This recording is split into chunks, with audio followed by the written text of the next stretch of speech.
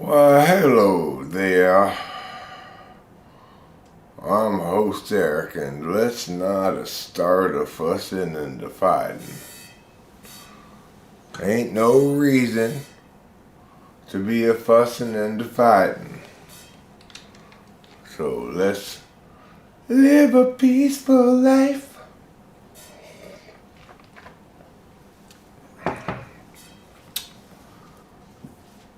I'm basically just killing a little time before the soccer game starts here.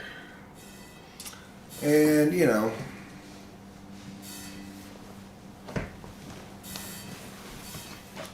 with feel like live streaming. I remember to title it. I recalled how yesterday's live stream was full of a-Fussin and a-Fightin.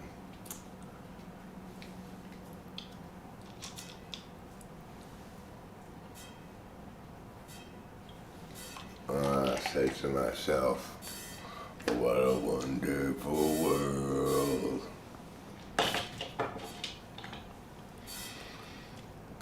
No.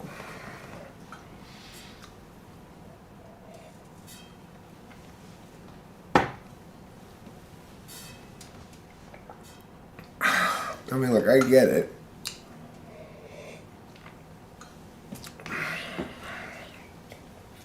I can see how some people might think that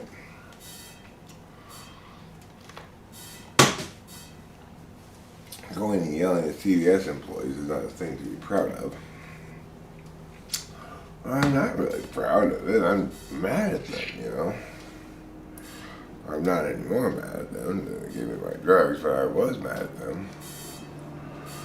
So,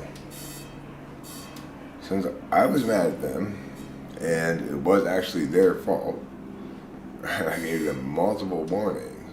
Well, that's what they get, I don't want to hear excuses from the CVS about why they aren't giving me my drugs. I've heard too many excuses for too long to believe any of their lies, When I say they're lying, I mean,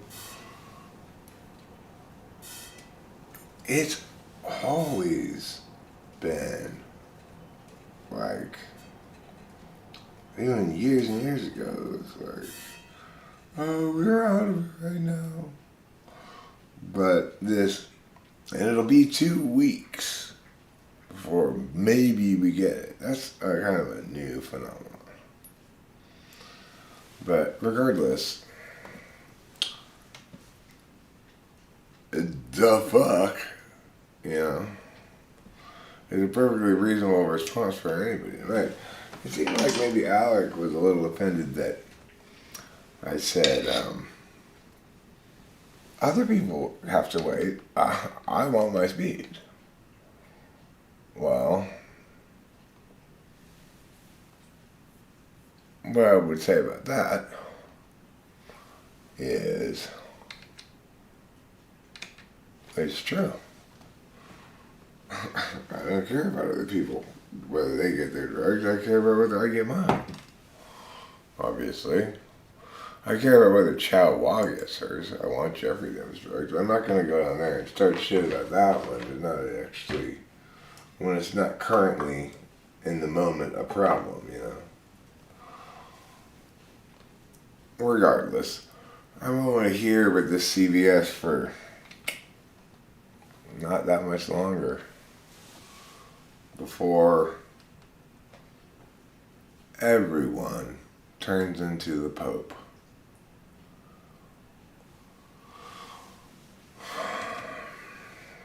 This February 2023, everyone's going to turn into the Pope.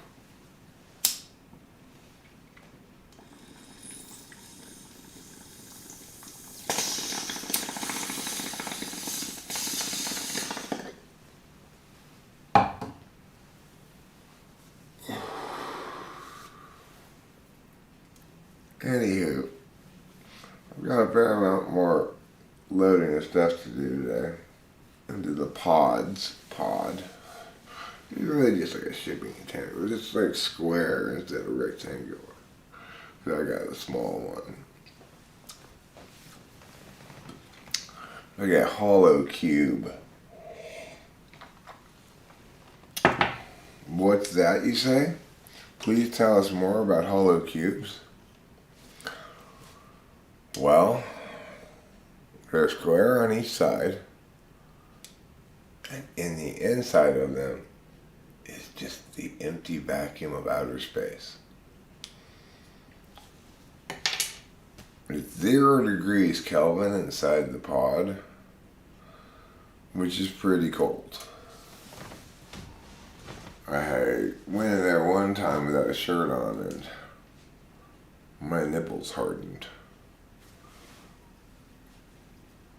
That tells you it's cold, you know. Hardened nipples.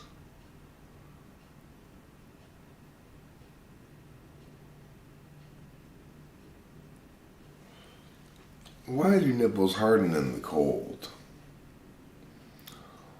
Well, because it turns them on, I guess. I guess nipples are turned on by cold.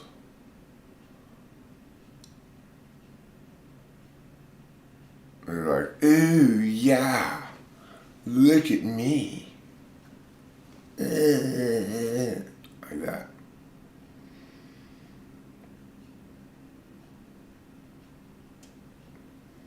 I found some interesting things. 1 or 2 interesting things. For example, this. Look at this. It's a little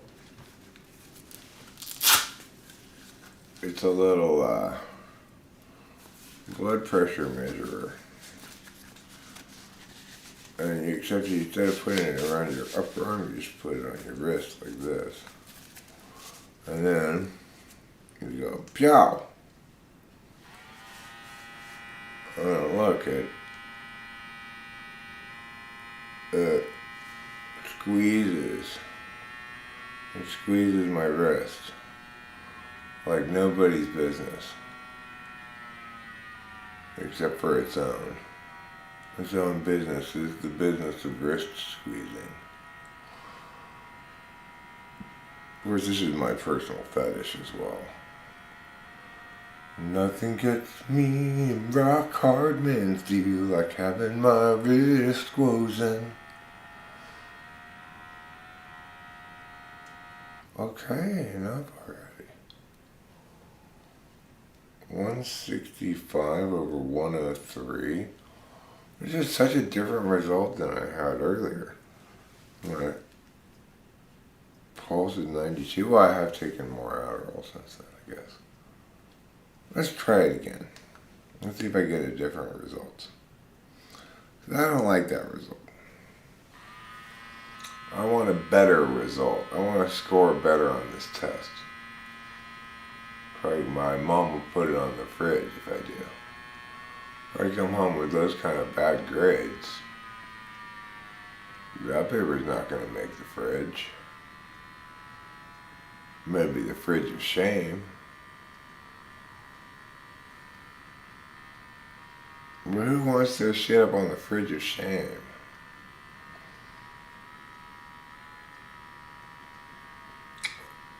Only Wendy wants to do bad.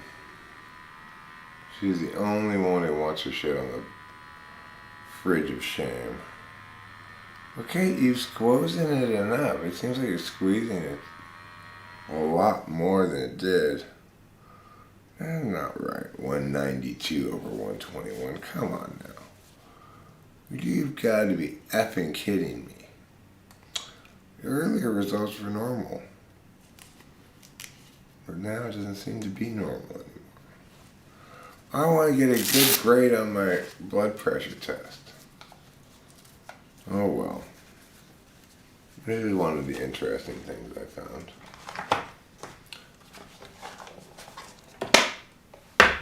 along with your mom's anal beads. I don't know if it's qualified interesting. Disgusting, maybe? Surprising. I didn't know she'd left them here. But your mom is quite the whore, so anything's possible. She was probably humping my dad when he was alive. Your mom and my dad were getting it on.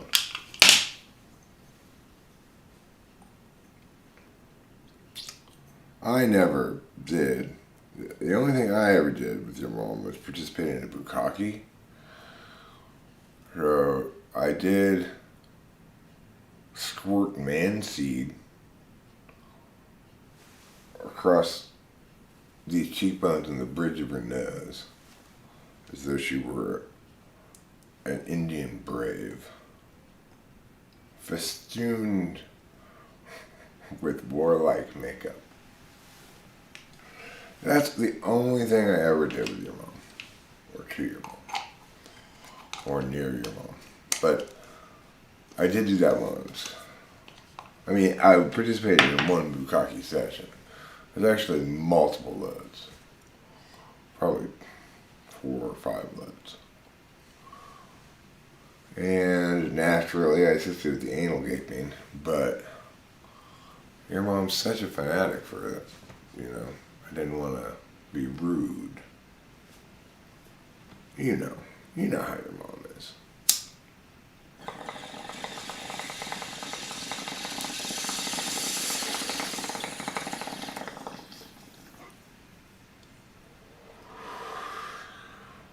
Hi. Your paper is a watch my lifetime. What's going on here? Well, it's not even 7 in the morning, Eric. It's Tuesday. Nobody wants to watch a live stream at 7 in the morning on Tuesday. Everybody knows that.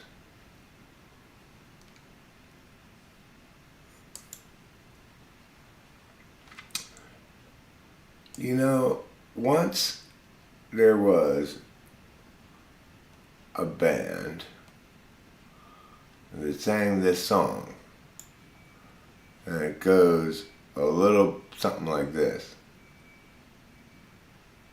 What the hell is that?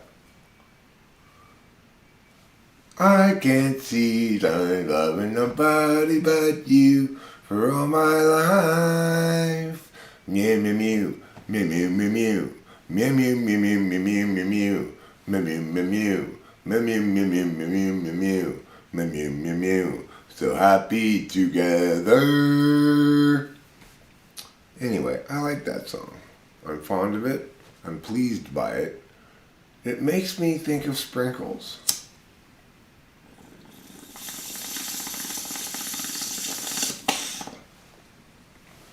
The kind on donuts, not the kind that fall from the sky, obviously. Unless they're on donuts, in which case they still count.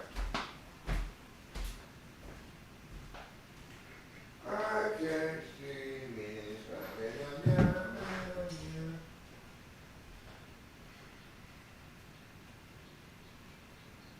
That's fine.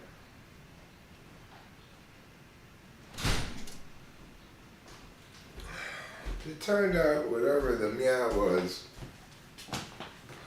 it didn't have anything significant to do with any other meows that were of any significance. So, accordingly, I've dismissed it from my field of attention. Get away from my field of attention, I've told it. You're not worthy of my attention. Because your meowings are inadequately meowed to other meowings.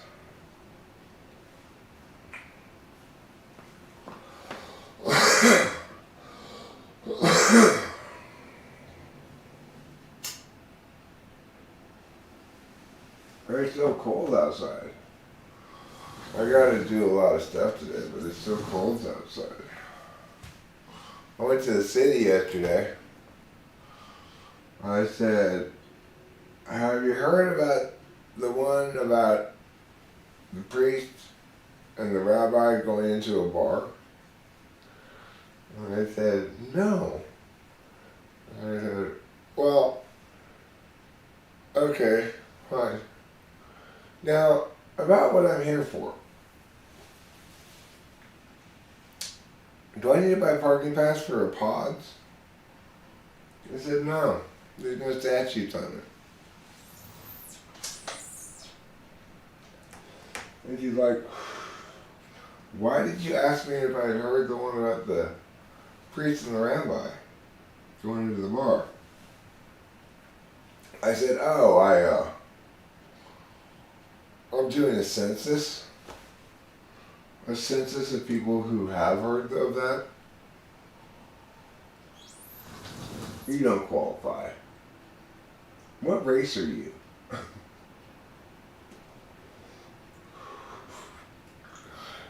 You don't qualify. What race are you? It's a funny, it's a funny back-to-back couple of sentences, you know. Hi, I'm here about the, you don't qualify. What race are you? What? Ah, Asian Pacific Islander? Liar! You're a white person.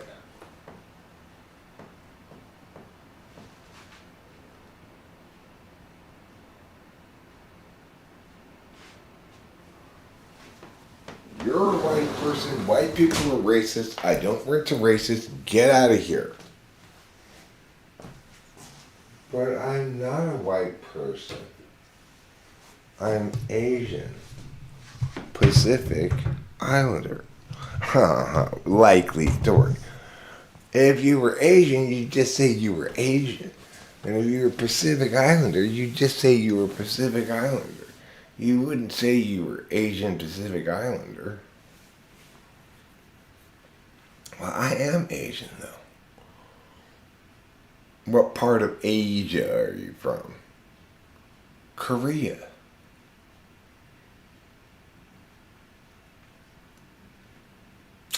You slipped up again. That's smack dab in the middle of Scandinavia. A country, a region, a set of countries populated exclusively by the white devils. So, sorry, Whitey. Time for you to get a taste of your own oppressive medicine.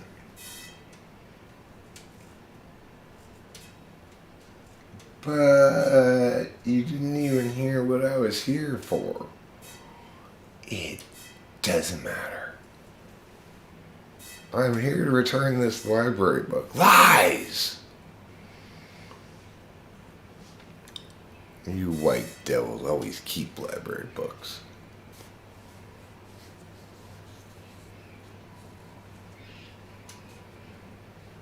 Ni hao ma. Ni hao you. Ni hao who. Ni hao ma. That is Chinese for hello. Ni hao. Also, dui bu dui. Dui bu dui. Répétez. Dui bu dui. Good day to you, Miss Fortune.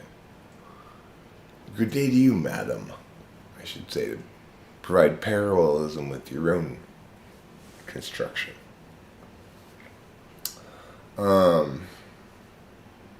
Dui bu dui means, am I right or am I right?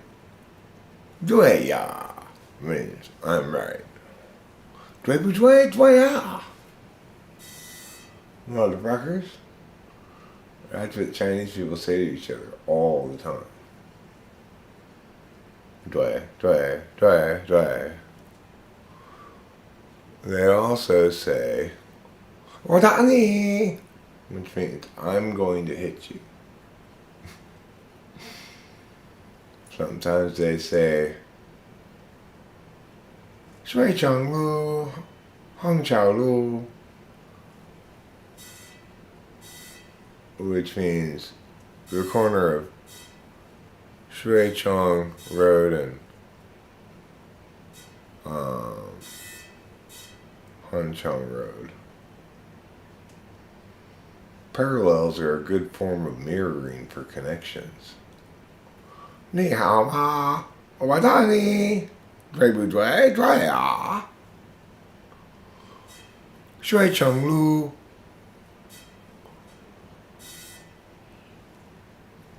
I worked at a place called Wuxi Dong.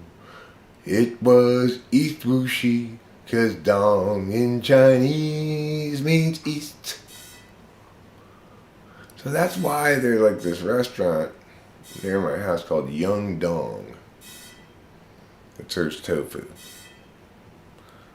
Relax, it doesn't serve Young Dong. It's because Dong means east. 谢谢。对对，拜拜。Chinese people say bye bye in English for some reason. On the phone. Sure. That's like Chinese sounding things. How wonderful, Lou. What wonderful news you have in store for me today. You are a bringer of good news. We watched, Rachel and I did, one of your pick-a-cards.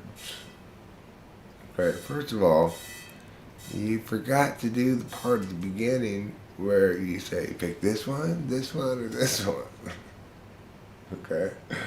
So it was like, well, you're already starting one and we didn't even get a chance to pick. But we ended up choosing 3. And true to form, the tarot is always very informative. It was all about me and CVS.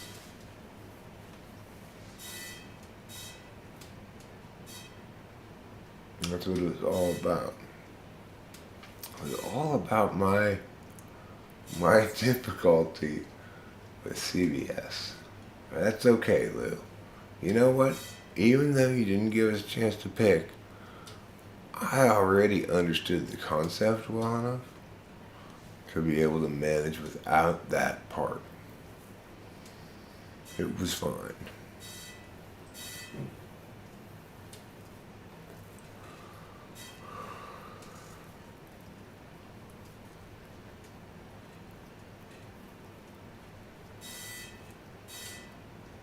Lo siento is Chinese for I'm sorry. Or Spanish, one of the two.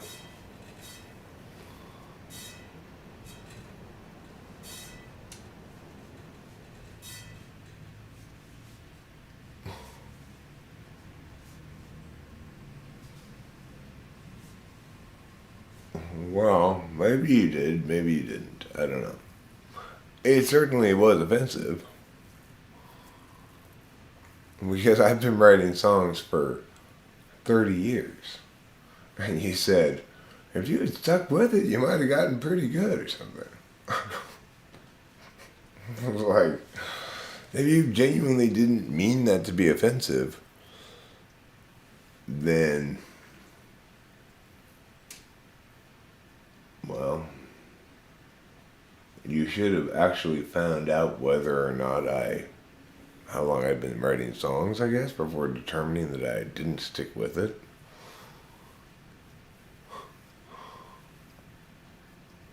Or you could have just said, I think you're a shitty songwriter. I think that you just fall short. I mean, it's not like I'm history's greatest songwriter. And the problem that I have is I only listen to incredibly good songs. So it's like, take that song, Stacy's Mom. Stacy's Mom is a great song. But that band didn't have any other good songs that I know of. But I'll listen to that song. And it just drives home the point that a lot of people out there, they're lucky if they get one good song written. In their entire life. Some band like Fastball, they really hit a 2-run home run by having 2 really good songs. They've got The Way, and then they've got I was out of my head, I was out of my mind, I had never been so blind. Yeah,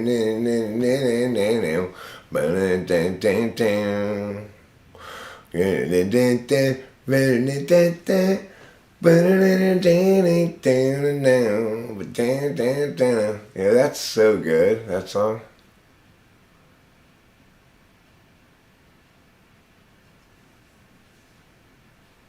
Oh, well, I mean, my songs get okay views over time. My greatest hits list does. I do need to publish them so that nobody tries to steal them or something, Yeah, that's by Fastball. I was I out of my head, was I out of my mind? How could I have ever been so blind? I've been in. It was hard to find. Only what I do. I never meant to do bad things to you.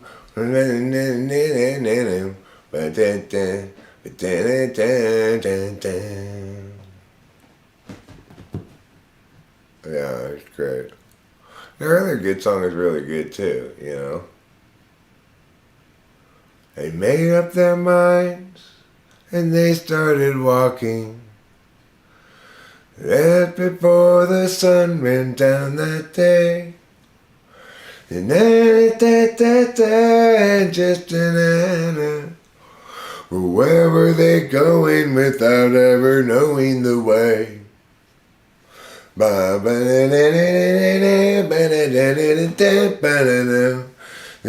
always the way that never gets cold and never get hungry. They'll never get old and gray. And then it's out I've been in a damp down. But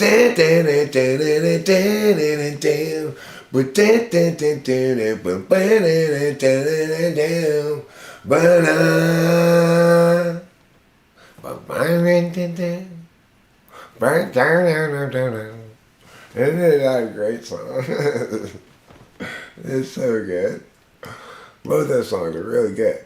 But yeah, everybody should be able to create and make whatever they want and try. Look, being successful as a musician and being good are sort of related. Sometimes they're linked 1-to-1, but sometimes there's no linkage at all. The Dave Matthews Band is popular.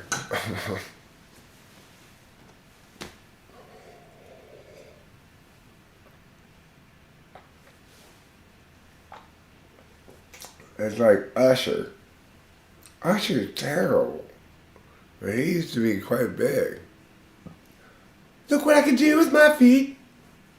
Maybe that's not Usher, though. I think I've been told before that's not Usher. That song where a person goes, look what I can do with my feet. I freaking hate that song. But Usher is terrible, too. But, it's still popular.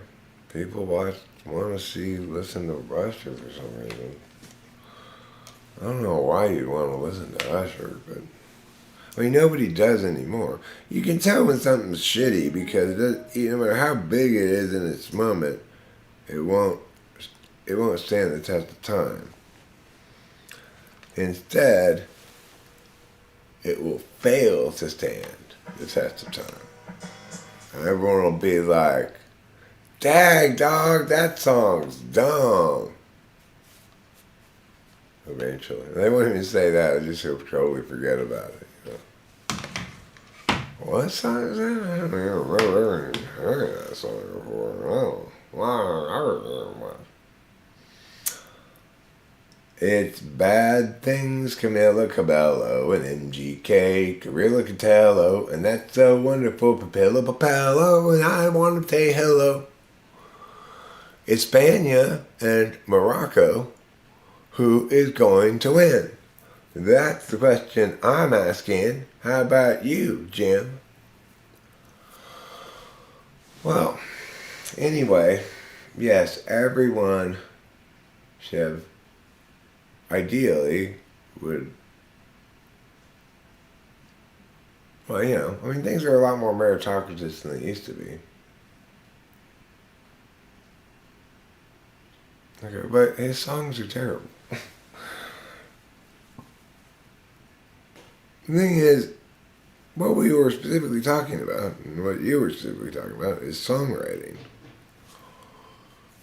Songwriting is very different than music production, performance, execution, or whatever. Good songwriting is writing a great song is the very hardest thing there is to do. In the world.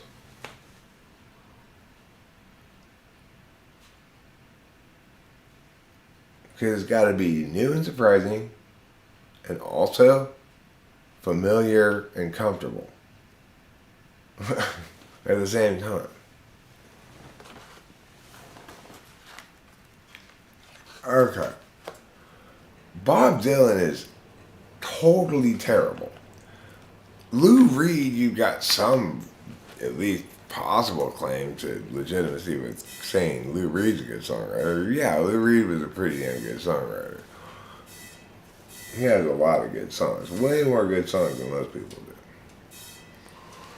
But the best songwriters, well, were the Beatles. You know, Lennon and McCartney or just the Beatles.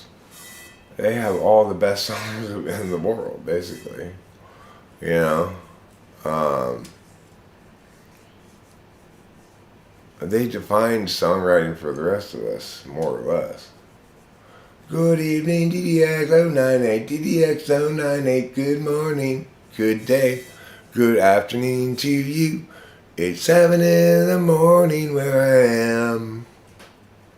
I mean, just think about the thing about Beatles songs is you and me and everybody else, we can sing the whole fucking thing, no matter how, you know, you don't know the words, but you can sing the whole thing. You know, paperback writer.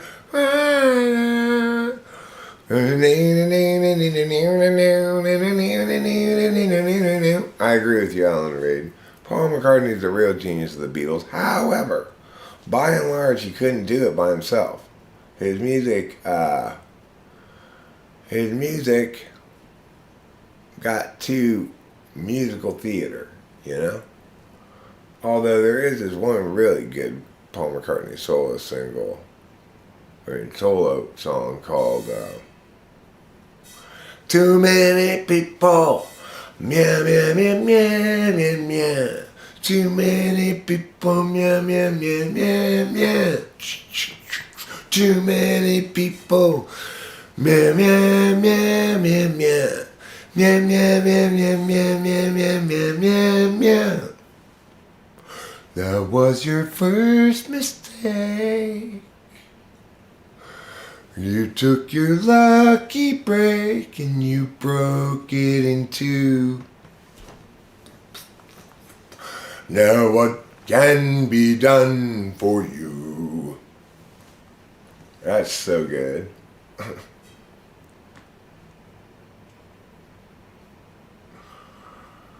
Right, well, John Lennon, like every SI user, is making a mistake when they choose to do that. Your own particular shit has no business in music if you're trying to make good music, because it needs to be universal. It needs to be archetypal. The only reason you would reference your own shit is if it happens to conform to, if it happens to be the most pop impact way of conveying that kind of thing that it exemplifies. Hands across the water. Ooh. Underneath my hands, right below here, is nothing but water. Hard to believe, huh? Just below here, it's all water all the way down.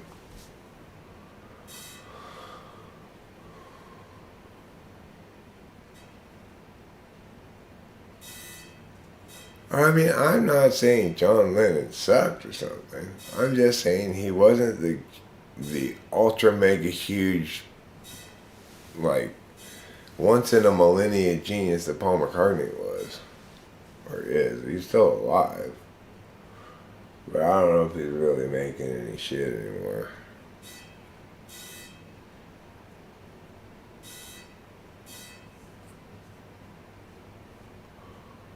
Well, I mean, John Lennon wrote, "You better watch your head, little girl, 'cause you won't know where I am. Better find me, little girl, you won't know where I am. You better run for your life if you can, little girl. Hide your head in the sand, little girl. Catch you with another man. That's the end of a little girl. Bum, bum, bum, bum. You know that I'm a wicked guy and I was born with a jealous mind. Boom. I've spent my whole life trying just to make you toe the line. You better run for your life if you can, little girl. Hide your head in the sand, little girl. Catch you with another man. That's the end of a little girl."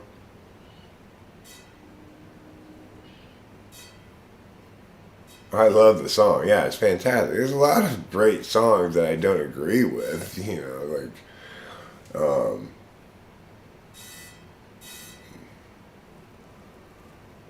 some folk call me a rambling man, 'cause I do a lot of thumping and kicking cans, but I'm going to do to call me names.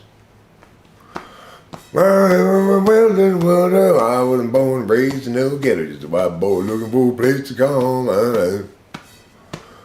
Yeah, I don't want no handout living, don't want any part of anything they give, and I'm proud and white and got a song to sing.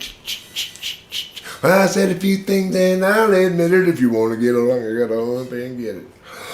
I'm just a white boy looking for a place to do my thing. That's a great song, but I'm not a white boy. I'm fluidly transracial, so it's not my story, you know. Additionally, it is pretty racist, because it basically says if you're not white, you get handouts from the government. In reality, white people get the most handouts from the government. Like in Alabama and shit states like that, you know. Where did it? When my cousin had 18 kids, we can't, I don't know, my job at the A&P, I'm gonna be enough to support them all. That's my offensive imitation of Alabama.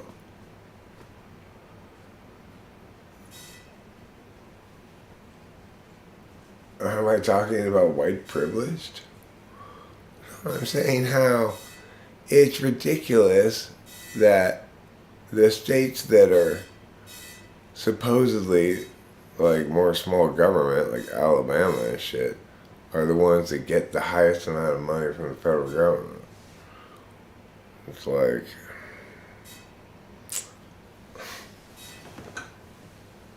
you know, No, I'm still in my old house. I got a lot of stuff to do before I move out of here. It's a big hassle, let me tell you. It's like, I gotta put these things in this box over there. And then I gotta be like, okay, I gotta go away for a while so you can do things. And then I can't come back. And it's gonna be like, all of my things are gone. They're all taken away. Don't tell me they rob us? No. That's their job. Amazingly new stream. Newer than the newest new bean. From the new bean store, it constantly features new beans. They've got a clear understanding of what it means to be new, 'cause they've got so many new beans. They are the fabulous new bean store. They're more new than the fabulous new bean store.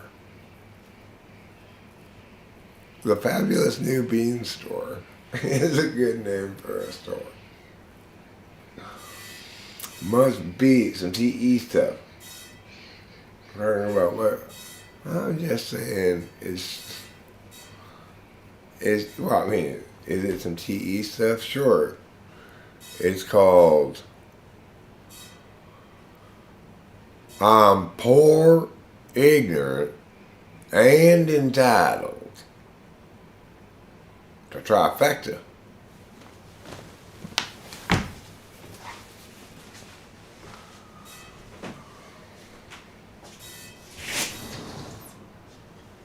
It's like, hi, that's fine for me. I only got two of those things.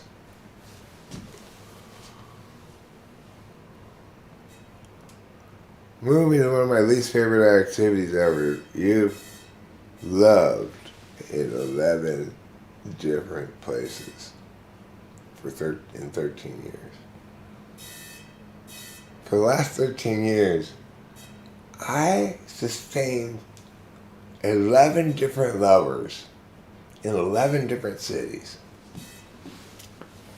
None of them knew about the other one. That's impressive, Misfortune. You're a real whore.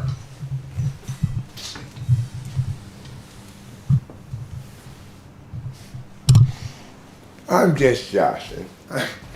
You're not. Maybe you are, but you know, I have no reason to conclude that you're a big whore. You know, because I get to be. I'm gonna just come clean. I knew the whole time that that was a typo. I knew it right from the outset. I pretended like I didn't know. God. I promised myself I wouldn't cry this morning. Ah! Wow! Wow! Wow! Wow! Wow! Wow! Wow! That's what crying sounds like.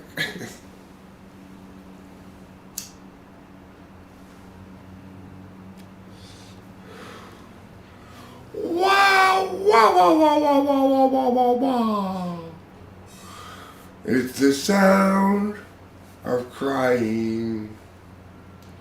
All you hear is wah wah wah, and then you hear wah wah wah wah, and then you hear some more wah wah wah wah wah, and then you hear some more wah wah wah wah wah, and you go, oh shit, it's the sound of crying. I'm not lying. It's the sound of crying. Wah, wah, wah, wah, wah, wah, wah.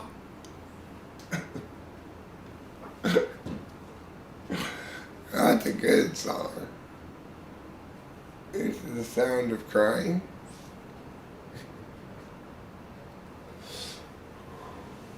is the title of it. In parentheses next to it.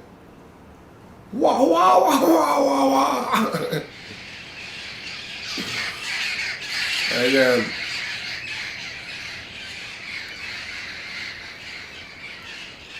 it said, in another parentheses, Paul Simon ripped this song off with me just to make everyone confused.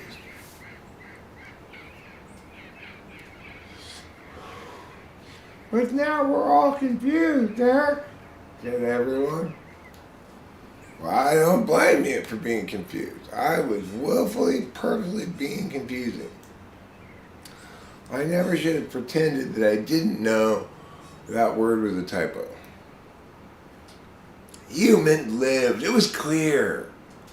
You never meant loved.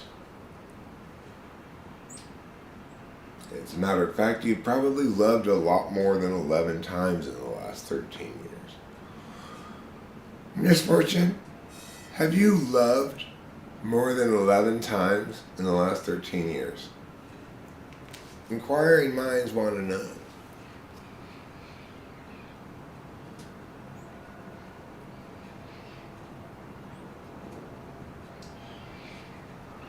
Well, I married my husband 13 years ago.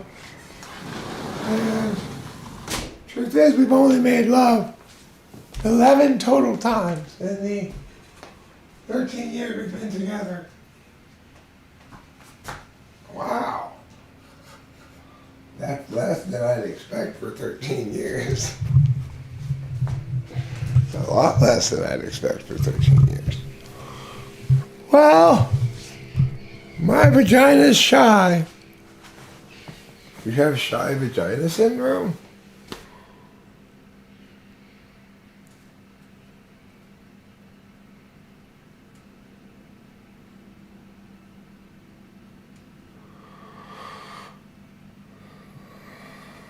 This jacket reminds you of a movie called Brick back in '06. Yeah. Well, it's probably at least that old, I would guess. I would say it's probably from the early 2000s, this jacket. I've had it a long time. She's not a girl who misses much. Ba-da-da-da-da, ba-da.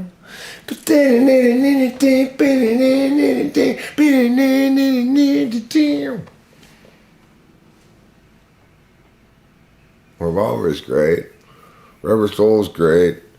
Abbey Road's phenomenal, especially the side 2.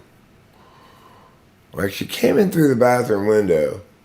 Has to be one of the greatest rock songs ever written, if not like the greatest. It's such a good song. She came in through the bathroom window.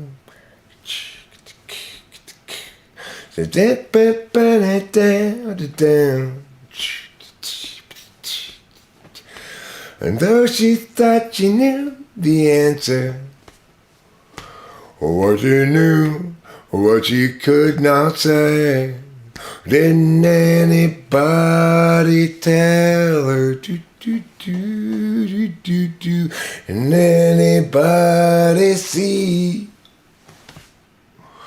Sundays on the phone to Mondays, Tuesdays on the phone to me. Around, she's always been a dancer. She worked in 15 clubs a day. It's so good. It's such a good song. Boy, you got to carry that weight.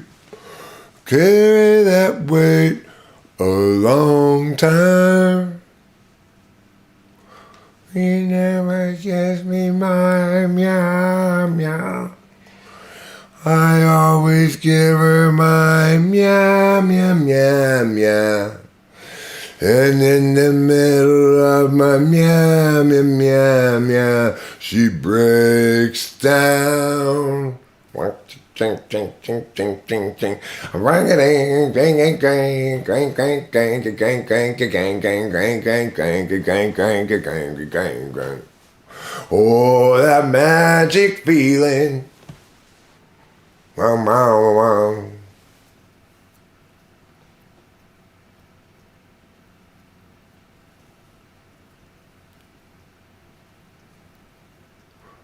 Saying which song? She came through the bathroom window, or happiness is a warm gun?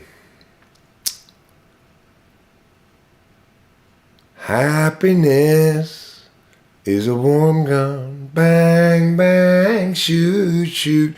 Happiness is a warm gun. Bang, bang.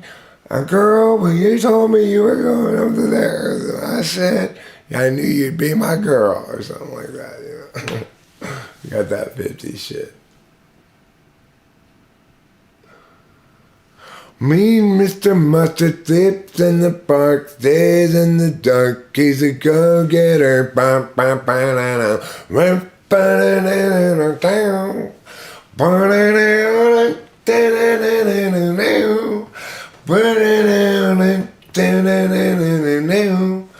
He's such a dirty old man. He's such a mean old man. And you can see polythene Pam. So good. Their whole catalog is amazing, right? You can do it for hours.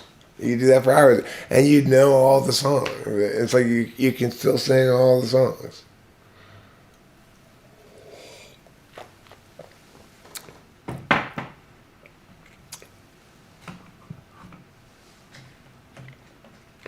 Like, even their, like, old stuff fucking slaps. Like, love, love me too. You know I will do. You'll always be true. So please, oh, love me do. Oh, love me do. Someone to love. Somebody new.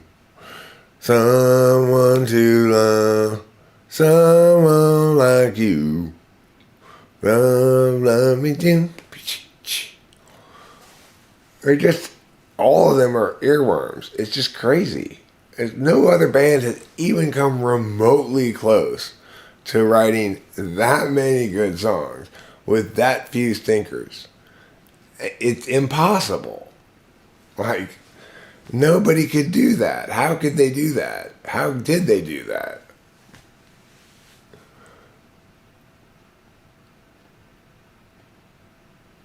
Mr. Postman? I don't know that one.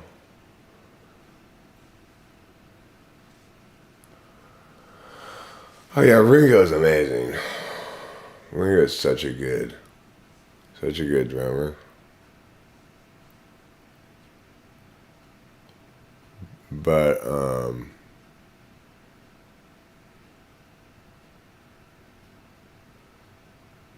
you know, it's a great way to start a side of a record.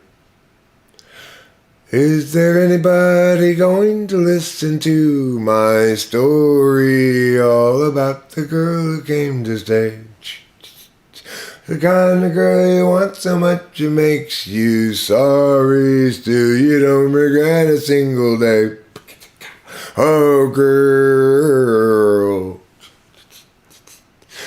girl. She's the kind of girl who puts you down when friends are there. You feel the fool. When you say she's looking good, she acts as if it's understood. She's cool. Ooh, ooh, ooh, girl. It's such a cool thing they do in the bridge part there. Bow, bow, bow, bow. You know? Like, they change the rhythm up so much.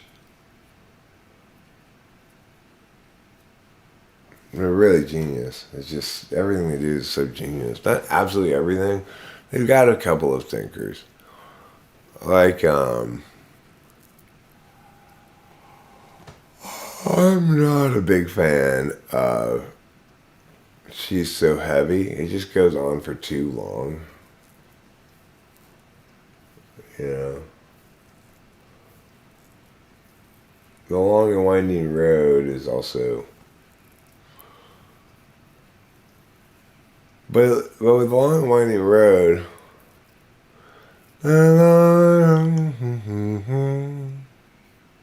Yeah, it's a boring song. I agree with you completely. Rachel was pointing out the other day that A Day in the Life's really sociopathic. You know?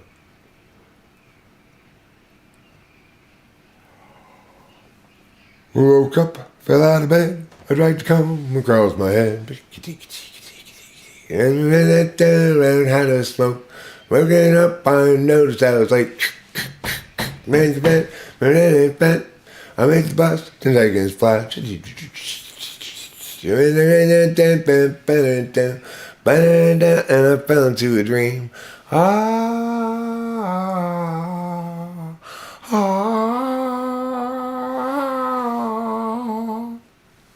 Hey, it's Light Joe. Somebody spoke and I slipped into a dream. I guess it was just a dream, so maybe it's not so sociopathic. Why is he dreaming of somebody shooting up the, what's it called?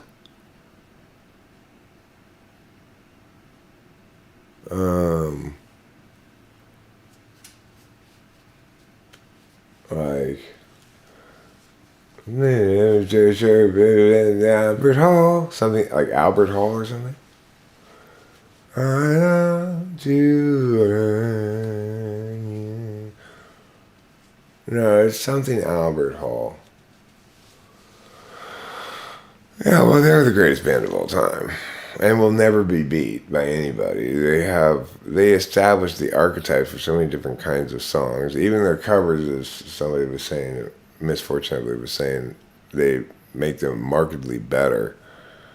And there's a lot of their songs that are their songs that, even when I was a little kid and didn't really understand them, I thought, that must be a cover.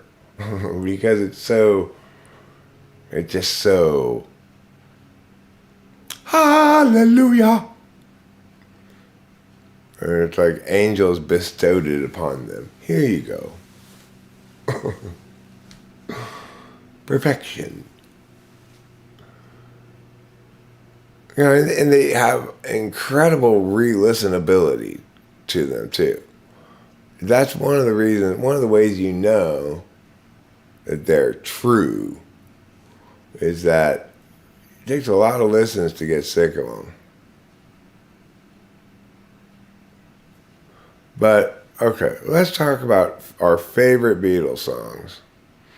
Top 5. You can never pick just one, right? I'm going to go ahead and say, obviously, She Came Through the Bathroom Window. I'm putting that one out there right now as in my top 5, probably number 1.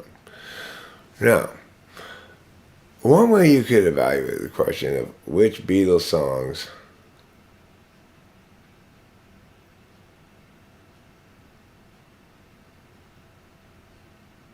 it does the one that goes, she's not a girl who misses much. Do. Oh yeah. Is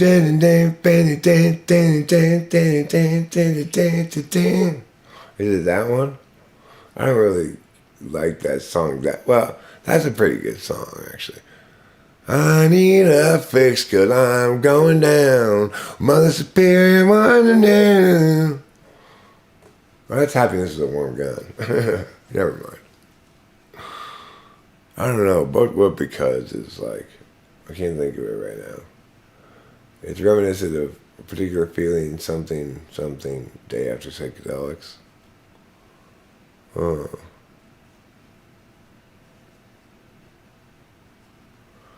Because the world is round and turn me meow, meow, meow, meow, meow, meow, meow. Because the world is round. Ah, da, da, da, da. Ah, da, da. Yeah, that's a good one. Love is old, love is new. Yeah, that's a good one. I'm Looking Through You is great. I'm Looking Through You is great. I'm Looking Through You is great. It required me to say it 3 times. I'm looking through you. What do you know? I thought I knew you. What did I know? You don't look different, but you have changed. I'm looking through you. You're not the same thing. Why, tell me, why did you not treat me right? Love has a nasty habit of disappearing overnight. You were above me the same old way. You were above me, but not today. You don't look different, but you have changed. I'm looking through you. You're not the man. I'm looking through you. That's a great song. The thing is, I'm looking through you. If you really want to tell someone, I'm breaking up with you, well, you don't want to tell them. You say, I have this song to play for you. I'm looking through you? Okay? You're not fooling me? You're not the same. And, most importantly, you were above me, but now you're below me, where you belong, in the gutter. You're so transparent. You think you're fooling people, but you're not fooling me.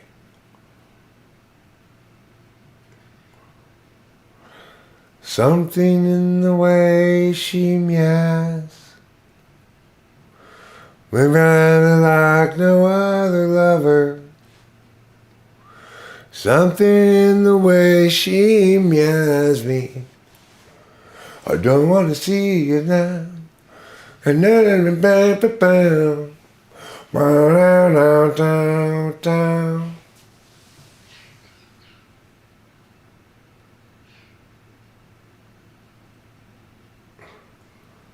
I don't really like Nowhere Man that much.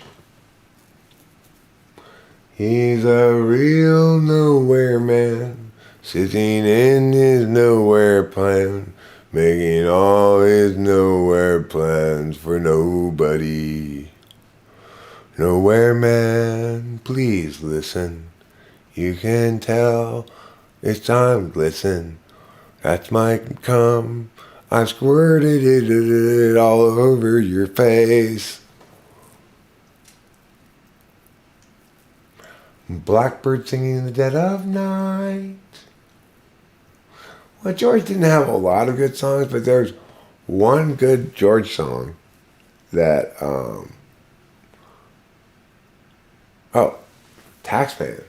Taxman is George's opus.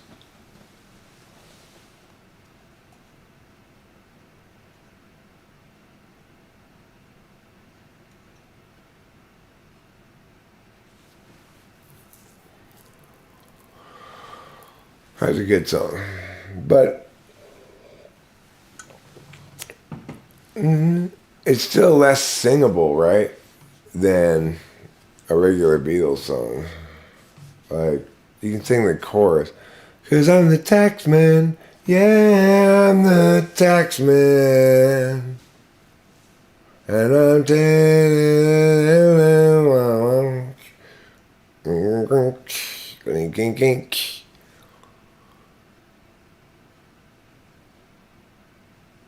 yeah, it's good. Yeah, it's a great way to open up the album. There are people I remember. Yeah, yeah, yeah. Though some have changed, some forever, not for better. Some are wrong, while some remain.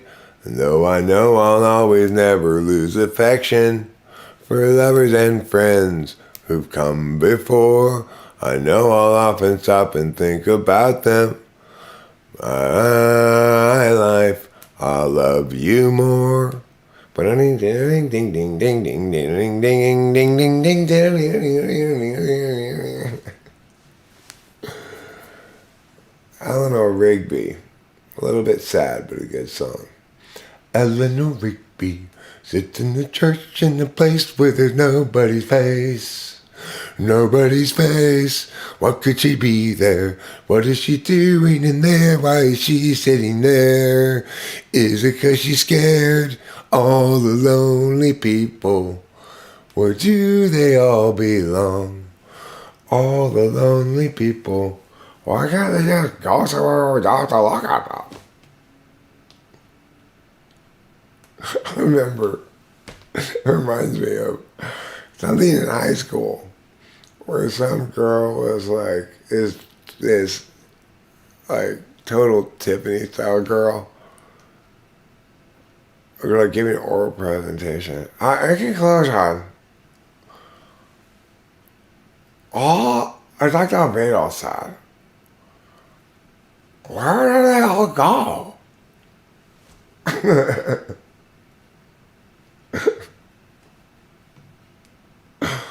Where do they all come from? Loneliness. I was in speech and debate.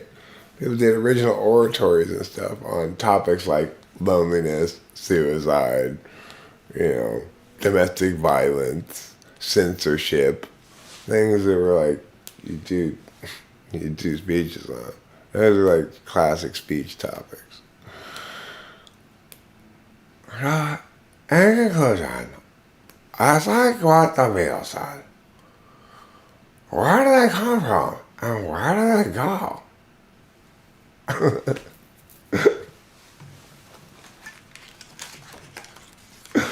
These areas. Well, Alan, I will agree with you that they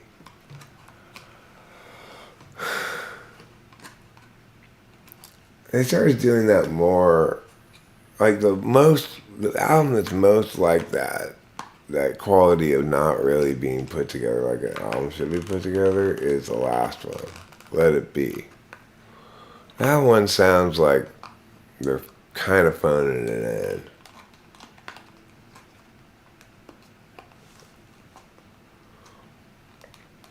Although the very best Beatles song I've ever heard is Toxic by Britney Spears. I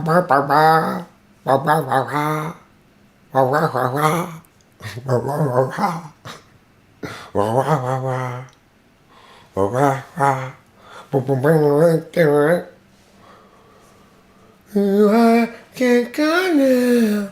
Meow, meow, meow, meow, meow, meow. I need to listen to that song more, lol. It's emotional and probably a good song, man. But I'm surprised nobody has yet mentioned that classic Beatles song, Good Vibrations. I'm talking about the good vibrations. Me, my mama, meow, meow, meow.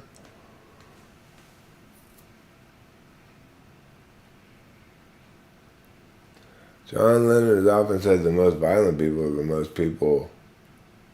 The most violent people are the most people who want peace.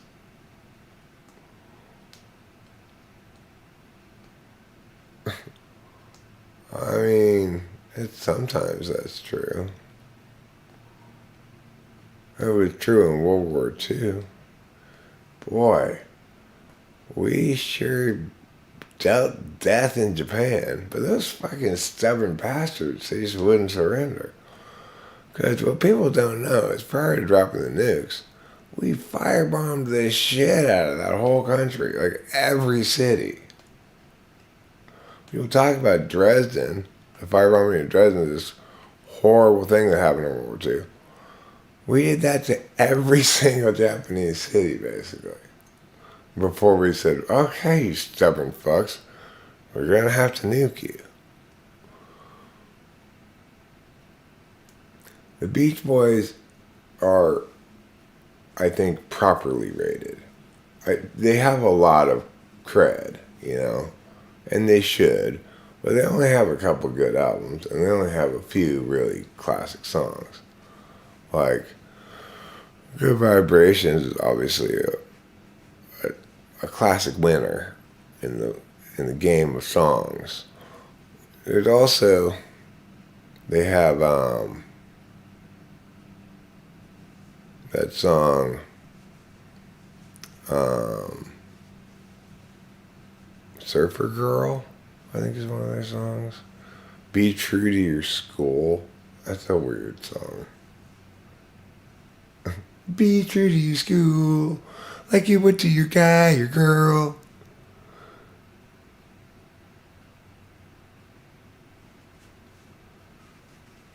What other songs of theirs are good? I mean, I know I'm forgetting.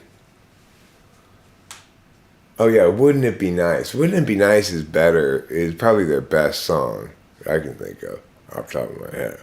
Wouldn't it be nice if we were older, then we wouldn't have to wait so long. That's great. That's a great song.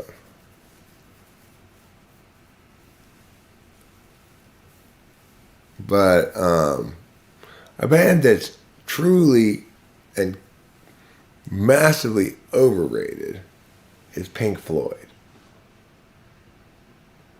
They're massively overrated. They aren't very good. I have become impossibly dumb. Hello, hello, hello. Is there anybody out there?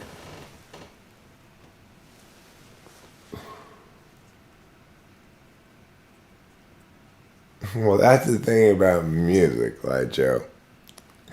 If you need visuals, it's already failed.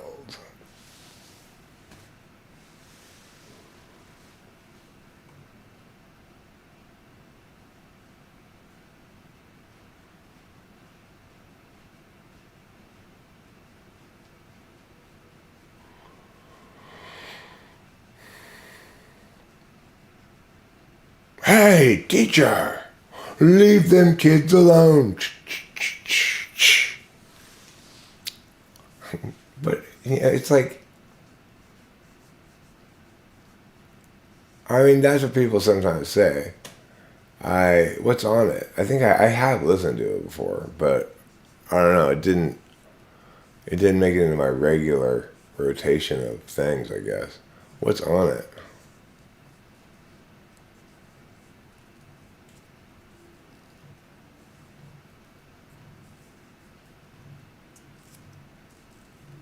Oh, well, no.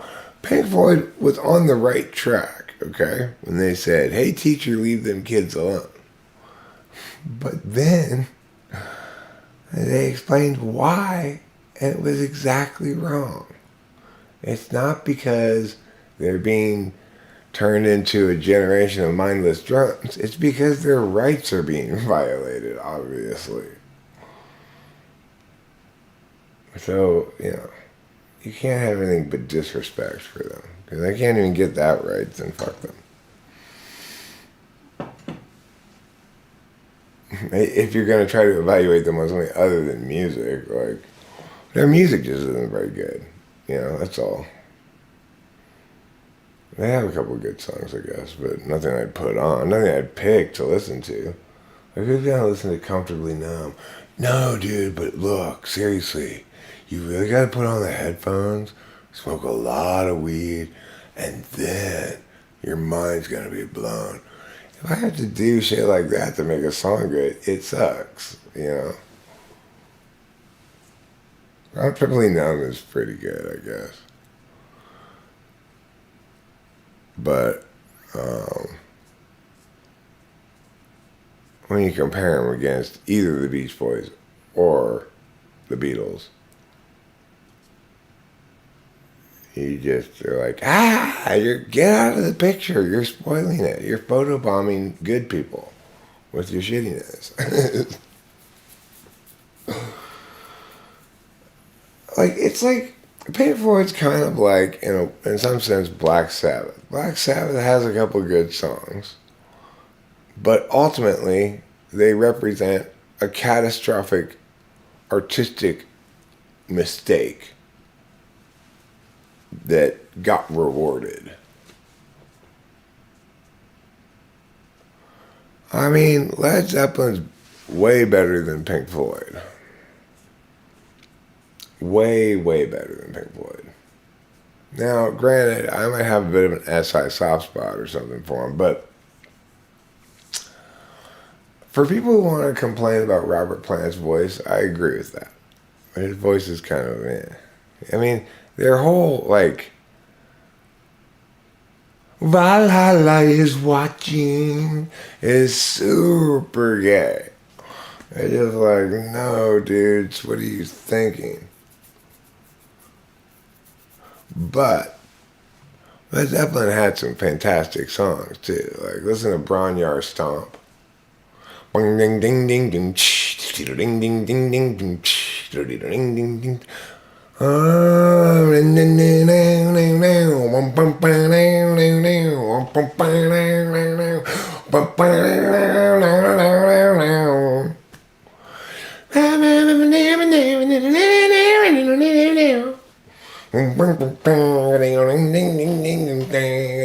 It's a fucking great song. You know? Also, think about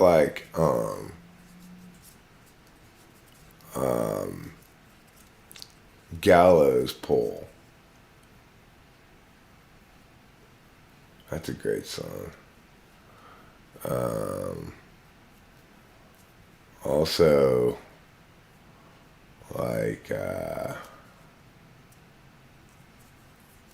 what's that song called?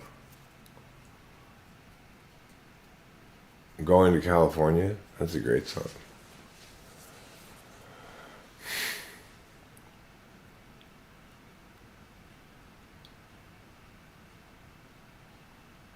But like Black Sabbath, War Pigs is a great song when Cake covers it. It's a fantastic song.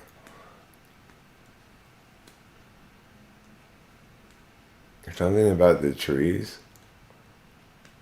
Are you talking about that Jethro Tull, that horrible, horrible, horrible flute band? Jethro Tull can suck my dick. They should be called Jethro Dull.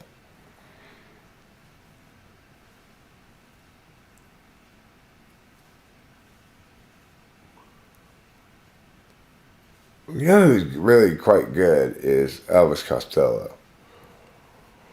He's got not just his best songwriting song, and will definitely stay as that, is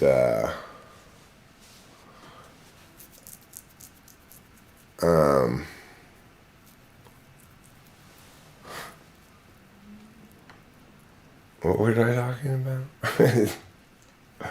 Oh, you were the one to criticize her. Yeah. Elvis Costello, thank you. His best song that'll live on forever is Allison. Oh, it's so funny to me, me, so good, girl.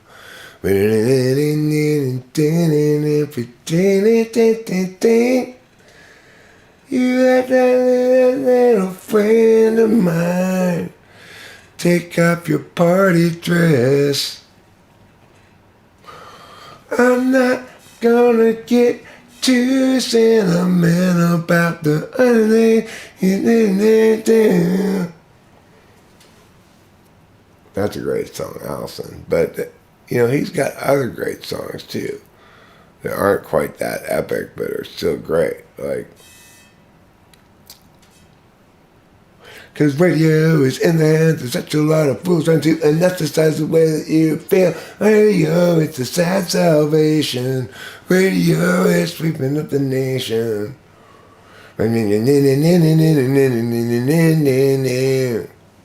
a good song. He's also got Pump It Up. Until you can't see it, pump it up when you don't really need it.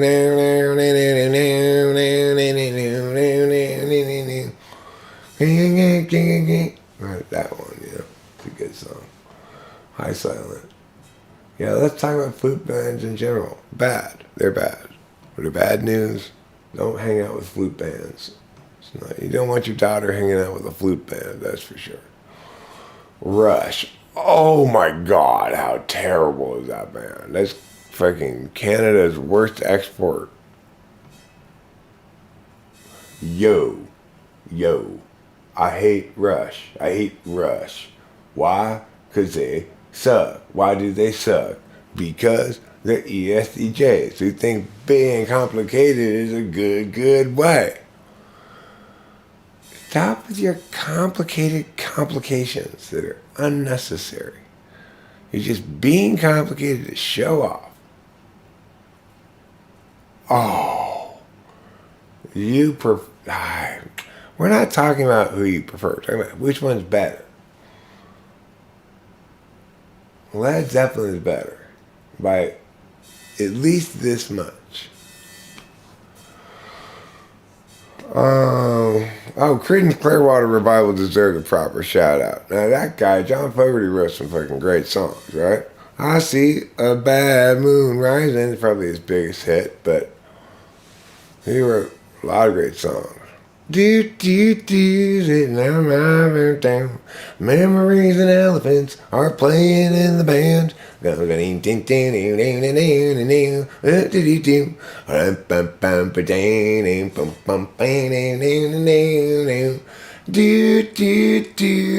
out my back door. It ain't me. I ain't no millionaire's son. It ain't me. I ain't no fortunate son. One. That song, I really can't sing that song without lying. But it's a good song nevertheless.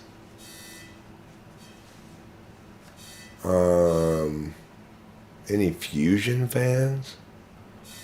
You mean like Spyro Gyra? Those are the things my dad listens to. Oh God, he had horrible taste in music. He had expansive. He liked objects, right? So he had so many records for a while. Then he got rid of the records, and he had so many CDs,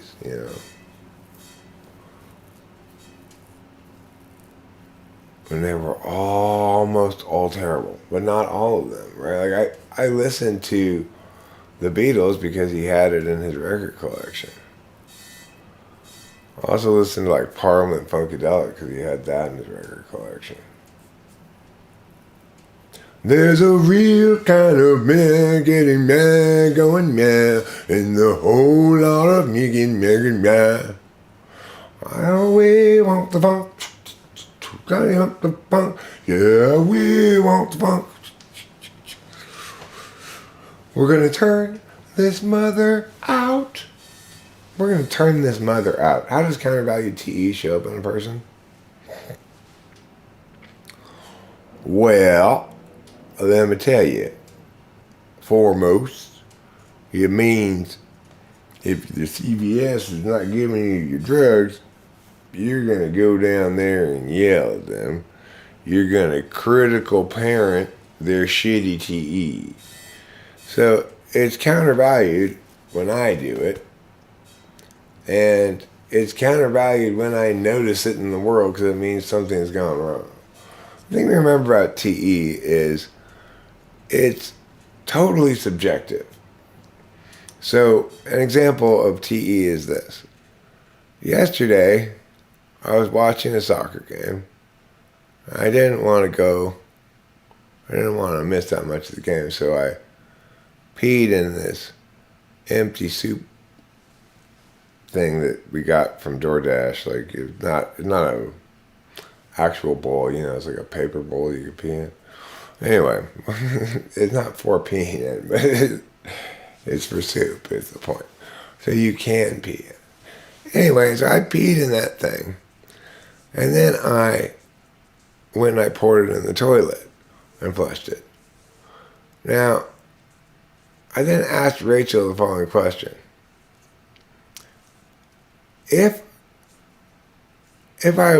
So in both instances, I still went into the bathroom, put pee in the toilet, and flushed it. Why not just go pee and sit down and pee in there then, right? This is a TE polar kind of thing. The reason is because the longest duration part of the thing is the actual peeing. Just walking in there, pouring it in the toilet and flushing it is very quick. So I only miss like a second of the game, right? Whereas if I go in there and sit down and pee, I might miss the goal because it takes longer. So the thing is, TE is subjective because I've got a problem. I have to pee and I want to watch the game. I've got incompatible realities here. I don't want to miss a goal, but I have to pee. So I will find a solution that lets me go pee while not missing a goal, which is pee in this soup thing. But note, I didn't wait till the game was over, the half was over, to go empty the pee out. Why not? Because I don't want to knock it over. So it's all about compromises, and nobody's right or wrong about anything, right? It's like, ideally, I'd pee in the toilet and watch the game. But I can't have both those realities right now because I have to pee too bad. I can't wait till the half. What am I going to do? Okay, well, I'll go pee in this thing. But then I thought you didn't want to miss any of the game, Eric. Yeah, I don't want to miss any of the game, but more I don't want to knock over my bucket of pee. So that's what TE is all about, right? It's about figuring out how to get what you want and or how to compromise, where to compromise, why. So it made good sense to compromise in the way I did because it's eliminated almost all the time that I was away from the game, but not quite all the time because I did go empty it in there before the half was over. But it also came with no risk of pee being knocked over. From my subjective calculus, that was the best choice of what to do, right? And that's TE. TE countervalued means I don't like figuring out. Well, basically, what it mostly means is I hate TE because it always, when you have to engage it in a way that's significant, it's always like I could be very easily put in a lot of work into figuring this out and still not be able to figure it out and just be wasted effort, right? Usually if you keep TEing something long enough, you'll figure it out, but that's the problem with TE. How long is this going to take? Could be a second, could be a year, could be never. So that's why I hate TE. I don't like, okay. It's asking me for a piece of information I don't have? Okay, fuck this. Never mind. I don't know. I could get up and try to look for it, but chances are I won't find it. Or if I do find it, it might take a super long time. I mean, it could be right there though, and then I'd find it right away. But you never know with TE. There's no way to know. That's because it's so sucky. It's that sucky. It's like the Jack in the Box near my house here. It said it's open 24 hours, but it's not open 24 hours. Sometimes you go there, they've got cones in front of the drive-thru. And you look inside and there's nobody in there. Other times you look inside and there's a couple of workers in there, but they're just sitting at a table chatting. And they've shut down the store. So it's like they decided to not have enough people there that breaks don't mean the store shuts down. When these people go on break, the whole store shuts down because they don't have enough people there. That's TE for you. It's like, okay, yeah, we want to be open 24 hours because we want to get, around here there's like no 24-hour drive-thrus, so we want to get all that money from being open 24 hours. But the problem is, there's a couple of hours during the middle of the night where like pretty much nobody comes.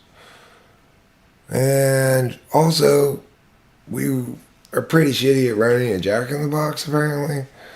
Because every time I go there, you gotta wait for fucking ever, you know?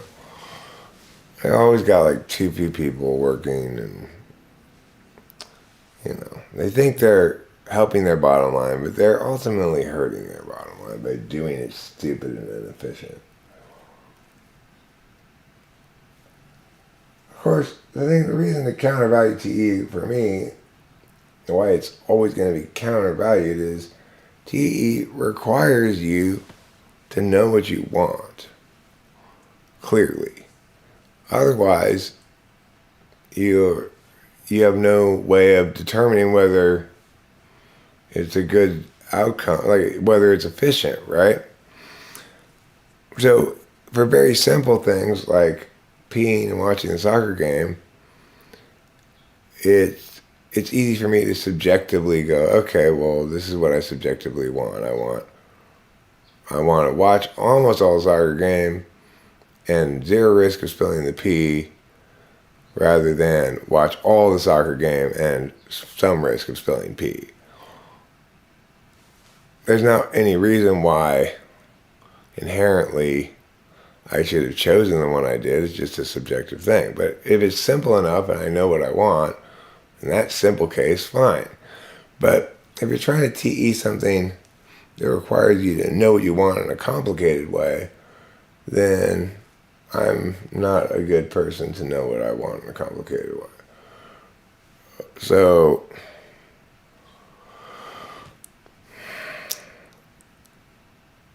you know, people who have good TE, they've got long-term goals that are clearly defined and don't change. They can reliably expect themselves to stick with the big picture plan and not, you know, not try to reinvent what's happening in the middle of it, or have too much mission creep. Like, well, first we were buying a house, but now I've decided I want to buy a ranch with horses on it, you know? Like, that would be like mission creep, you know? TE people are, to protect themselves from mission creep, they have to find other people's ideas to be a problem, either with any six or any third. Either way, other people's ideas are a problem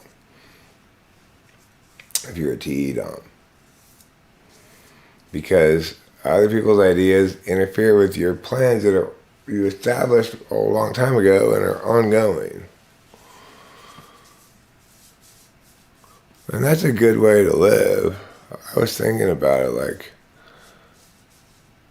man, I wonder why I didn't, back when I had like a career and regular paychecks, I wonder why I didn't try to set aside money for whatever. Well, the answer is because I was drunk. I was too much of a drunk.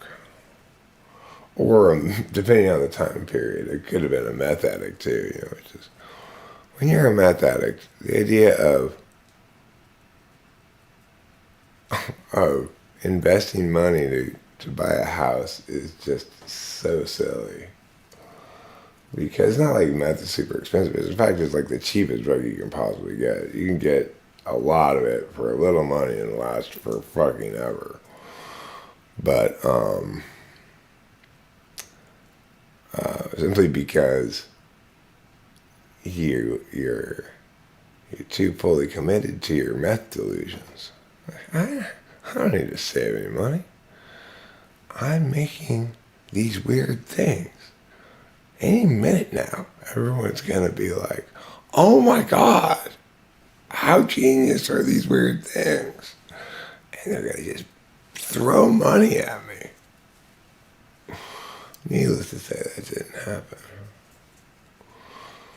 My weird meth creations did not lead to the global recognition and wealth and fame that I anticipated. But look how weird this thing is I'm making. It's so weird. People don't want that, Eric. I had these weird series of pictures of myself, like with my old teeth before I had these caps on. Like hitting the meth pipe and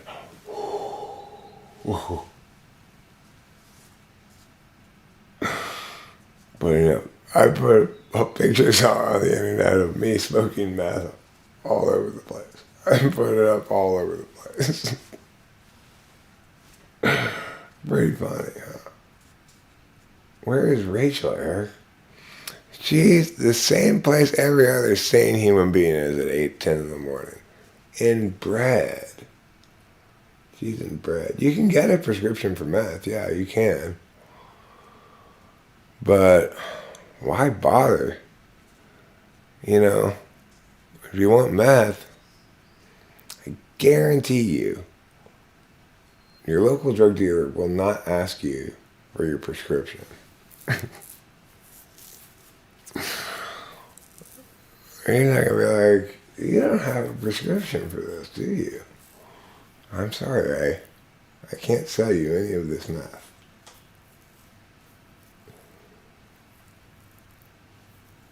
If you can't do it sober, if you can't do what sober? It? You mean like ee-oo?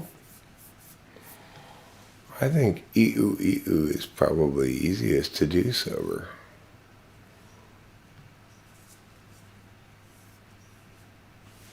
Ee-oo. This represents the penis, and this represents the vagina. Ee-oo. That represents sex. Hunter Biden did the same thing with meth pics, did he? He posted a bunch of pictures of himself doing meth. That's funny. No, Eric said, someone said social anxiety and being drunk. What's his way of coping? What's my way of coping? What am I coping with, also, I want to know. I don't really have to cope with very much. To cope implies your problem is not getting solved. You just have to deal with it, right? They told me it was going to be 2 weeks, maybe. Instead of coping with my problem, I solve it. I solve it by yelling at those people until they give me my drugs. I was not coping at all. I was stomping my foot. I was crossing my arms in a most dissatisfied fashion. I was throwing a little tantrum. Is that a coping mechanism? I will throw a tantrum until I get my way? Maybe. I just see it as my right if they're wrong. Obviously, if I'm wrong, it doesn't work, you know. I can't yell at them if they... The only reason I'm able to yell at them is because they lie to me month after month after month. And they lie to me with such obvious and easy to catch lies.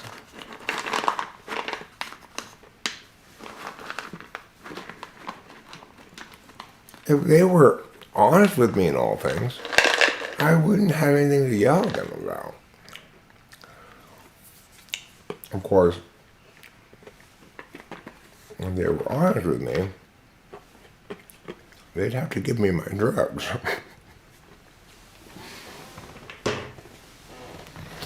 Because in fact,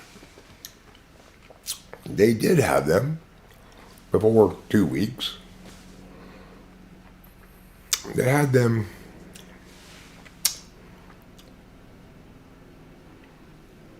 four days late. Which, you know, I was actually picking it up 2 days early. So really 2 days late. They told me it wouldn't be here. There was zero chance of them coming in on Monday.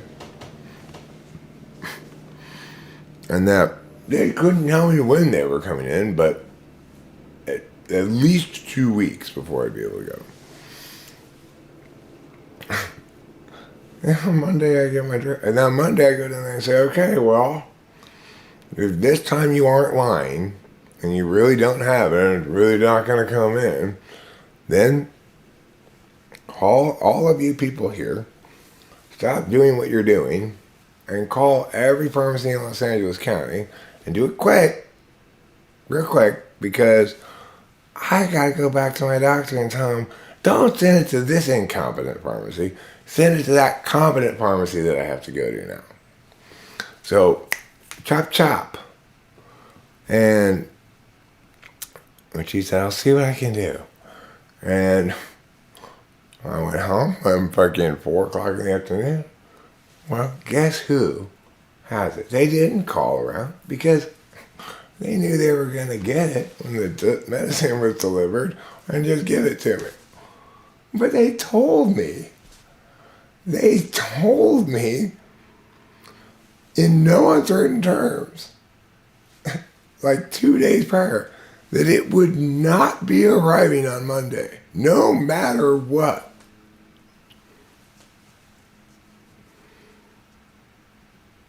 My master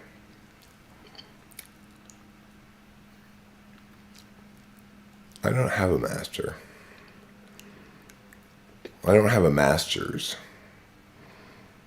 I just have a regular BA.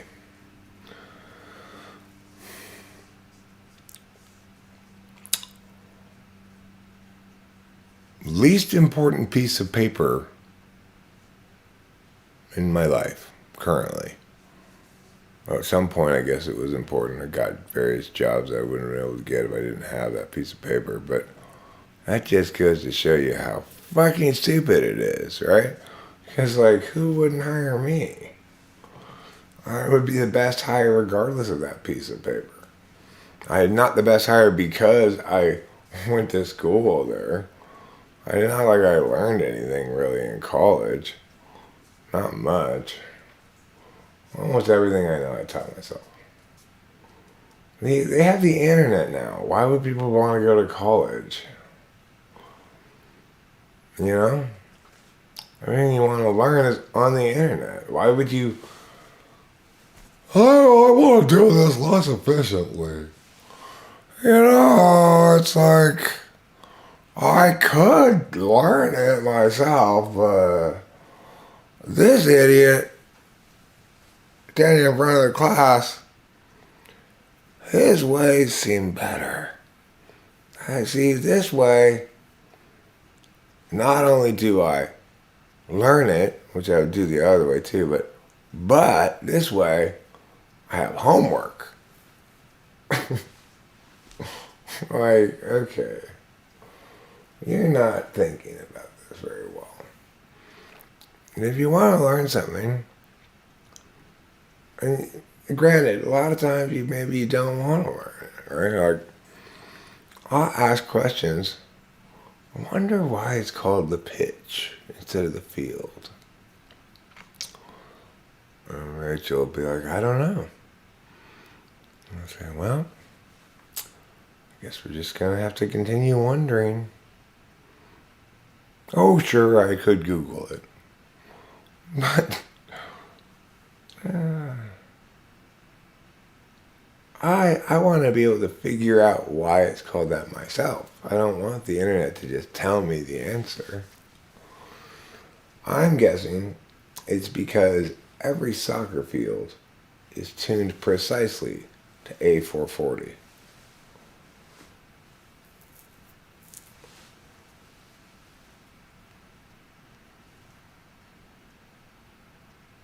You just tell people you got a degree. You never have to show them or prove it, really. You just put it on your resume. I got a BA at whatever, and they're not going to ask to see the piece of paper. I mean, I didn't even, when I was hiring people to be teachers, debate coaches, whatever, I expressly did not have a college degree requirement. I don't give a fuck if you have a college degree. If you can coach debate, then you're already a rare specialist. It doesn't matter whether you went to college or not. Do I play chess much? Well, I play it more than never, but I play it more than I guess I ever really play any other games. Which is to say, occasionally.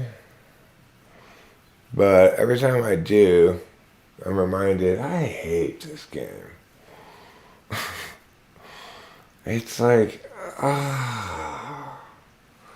if I go there, then you get me with that guy. But if I go there, then you get me with that guy. But if I go over here, I don't be gotten by any guy. But then you'll be able to move that guy over there, and then that'll be poking at my queen. Oh, I hate this game. That's what it's like every time I play it. Like, if that horse has got me, damned if I do, damned if I don't. If I move this guy, it's gonna get this guy. If I move this guy, it's gonna get this guy. Wow. I should have moved my horses around here somewhere. Instead, they're having lunch with the bishops over there in the corner. And it's an awkward lunch because bishops don't eat any red meat because it's Friday, and horses only eat hay. So,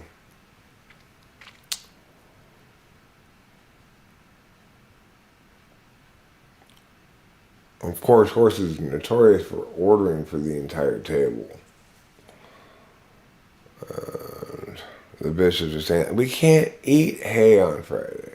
And the horses saying, hey, you can't eat meat on Friday. Okay, but that means we're supposed to have fish, not hay. Just try it. I think you'll be surprised how good it is.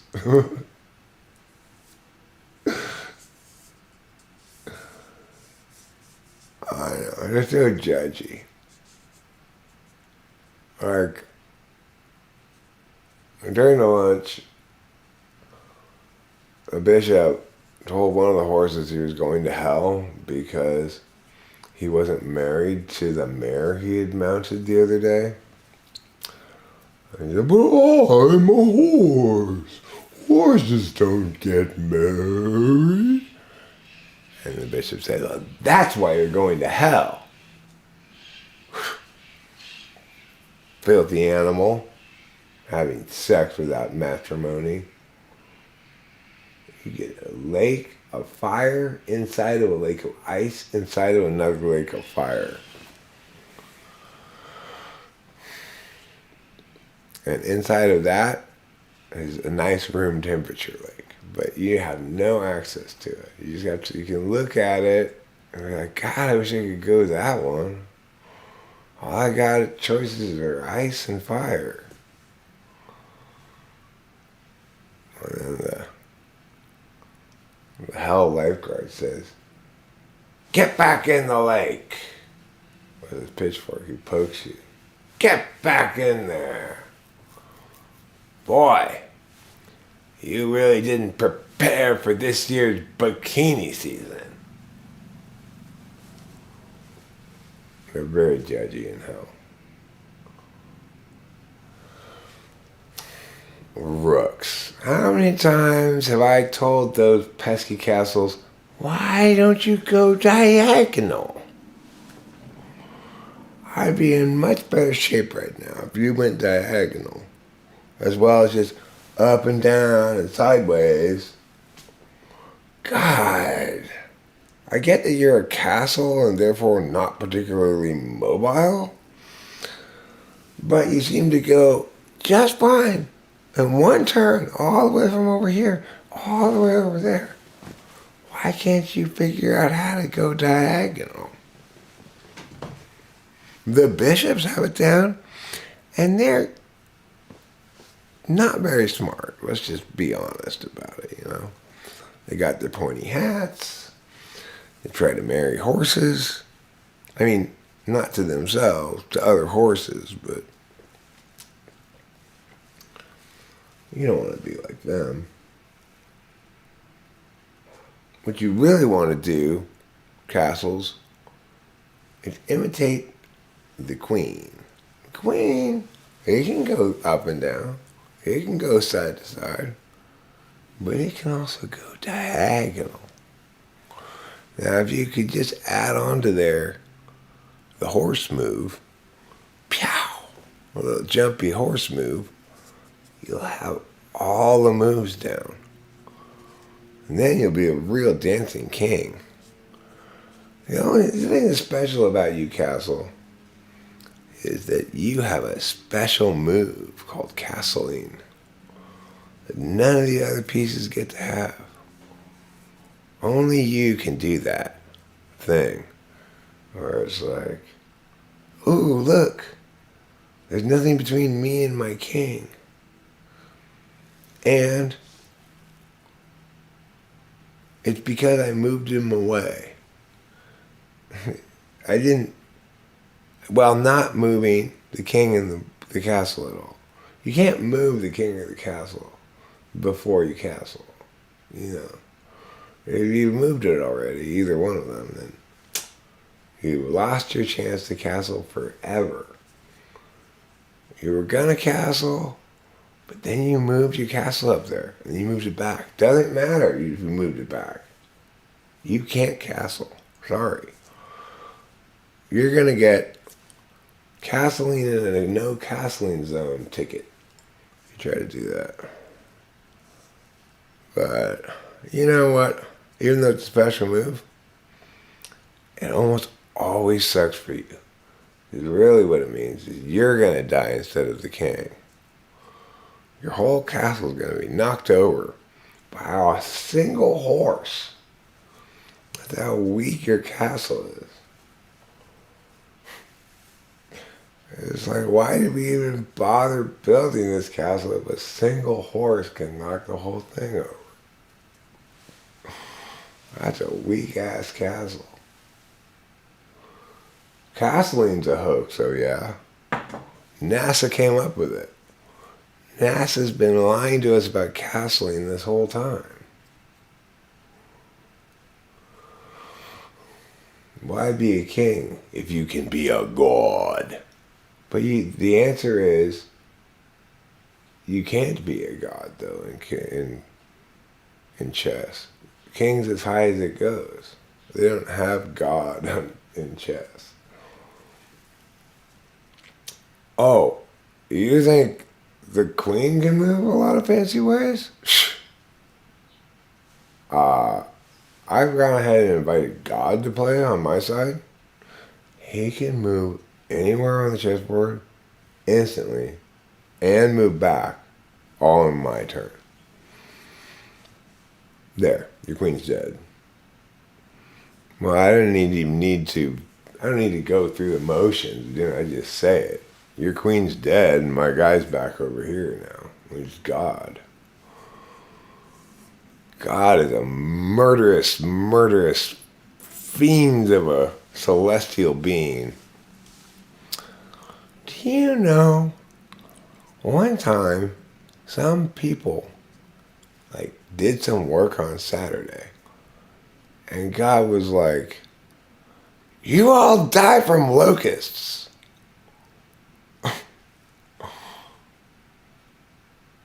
Can't you just give them a heart attack? If you're going to slaughter every man, woman, and child for working on Saturday, can't you just give them a heart attack? Cigarette foreplay, yeah. Well, I don't smoke inside the house. But I've been planning to go outside and smoke for a long time now, and I just haven't gotten around to it. Because I've had to explain so many things. I had to explain how the God piece in chess works. I had to explain how NASA made up castling. Yeah, it's my house. 'Cause I'm my mom.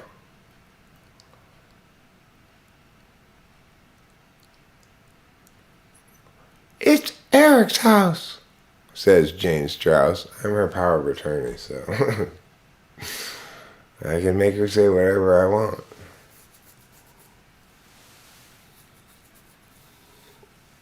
That's why I'm actually the one who has to sell this house, not Delilah. Because my mom's still alive.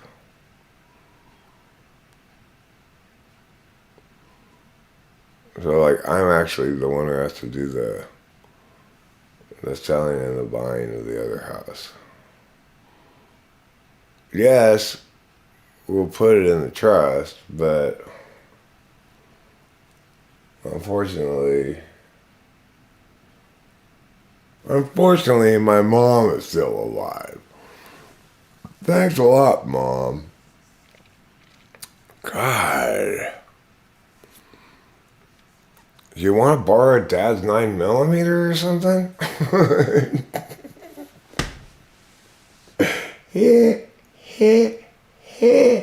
Hilarious. Hilarious is what that is. Absolutely hilarious.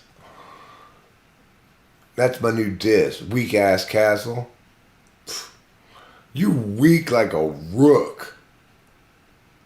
You all vertical or horizontal. You ain't even master diagonal, bitch.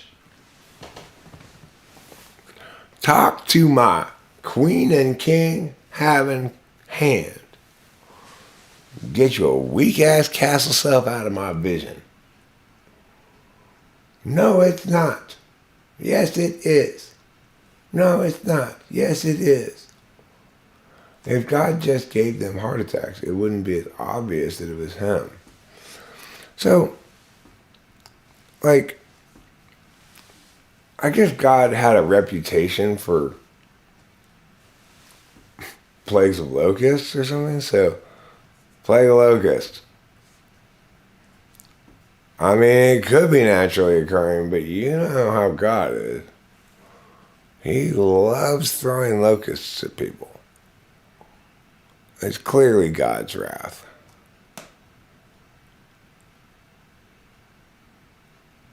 How about a locust of plagues?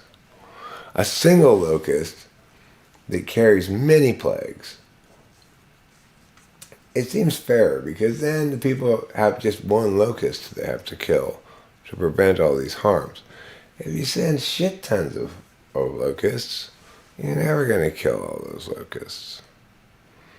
And even if you do, you will have wasted several days' effort. Mortal Kombat. Listen, my finishing move is to lull somebody to sleep with quieting words. That's my finishing move, okay? Some people, their finishing move is to rip the spine out from the person's body. Some people's finishing moves is like explode them or shoot lightning bolts at them or whatever. Mine, it's very slowly start speaking more slowly and quietly until the person's going like, is he gonna say something else?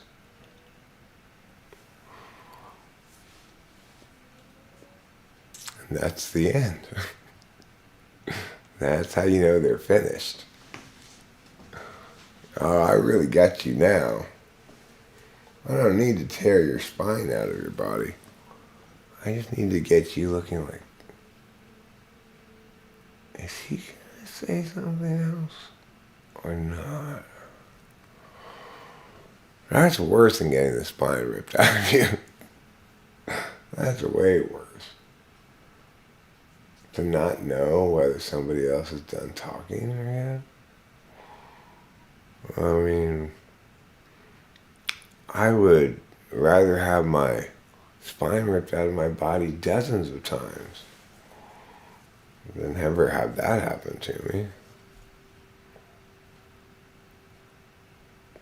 Like one time I was hanging out with these bears and these Iranians. It was in Iran. A lot of bears walking around Iran. Bears are to Iran what cows are to India. Little known fact.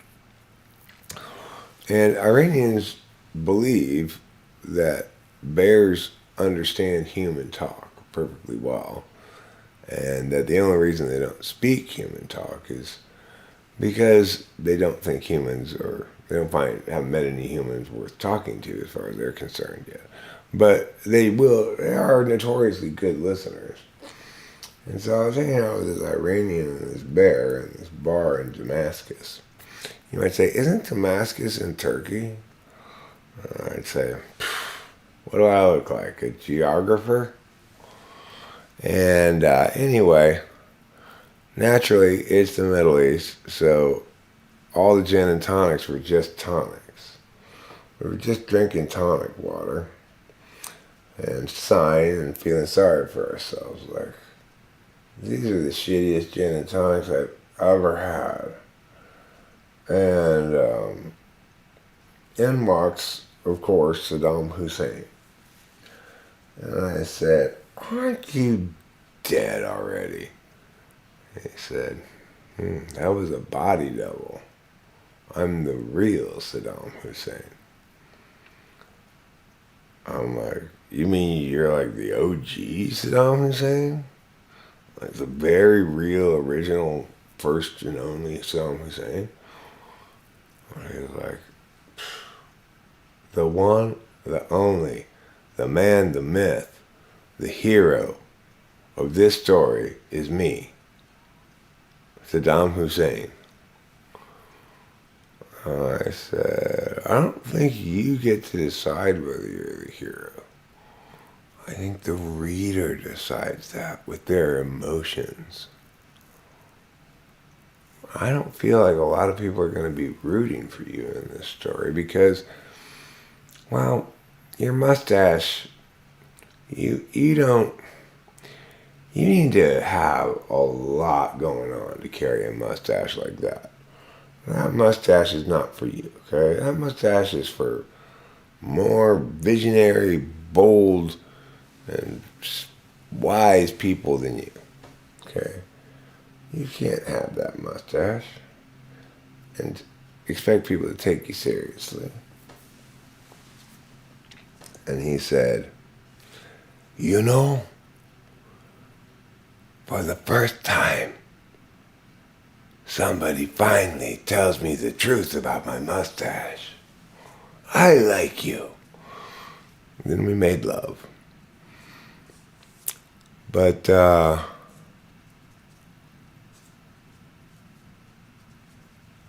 his semen tasted like rat feces. Yes, I've eaten it before. When I was a boy, that was all we could afford. My mother would serve a heaping plate of rat feces that she'd scooped up from the myriad rats living in our walls and say, good news, boy. This week, Daddy brought home enough for us to buy some salt. And then I'd sprinkle those salt sprinkles on the rat poops. I just eat it up and just think, well, it's rat shit, but at least it's salted. And, I've come to think back on those days with some fondness. I was weaned straight from mother's milk, the teat straight onto rat poo. The doctor said, don't worry, it's soft enough. And he was right. Even though I didn't have hardly any teeth, I managed to choke that rat shit down. To this day, whenever I shake a salt shaker, I have this explosion of rat shit flavor trigger in my mouth. The thing about rat shit that people don't know is it tastes a lot different than, say, deer shit, Deers, they only eat leaves. Their shit is a lot more, well, it tastes a lot more like salad is the point. Rat shit, you know what rats eat? Gross ass stuff. Everything that's gross. They eat pee and poo. They eat sticks and rocks. They even eat each other. And their poop tastes foul like the devil. The only kind of worst poop flavor that there is in rat poop is raven poop. Because ravens are even more associated with the devil than rats. Now, where was I in my story? I believe we were discussing my childhood of feasting upon rat shit and how it formed the kind of steel reserves and iron resolves that characterize the man you see before you today. You don't just get this strong. No. You nourish yourself to strength with each spoonful of rat poo. You get a little bit stronger.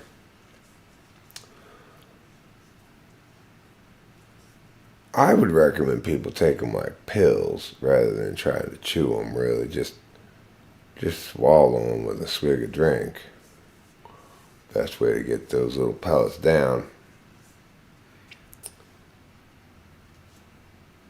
One nice thing, people don't really think about this, but rats very rarely have diarrhea. Very, very rarely. Why is that? Well, because the devil protects them from diarrhea. Diarrhea is itself a demonic occurrence. So by selling their filthy little rodent souls to the devil. They get protected from diarrhea.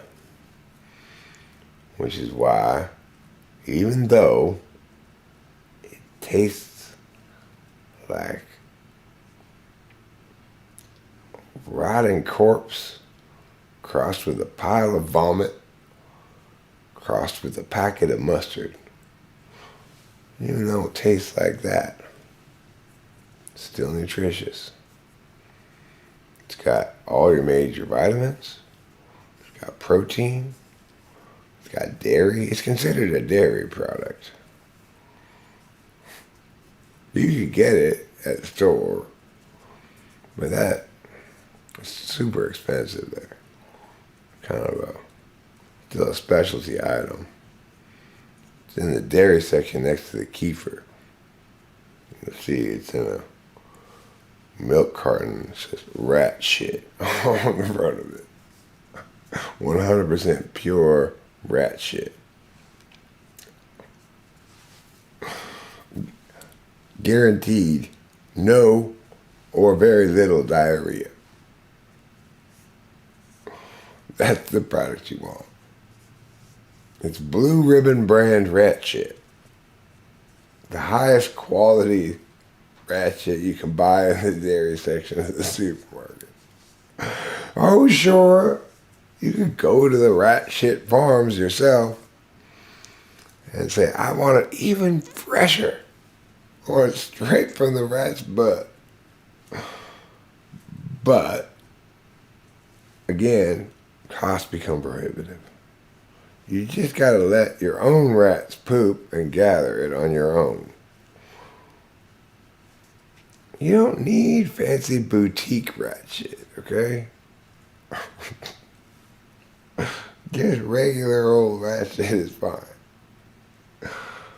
And just a light saute with a little bit of olive oil. Then, just pour it in like a coffee mug like this, and then just,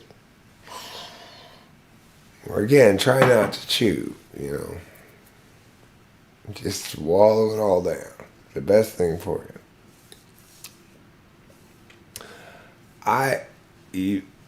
I've had somebody email me the following question.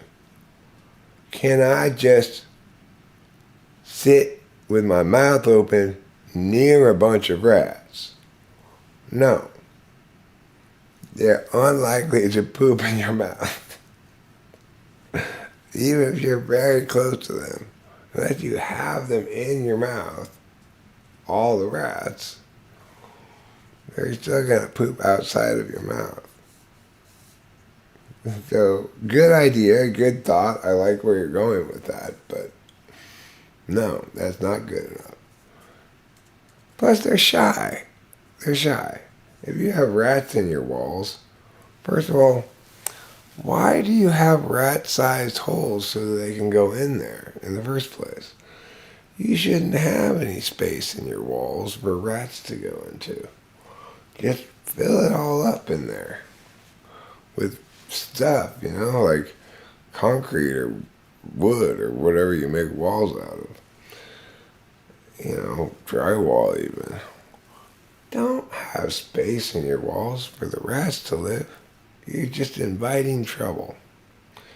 Unless what you're really inviting is dinner, in which case it makes perfectly good sense. If you, like me, in my childhood, are from a family that couldn't afford regular food, perhaps you, like me, now find yourself craving rat shit all the time.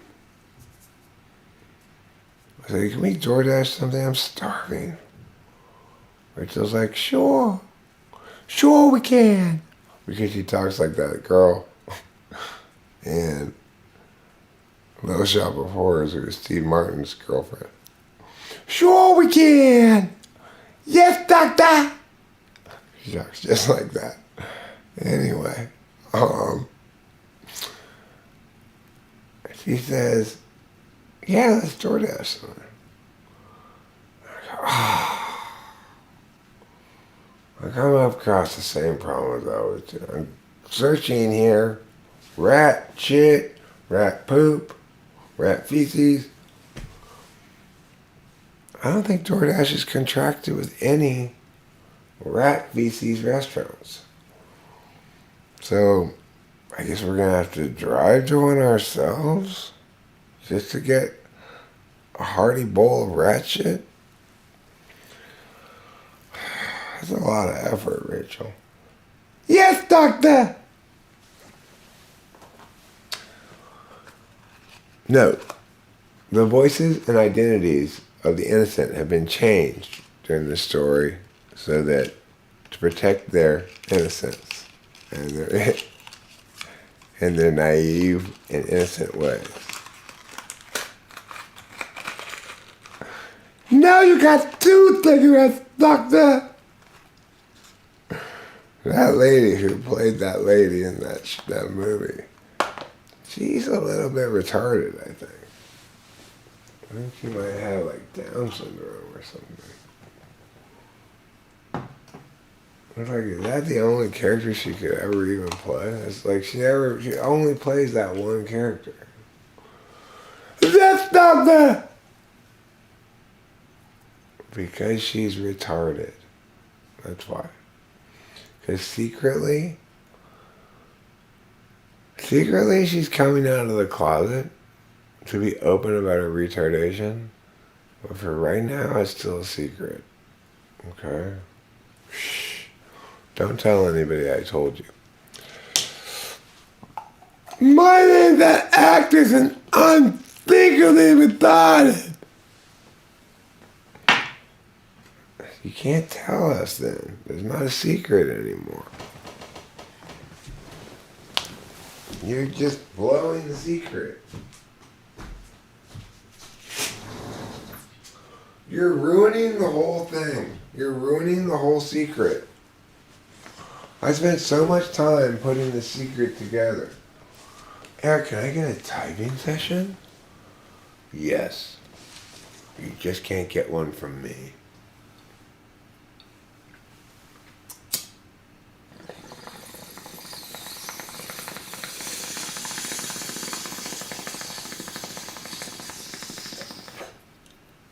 Can you feel my glove tonight?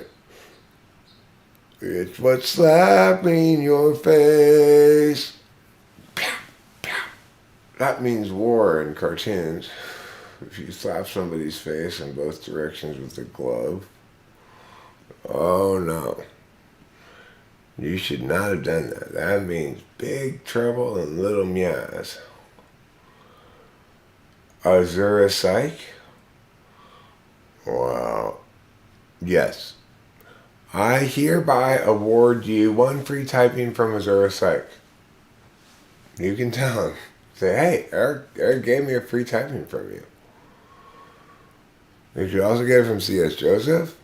It is good for anybody. Elijah, I hereby award you, a free typing session with anybody but me. They have to honor my coupon. I've given you a coupon. They have to honor it, obviously. Elijah wants to honor it, I'm pretty sure. She wants to honor my coupon. Like she honors the tomb of the unknown soldier. At least that much. Maybe more. Object in the Kuiper Belt. Why is there an object in my Kuiper Belt hurtling towards my face? Why is there an object in my Kuiper Belt hurtling towards my face? 'Cause it's just an object. It's an asteroid coming to destroy everything. Oh, in the Kuiper Belt, there's an asteroid. Everybody now, let's sing. Kuiper Belt, object what? Why is it there? Is it my butt? Kuiper Belt. INTJ childhood.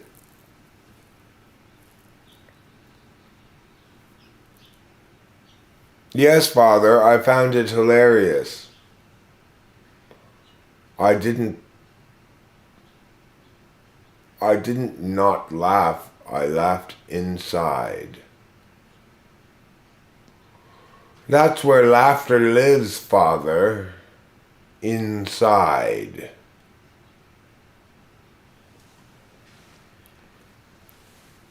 You are conveying too much emotion when you speak to me, Father. It alarms me. It alarms and confuses me.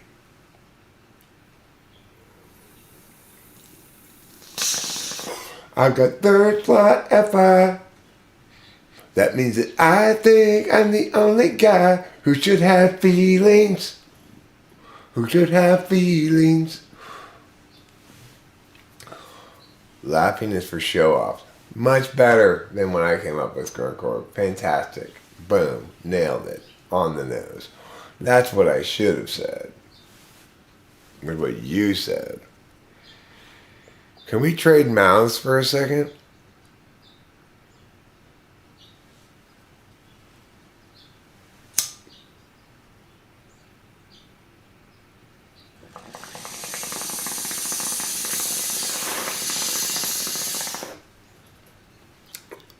Just in case you're one of the confused people, Gruncourt, it is not a good way to eat rat poop is just to sit near rats with your mouth open. They're unlikely to poop in your mouth. After all, you've got terrible breath.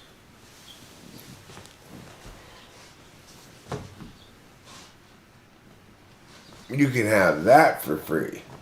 How about that? We'll trade that way. Then way neither of us is getting something for free. We're trading. I'm trading you advice on how to eat rat shit for your good joke. Okay. Yeah, I like trades too. I'll trade you this bag of beans for Manhattan Island. The whole bag of beans? There's also some, like, not beans in there. What do you mean, not beans? I mean, you know, like little rocks or colorful pieces of glass. Something I found underneath on the bottom of my shoes. It really looked a lot like a star shape, kind of. That's also in the bag of stuff. And we can have this whole bag, and all we gotta do is give you Manhattan Island. Yeah, the whole bag. It's all yours. Everything included in the bag. Plus, you can keep the bag. Well, fuck. Running bull? Sitting dog? Singing hawk? Swimming duck? I mean, are we robbing these guys blind or what?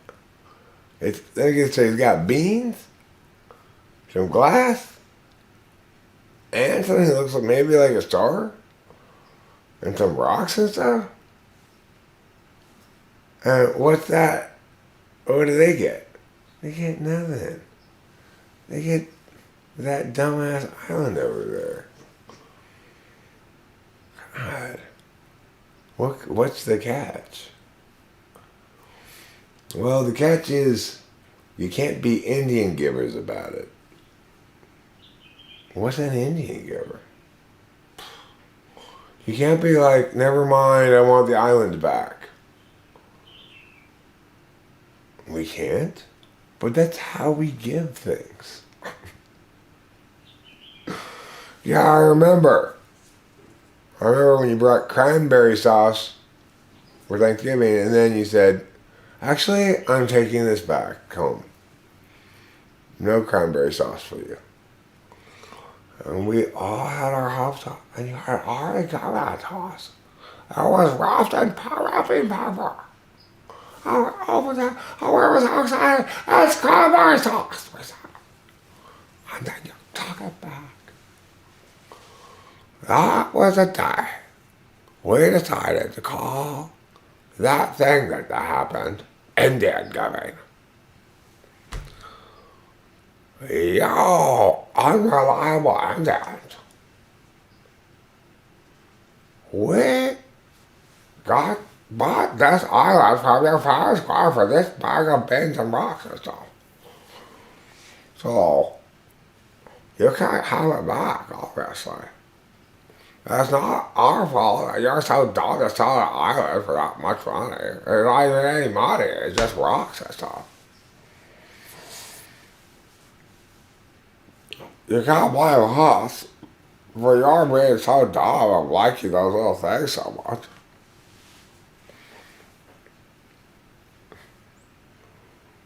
I made it very clear you can't have the island back. You took the little rocks and things. You wore them all out probably, playing with them. And now you've broken all the little rocks and beads, now you want your island back, huh? No, you can't have it. It's ours. We bought it from you. Now, get out of here. I'm going to the Met. Afterwards, I gotta stop someplace. I got a cornbread sandwich, for fuck's sake. I'm starving.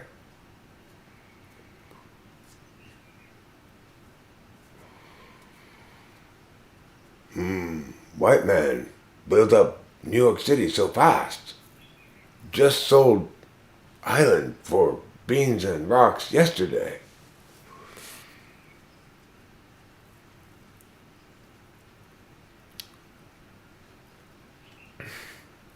Actually, it was just Running Dog who made the deal. And he went back to the tribe. He's like, how? You guys not believe? Running Dog got a whole bag of beans and rocks. I'll have to give them island. And the rest of the tribe's like, Running Dog, you idiot!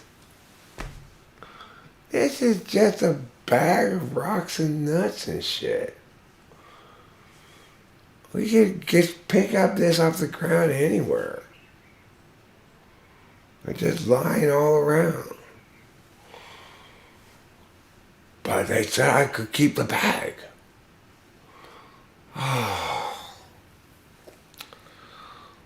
Nobody told you to go deal with these people. Nobody told you to make any deals. What were you doing over there? All by yourself. Running Dog got lost hunting Coyote. Coyote tried to carry away Running Dog's little baby. Running Dog, you don't have a baby. Oh, maybe it was my lunch. Anyway, Running Dog hunt Coyote. But Coyote get away from Running Dog.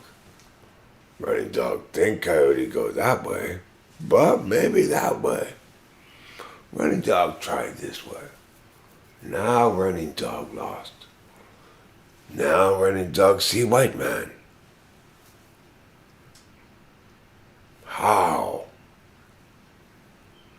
Hey there, Indian. How? You want to trade us that island for this bag of crap? Yes. Okay, fantastic. Sign your name right here. Running Dog not know how to write. You don't even know how to write your own name? Running Dog never learn. Running Dog has shame of illiteracy.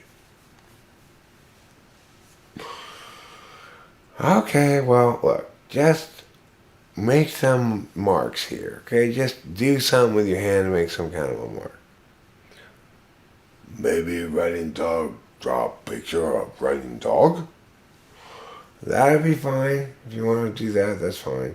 Just make sure you write on there, representative of all Indians. Running dog no can't spell. Running dog illiterate. Alright, well draw a picture of you representing all the Indians then, running dog. Oh, running dog not sure how to represent that in image. You want this bag of crap? Yes. Well, you're gonna have to figure it out, Van Gogh. Okay. I don't have to make crazy picture like Van Gogh though, right? No. Just sign, just indicate that you agree, understand who you are, and that you represent every single Indian. Running dog don't think running dog represent all Indian. It's fine. Look, it doesn't matter what you think. It matters what you write down here. Okay. Running dog trade island for bag of what in bag again? Beans, rocks, and something that looks like a star. Right. And I trade for what? No. You're giving us that island over there. That island? Yes. It's called Manhattan. Running dog no think that called Manhattan. Well, that's because you Indians don't know the names of things. Just sign your name. Okay. Is running dog getting a good deal? No, you're not, running dog. You're getting a terrible deal. But you're getting to make a deal with us instead of us just shooting you and taking it. Running dog think that is a better deal. Okay. Well, when he got home, the rest of the tribe didn't seem to get. They're like, running dog. They basically just said, give it to us or we're going to kill you. Well, give it to them, better deal, right? Running dog, you should have said, I don't represent anybody except running dog. But running dog thought all Indians same. Okay, well, you're the only Indian who thinks that, running dog.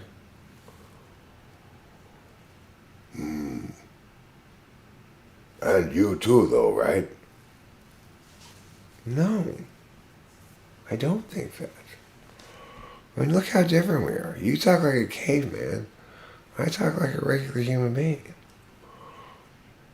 But you illiterate too, right? No, I can read just fine. You're illiterate because somehow you got it in your head when you were little that Indians couldn't read. Indians can't read. There. That's exactly what I'm talking about.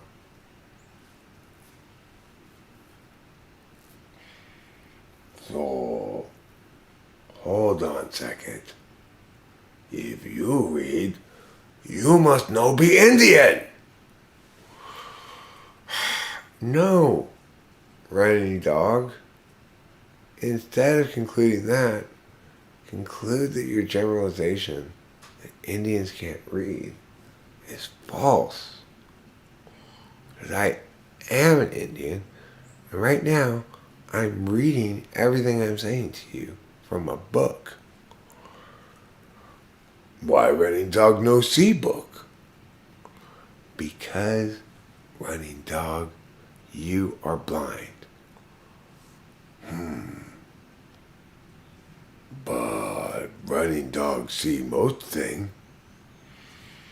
That's just your imagination. You're imagineering the idea of seeing things. It's like a phantom limb, but for seeing things. Running dog has phantom limb for seeing things. Does it come out middle of chest? No, running dog. The phantom limb I'm talking about is your eyes. Running dog has eyes? Yes. They're the things on either side of your nose.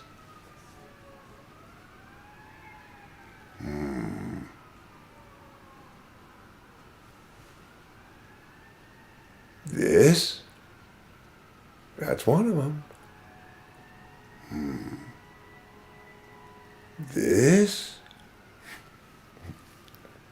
Nope. The other side of your nose. Oh. This. No, running dog. That's under your nose. This? That's your eyebrow. Eye. That's your eyebrow. It's different than your eye. Eye? Correct. Eye? No, that's your eyelashes. It's a little bit different. Eye? That's your eyebrow. Eye? That's your nose. Okay. Listen, it doesn't really matter that much. I mean, it matters a lot, but not that much. If you can't locate both of your eyes, you located one of them, that's pretty good. You can see half of the things at least.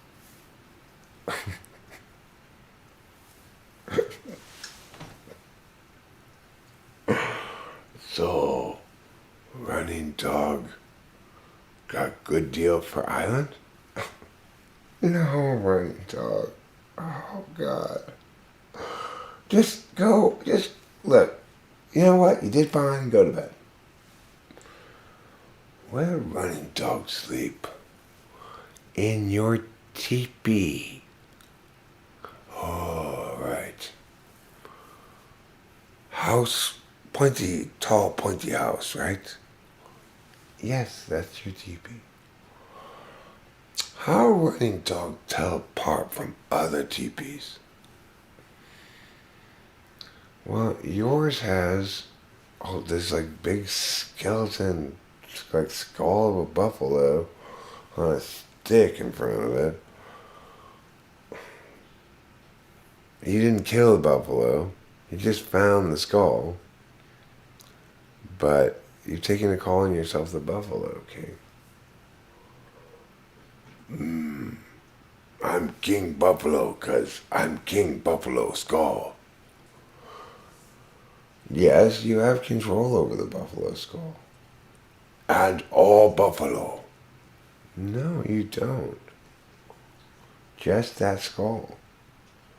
All buffalo listen, running dog. Why don't you just tell them then to come over here and slit their own throats? Running dog like buffalo. Running dog tell buffalo stay away. Other Indian dicks try to kill you.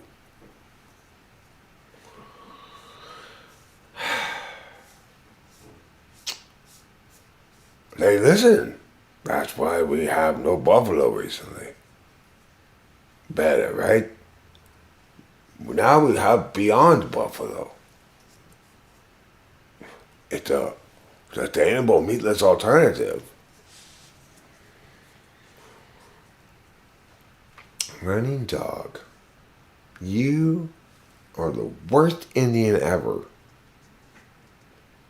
But beyond buffalo, It's the same as buffalo, just farther along.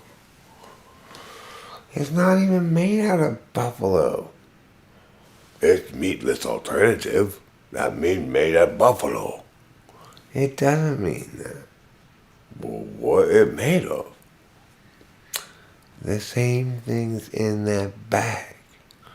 Beans and rocks. Wah, wah, wah, wah. Oh, beans and rocks. You let me down again. And that's the end of our sad story about Running Dog. The hapless Indian responsible for the sale of Manhattan, for which he received the hefty price of a bag of beans and rocks and something that looks like a star.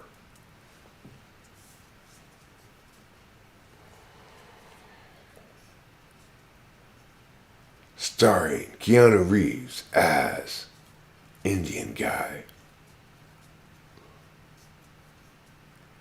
My name's Running Dog. I mean Running Dog. How? Me, Running Dog. Oh my God, Keanu is totally killing this role. And starring Scarlett Johansson as the white man. Hee hee hee hee. We're gonna steal the islands from that Indian. Hee hee hee hee. And starring Matt Damon as the other Indians. But you just gotta listen to me. You're just a gotta.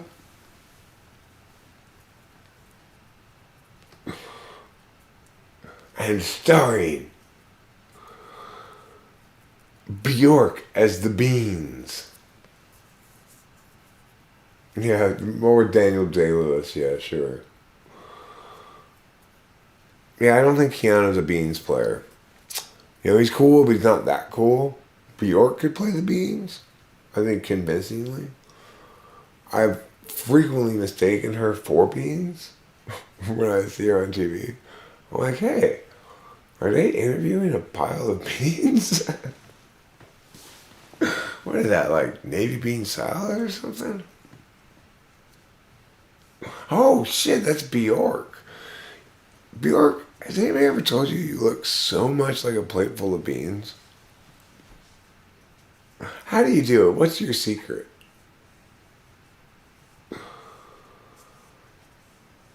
I'm a whisper in water.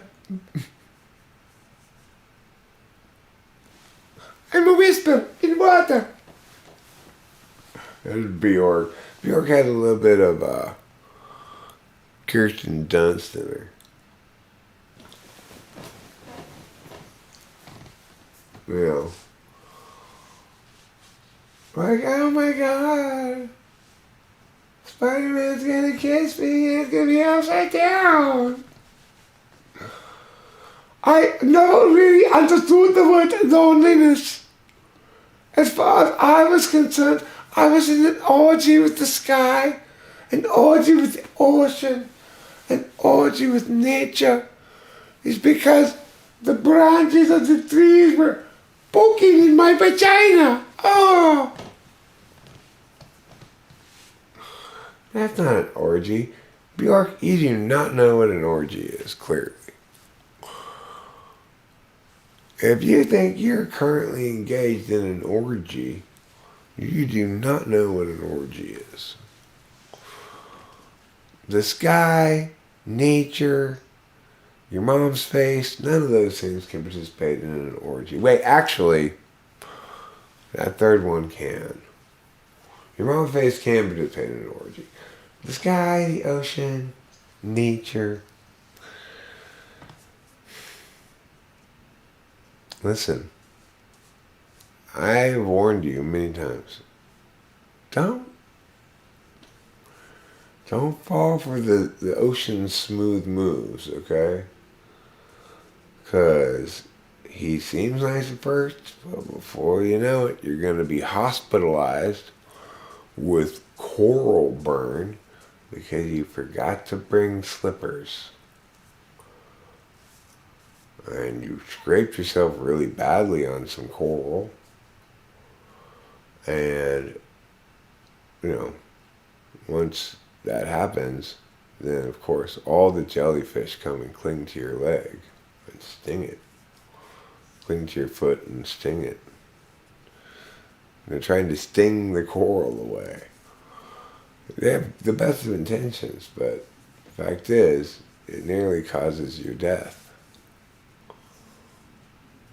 If you're lucky. If you're not lucky, it does cause it. You're dead of jellyfish stings and coral rash. I'm no fucking Buddhist, but this is enlightenment, Bjork. I mean, what's enlightenment? Like, is it being happy all the time? Is it being super weird pixie girl or something? Is that enlightenment?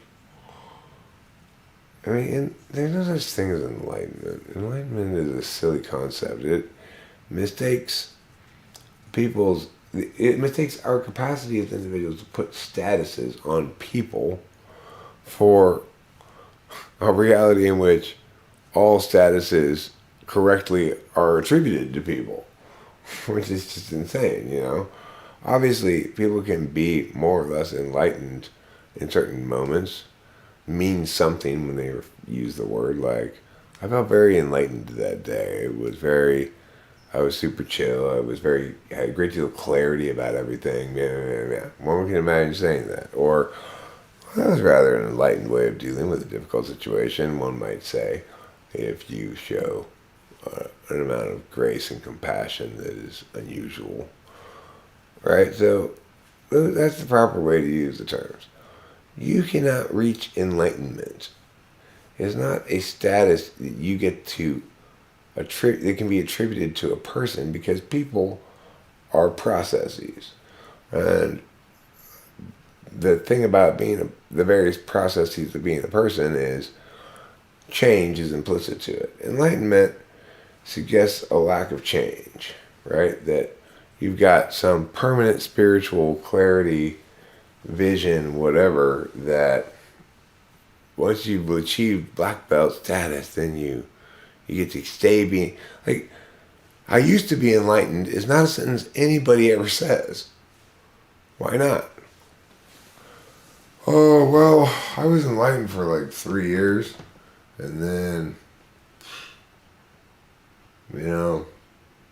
I stopped sitting cross-legged, started watching some sports, and before you knew it, boom, I wasn't enlightened anymore.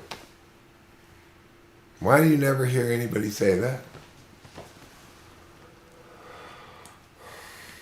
The nature of erotic things is secrecy, otherwise they lose their spell.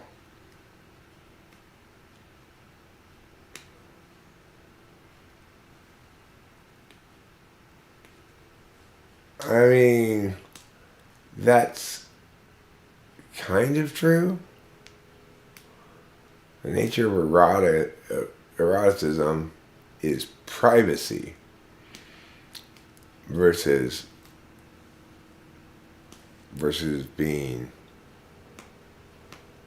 seen, being public, right? So the nature of erotic stuff is that the private is made public. If you're talking about erotic materials of any kind, it positions the consumer thereof as the voyeur unavoidably. If you get enlightened, then you get a head injury. Do you have to start again?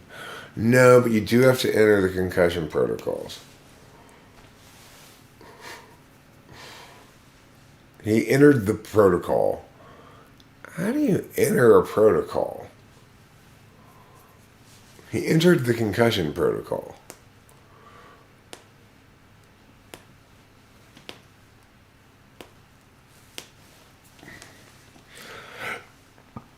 I guess it's a process, Just like my penis. I entered the dragon and beat up Bruce Lee.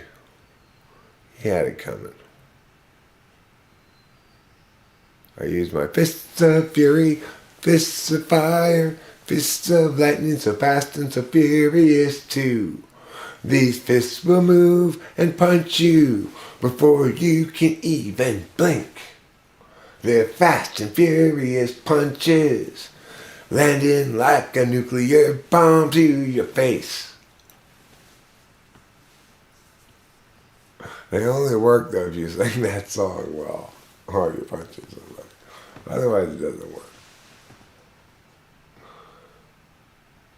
Bjork, stop thinking you know anything. You annoy me by thinking you know anything. You don't know shit from Shinola. I love shit. I love Shinola. They're all parts of the beauty of erotic nature. Ah, fuck off. Just go fuck yourself, Bjork. You don't know anything. Now that rock is turning 50, it's becoming classical itself.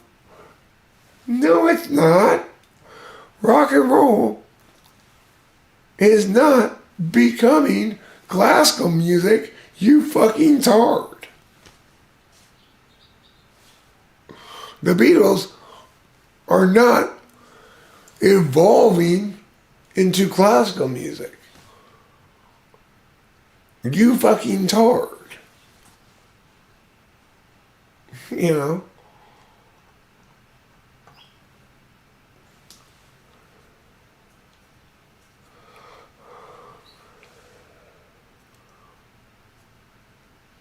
What's my destiny if I have penis envy in my Pluto?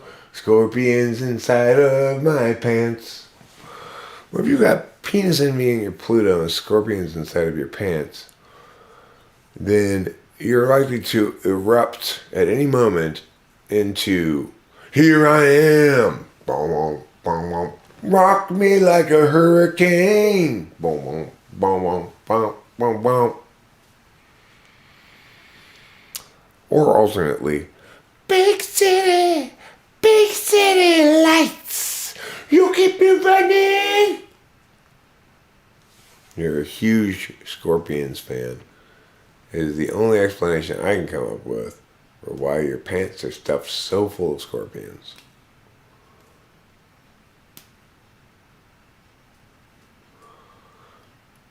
Well, I'm not gonna lie, I never seen no pair of pants ever stuffed that full of scorpions.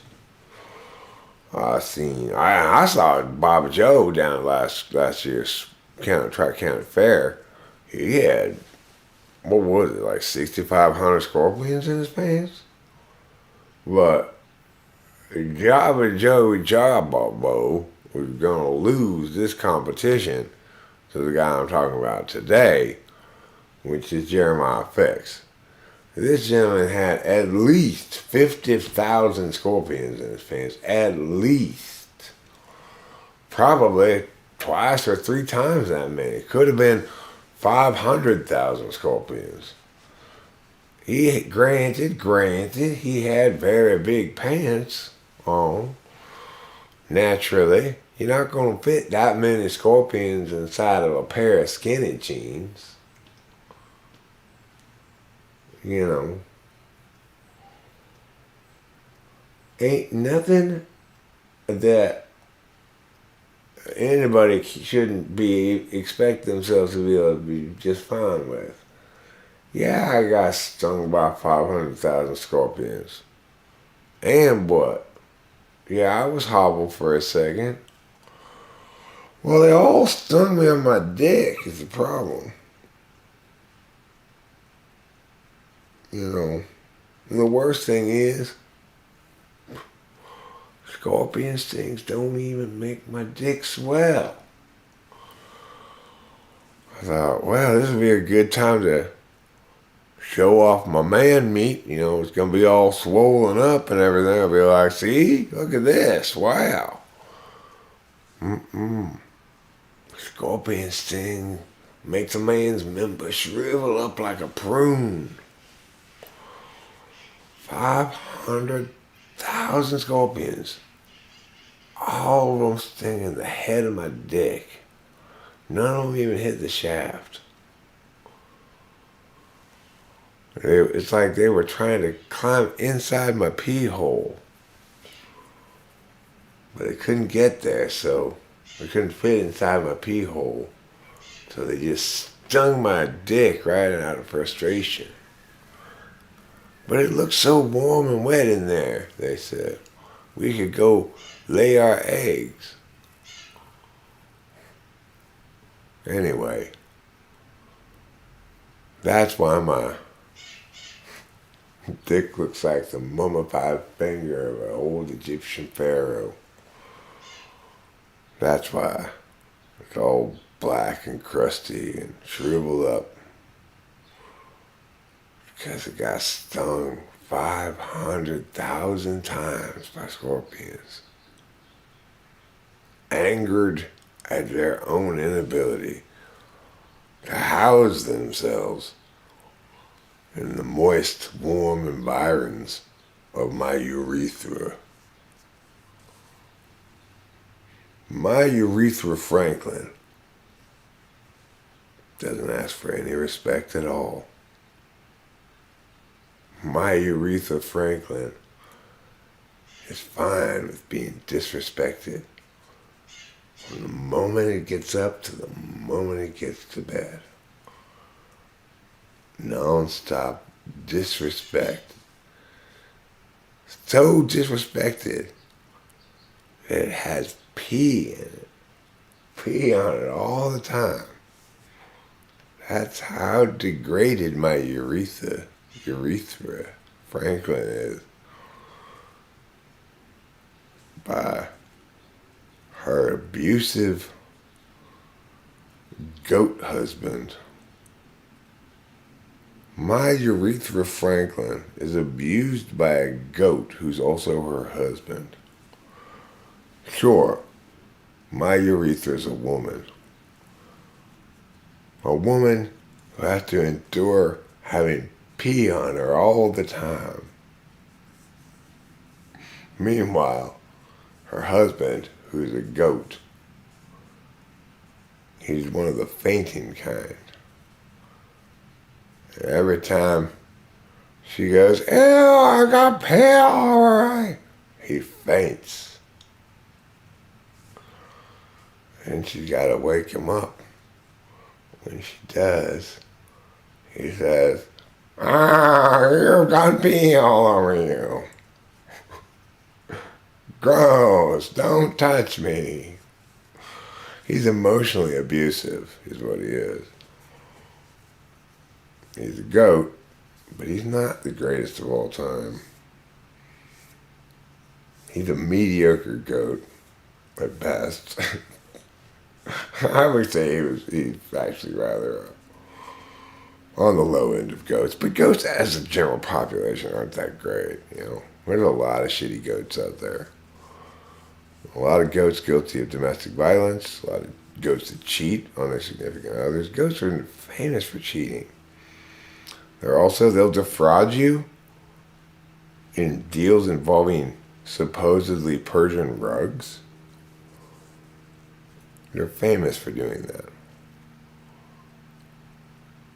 See, if you ever see a goat who's had his normal teeth replaced with gold teeth, stay away.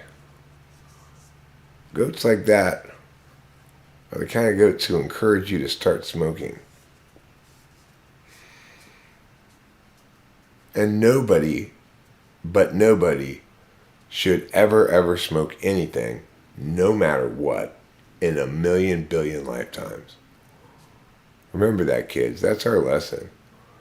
Smoking is instant death.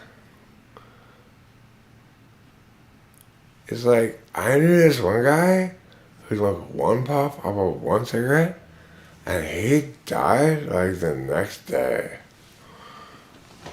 He got hit by a bus. I'm pretty sure probably what happened there is like the smoking smokers, it's like, that's not good for your brain. And that's why they didn't say the boss.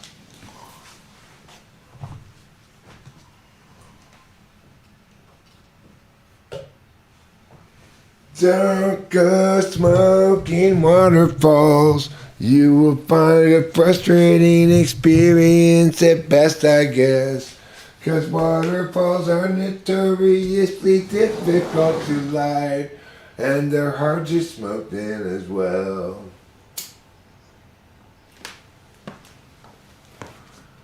I said, don't go smoking waterfalls. If you're gonna do that, then you're gonna be my daughter, y'all. 'Cause you know you shouldn't always be smoking waterfalls, 'cause they're very hard to light.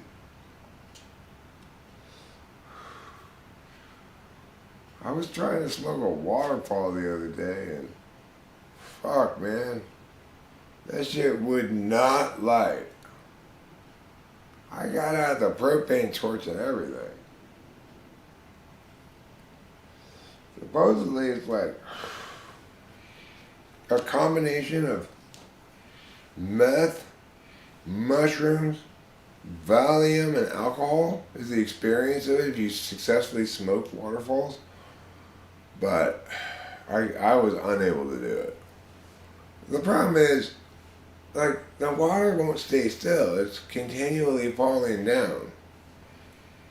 So it's like you start smoking one bit of waterfall, all of a sudden it's gone.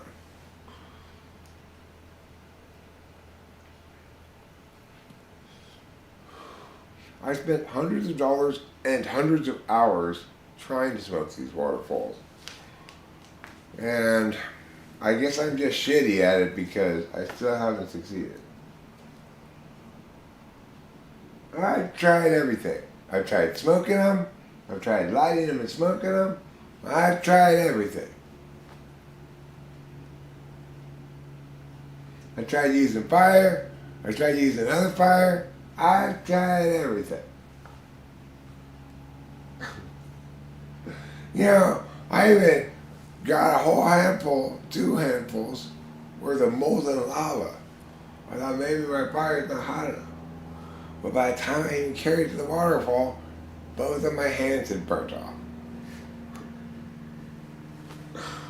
Talk about a bad decision.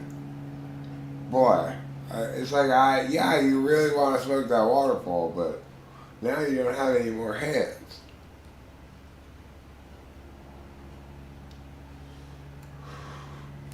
I remember when I used to work for the county, this chick came in, the chick that worked there, she's cute, I forgot what her name was. She was pretty young, she was like 20 or something. She came in with all these meth pipe burns on her lips. But I knew what they were. I never got those. I'm not that dumb. You gotta be like really out of meth to get those, because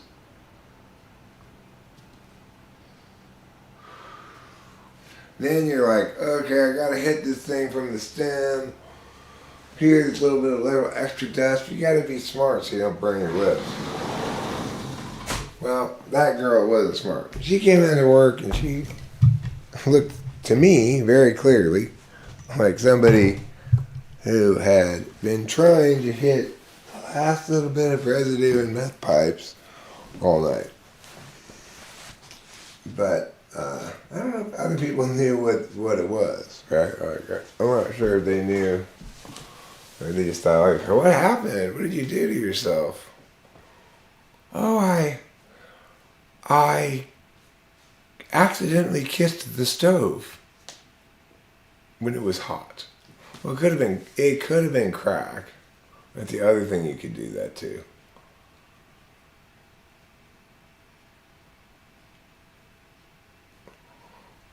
But I've never burnt my lips on a crack pipe, but I've only done crack one time, one night. So, man, it was horrible then. I never did it again. I got like chemical pneumonia basically from smoking crack. I felt really terrible. Went to the doctor and I'm like, oh, I feel really terrible. I smoked a whole bunch of crack last night.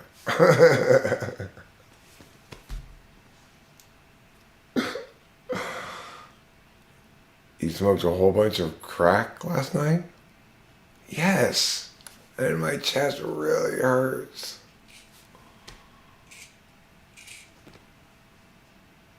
Hold on a second. Let's back up.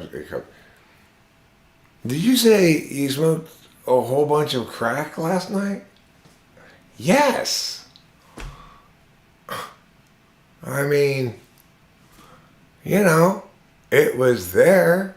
And then well, I went to the ATM and drained all my money and made sure it was there for as long as I could. And then now here I am at the doctor. So, fix it. They couldn't do anything about it. They said you just have to wait and let it get better. But, I felt terrible at the time. I'd been up all night smoking crack.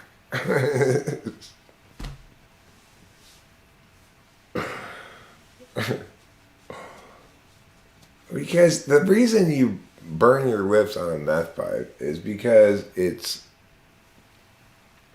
a glass pipe, right? It's got a bulb at the end of it. Because when you're hitting it, when you put the meth in, it's got a little hole in the top, right, of the bulb. When you put it in, you light it, you shouldn't touch the bulb with the flame or else it'll get all black. And you just hold this underneath it, and you also don't want to burn the meth, so you gotta melt it till it's a nice melty melt, and then you gotta take it away for a second. Maybe hit it again. You're rolling it the whole time so that it doesn't burn. The other thing you could do is pack a super small bowl. The mechanics of smoking meth are a challenge because the only way to clean a meth pipe is with one of these things. Realistically, you could spend a bunch of time trying to clean it out with like a Q-tip, but I invariably would break it in the process of being frustrated by trying this horribly slow and stupid way of cleaning it out of a meth pipe.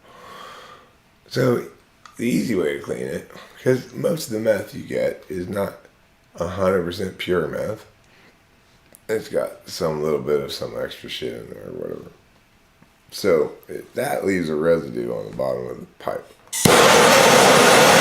And you gotta clean it like that, But then when you do clean it like that, it makes it pitted. It pits the glass.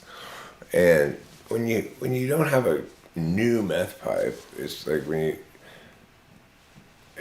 you really should replace your meth pipe every single day. Really. Because what happens is when the meth pipe gets old and pitted, the glass gets pitted, then somehow magically it just eats the meth. It's like you put it in, you spark it, you roll it, and you get like one or two hits out of it. And you're like, I just packed this huge bowl. How did I just get one or two hits out of it? Your pipe's old.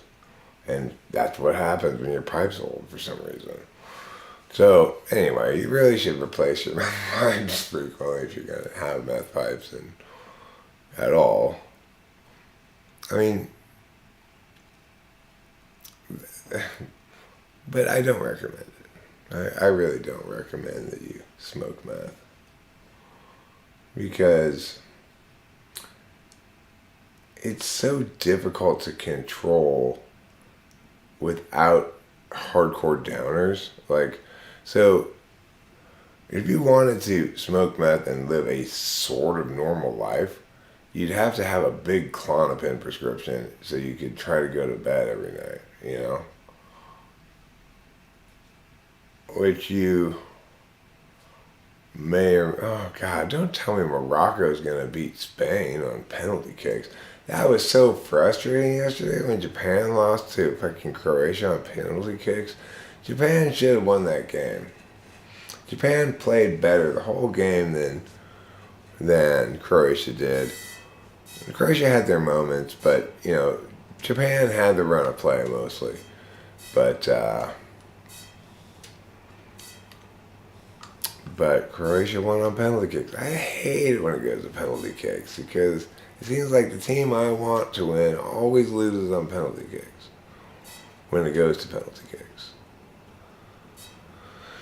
Now, come on, Spain. Isn't Morocco like your former colony or something? Okay, this is just a repeat of Japan and Croatia happening right now. So Spain's missed their first two PKs. Morocco made their first two PKs. You're pretty much done already. All they got to do is have one more green and one more red, respectively, and it's over.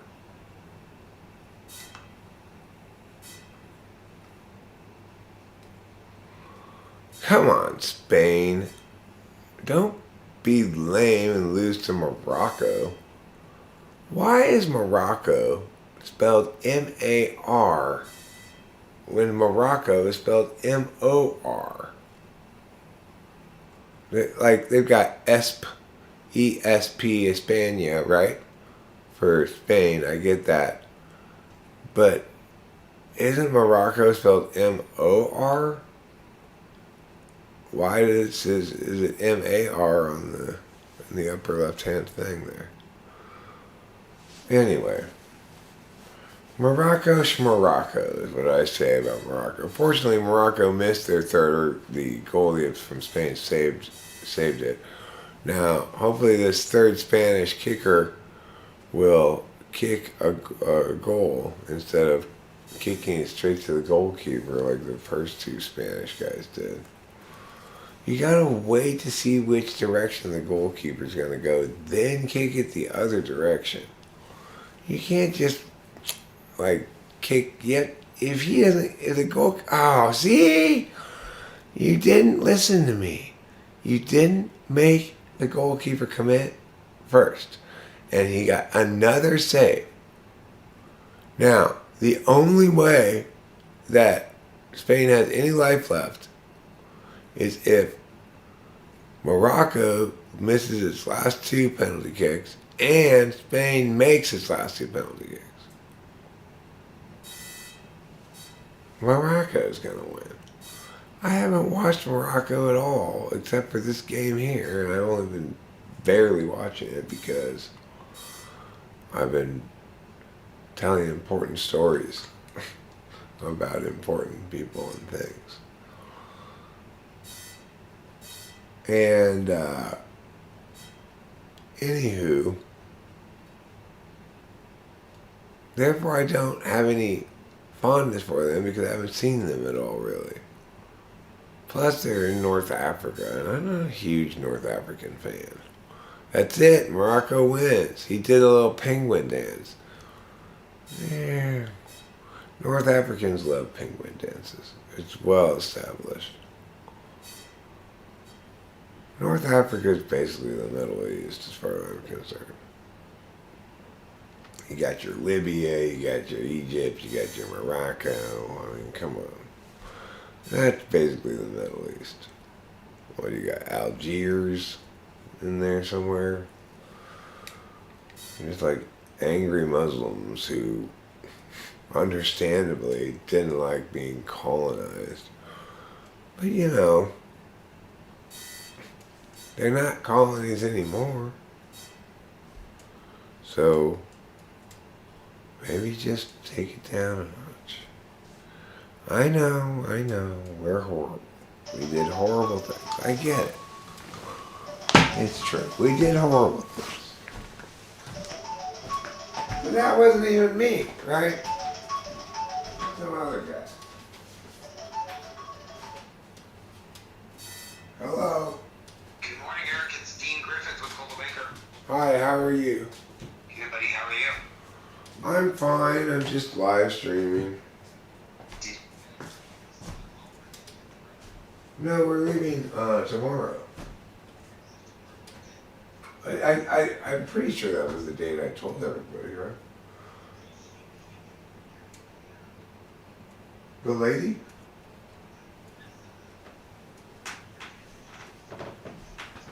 Yeah, we already had that meeting. I signed the papers, I gave her a key, and she knows that it's tomorrow.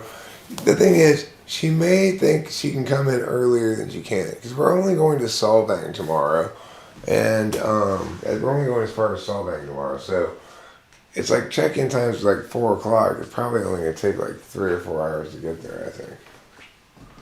So we're probably not going to leave till noon, is the point.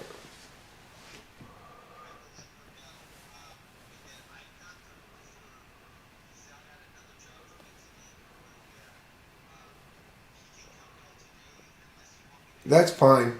No, it's fine. I can come by today. Alright, cool. That's fine. Well, we're spending 7 nights total in hotels, so yeah, it's that. I guess it's the next Wednesday, right? But we'll be coming back from the Madonna Inn when we come back, so we'll probably be on the earlier side coming back on that Wednesday, just for reference. Okay, and we got a pods thing. I got a pods in front of the house as well. So that's where we'll keep anything that we're going to be shipping up to the new house.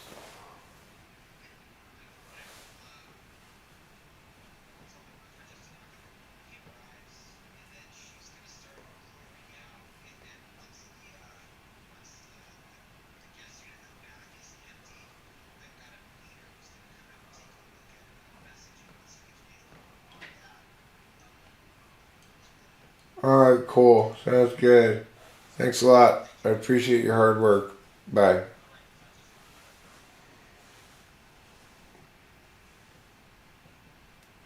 Okay, that was the reloader. That was Dean. He's cool. He's an SC guy. He went to USC. His license plate says something about USC on it. So that was good.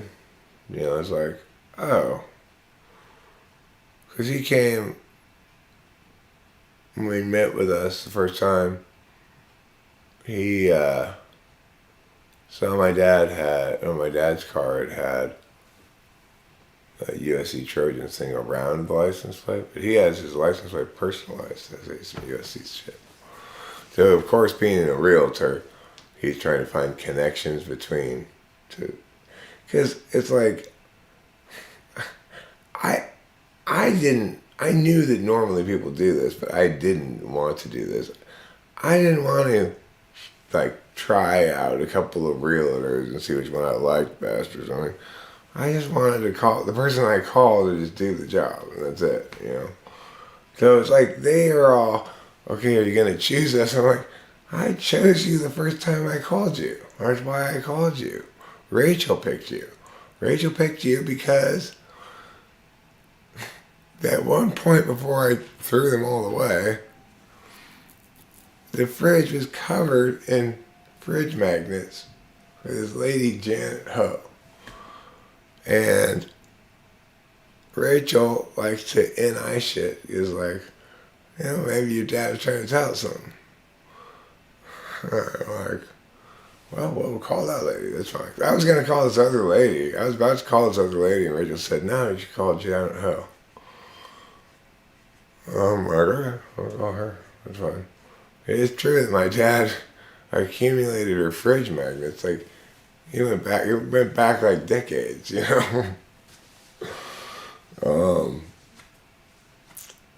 But, and she's like semi-retired, I think. She's in her 70s or something. But, that's why we called that lady. Just because my dad had her fridge magnets all over the fridge. And I was just going to ignore that and call the lady who sent the the glossy thing to the house. If you live where I live, you are constantly receiving, maybe this is everywhere, but you're constantly receiving like glossy shit from realtors saying, do you want to sell your house? Look, I've sold this house for this much. Top dollar, I get it for you. You receive a lot of that mail if you live where I live.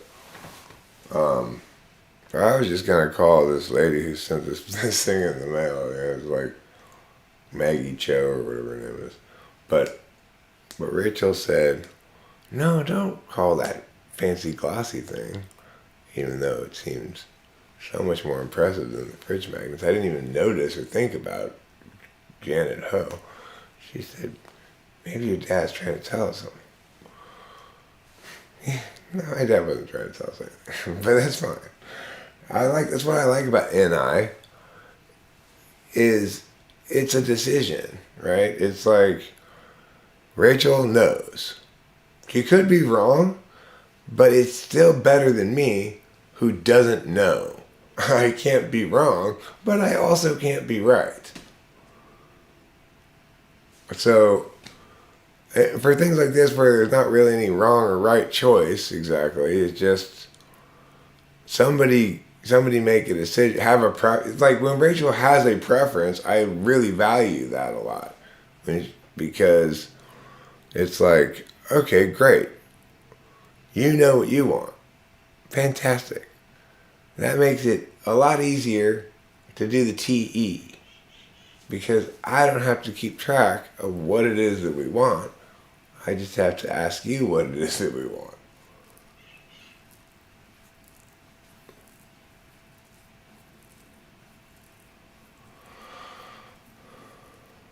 I'm back the internet just a dropping on my father who is answering work emails. Is that a wine rack behind you? Yes, it is, Fly Guy. It's a wine rack. It's full of wine. I told them, like, look, if they tell people, just leave the wine where it is. Because I have no other place to store it properly. And you can't sell it. And it's fancy wine. I don't drink, but I don't want to just, I mean, it's like they're useful for gifts, etc. You know, I want to send a couple bottles to Boba Fett if he wants some. He's kind of toying with you, quitting drinking, but then you're not unless you want to run afoul of the Alcohol, Tobacco, and Firearms Bureau. Right? Or even like, but you get in big trouble if you, import fees are 2 million rupees. They have import fees for mailing something to somebody in India? You can't just mail something to somebody in India?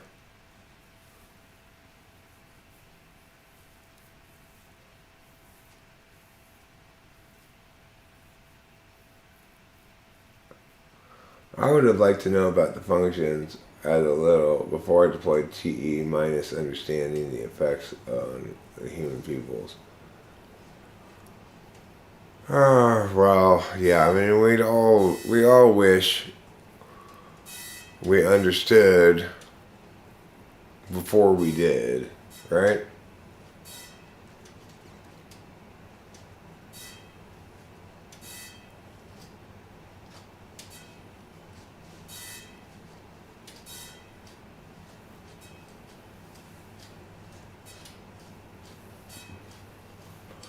Yeah, Alcohol, Tobacco, and Firearms Bureau will come get you if you try to sell. Like there are companies that do wine estate consignment. It's the only way you can sell it legally. You could have some kind of backroom deal, obviously, which is fine, but I wouldn't know how to reach the kind of people who would want to buy that, you know? And the more you advertise, the greater the chance you're going to get in trouble. Because the ABC, Alcoholic Beverage Control, they don't fuck around, you know?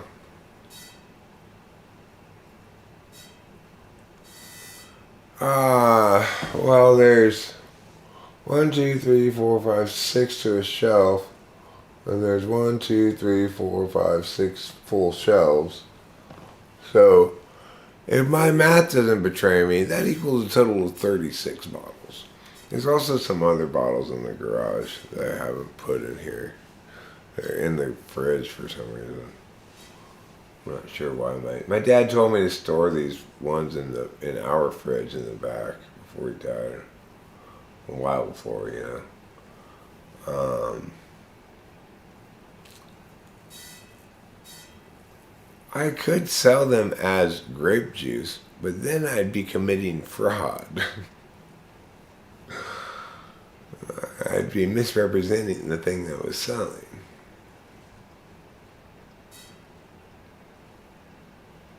I've got some very expensive grape juice. And some dumbass soccer mom who's filthy rich goes, "Well, I want to get the most expensive grape juice for my children." And then, before you know it, she's got drunk children on her hands. And everybody's angry at Eric.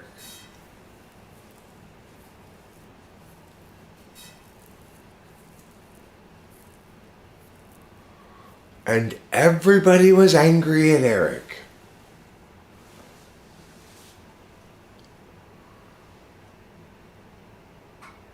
You know, you can do mushrooms the next day and they still work. But it's not very cost effective. You gotta do, I like to do the same amount as I did yesterday, I think, basically. And I'm not tripping quite as hard, but, you know, it's hard for me to trip hard these days on mushrooms. I have to eat a lot of them. Well, maybe I'm just getting shitty mushrooms. I'm looking forward to going to Oregon, where a recently opened mushroom store makes it possible for me to legally purchase mushrooms at the store. Which is pretty cool.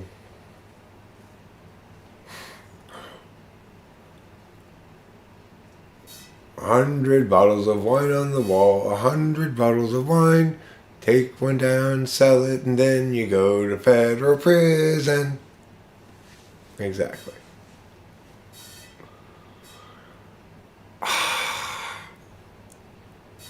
You mean the federal government is busting me for selling wine? Yes.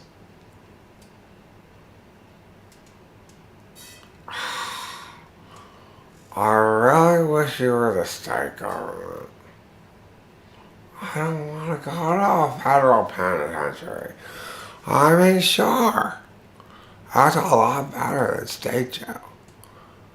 But if the state had dealt with this, it would have been a civil matter. Oh.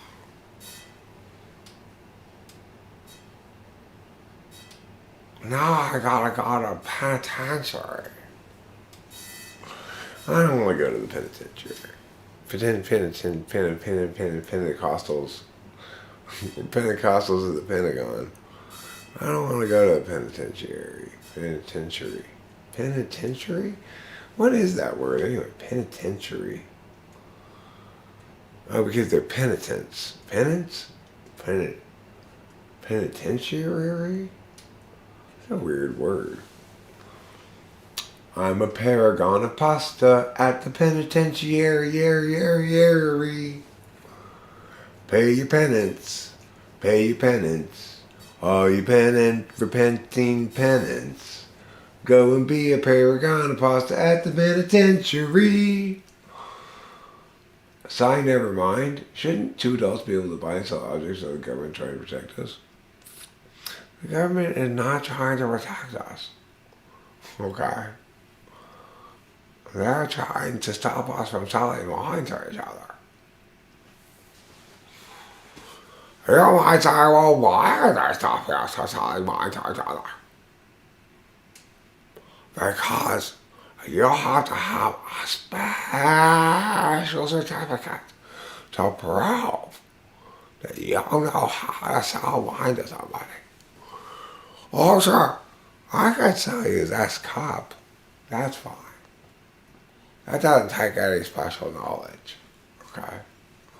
It's $5.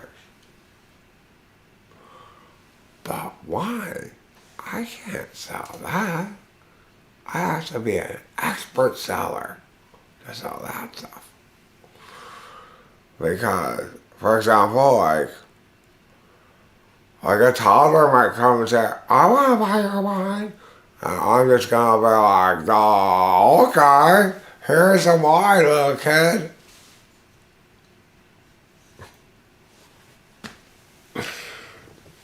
Yeah, they're trying to protect us. They're trying to prevent us from selling wine. And it's succeeding.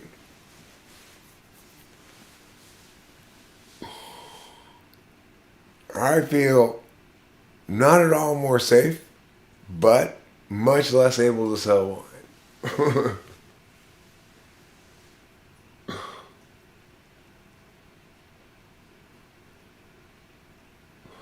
It's not the case that two adults should be able to buy and sell anything without government intervention. Certainly, I think there's good cause for the state to fiercely enforce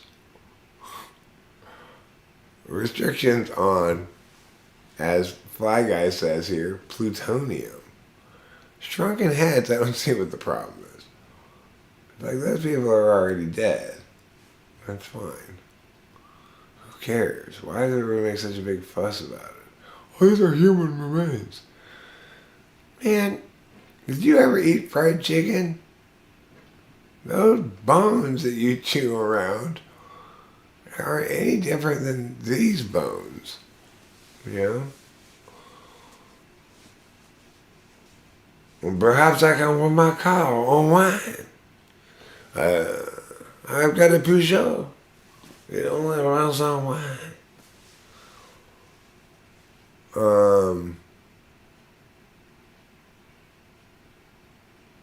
Someone probably tries to sell used dildos. Well, yeah, I'm sure there's a big market for that because apparently there's a market for like used bath water and shit for like gross guys who want gross shit for some gross reason. But I mean, I don't even want Rachel's grossness, and she's the least gross person in the world. I mean, she's not the most clean person in the world. Like, she doesn't take the most baths or whatever, but she doesn't really need to. Like, she's not a stinker, you know. But even so, I don't like grossness. I'm so opposed to grossness that when I want to return to the vacation home from the regular home, I go wash myself in between with soap.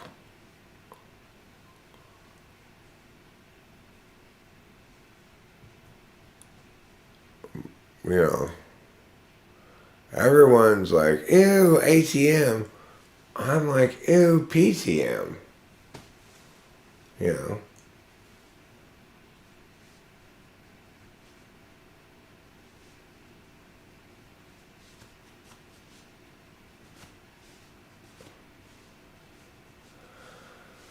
Penny and Pig is in a state liquidator, and you could ask them You could call and ask for the wine bottles. I'm probably just gonna hold on to them, give them to Delilah for things like special events and stuff where people drink wine. And it's a little bit iffy for me, really, to keep this wine around me because I mean, you could put endless bottles of liquor around me, and I'm never gonna feel like drinking liquor, really.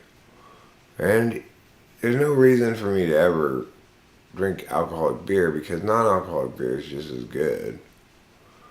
But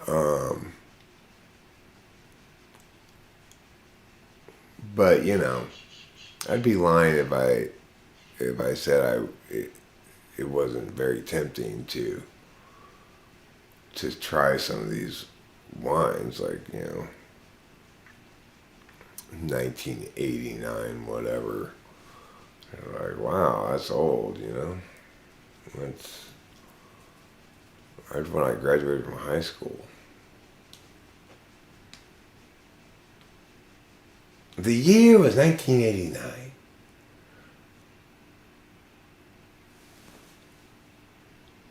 Eric graduated from high school. And as for the rest of the people, nobody cares what they did.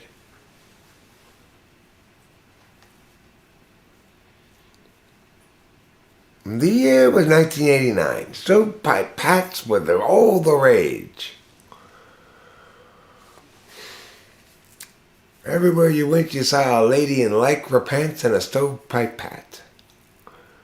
Ah, 1989. Sometimes called the year of endless stovepipe hats.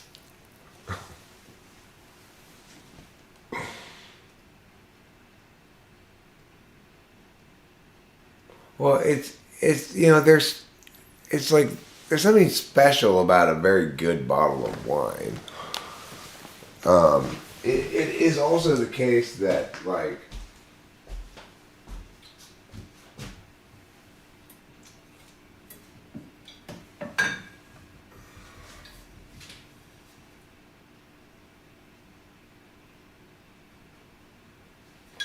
bet this shit's really good. I bet this Lodi, this is, you might see in the supermarket Josh brand wine, but this is the Lodi one. So, it's pretty special, I bet.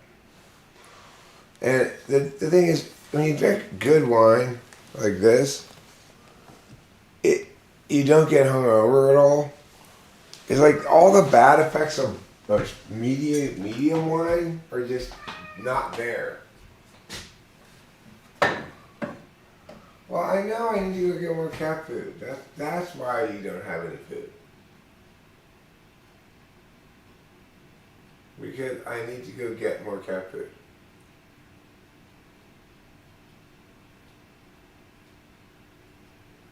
But I gave you a can of tuna earlier, but you finished it already. Well, I have to go get more cat food. I mean, I don't know what else to tell you. I don't have any cat food right now. And I know that answer is not satisfactory. So, I'm just going to have to go get more cat food. The pod people arrived yesterday, and they had that fucking container here before 8 a.m. on Monday morning. I told them I wanted it here on Monday, They had it here parked and all set up before 8 a.m. Monday morning. Right? They got this really cool, weird machine they use to do this thing, and I was tripping on mushrooms and just really enjoying watching them make this thing, put the thing there, chatting with the guy. He was cool. And I guess the apparently, according to the guy, the mastermind behind pods woke up one morning with this image in his head of this machine and how it would work. The thing is, how it works is this. When you see the truck driving up to your house, it's got what appear to be like some extra wheels on it or something, right? But what it really is it's carrying this pods thing with a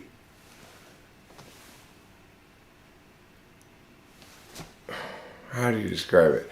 It's like it's got four tall legs, right? And it makes a square on the top. And when he pulls up with the thing, he just switches a couple of things on this thing on the truck, and then he drives the truck away, and it leaves this big structure with the pod suspended from it. Okay? And then that structure, each of these legs has its own hydraulics. So if they want to move it more that way, they lower these ones. If they want to move it more this way, they lower these ones, you know?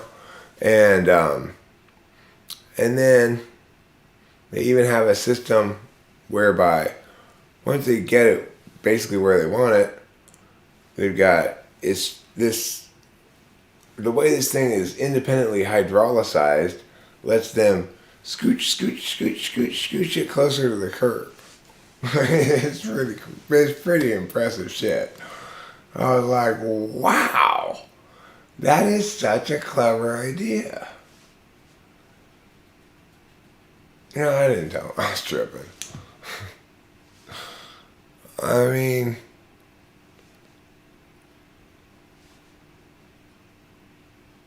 as far as I was concerned, I was just enjoying the morning, you know. I was just having a great morning.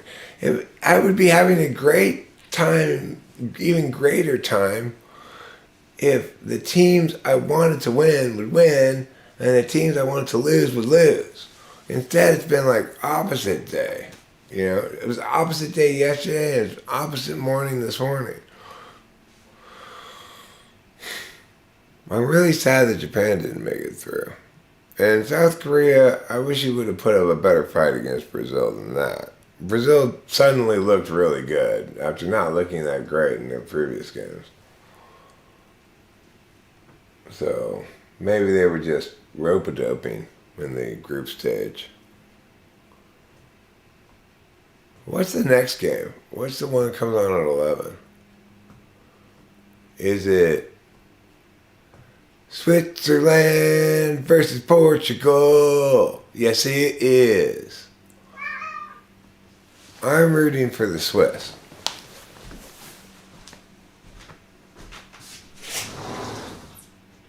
Go ahead. Go outside. Just go outside. Go ahead. Go outside. Are y'all go outside and be free? Run around outside and be free.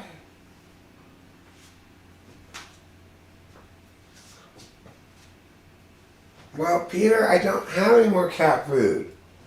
God, I gotta stop this live stream because everybody's screaming for cat food. The cat's screaming for cat food. The bird's screaming for cat food. Rachel's gonna get up any minute now and start screaming for cat food. So, because I don't know if we told you, but I recently changed her diet from people food to cat food. Don't worry, I give her iams.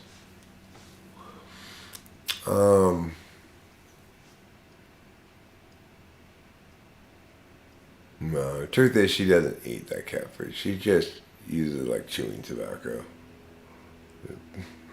Puts a few pieces of cat food between her cheek and gum.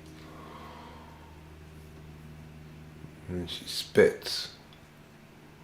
That's why we have so many spittoons at our house.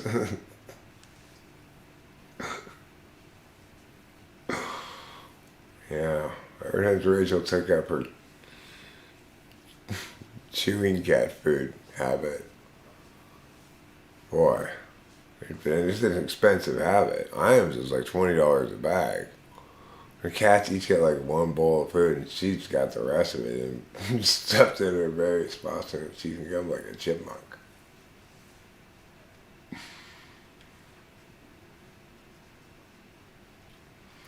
Apparently, it contains a powerful psychoactive substance that makes you believe you're one of Santa's reindeer. Very, very precise drug experience. So what does it make you feel like? Well, I mean, this drug has one very precise effect. It makes you believe for a full 6 hours that you are definitely one of Santa's reindeer. And your experience will, in fact, specify which one. It's just, you can't predict that in advance. You could be Dasher. You could be Prancer. You could be Rudolph. And if you take it and you discover you're Rudolph, from everything you can tell, your nose really does glow that brightly. You know, there was once a man who took this drug at the bottom of a dark cave, got Rudolph, and was able to find his way out of the cave, no problem, with no flashlights or anything. So, some people say the red glowing nose is all in your imagination. But I say that's only true if you're not in a dark cave. So, this Christmas, let's all be careful about entering dark caves. If you're going to enter a dark cave, you should probably have a flashlight, and you should also have a canary. The minimum requirements for entering a dark cave. The air could be bad, the canary will die. You might think, well, I don't want my canary to die. Yeah, you do. Because then you can run away. Right? Canaries are very fragile. They die at the slightest touch of anything. If you even make a joke about the Canary Islands, your canaries will die. They're that sensitive. They're pining for their island home. Why did you bring me here into this dark cave? Says the canary. Shut up, you, says the spelunker.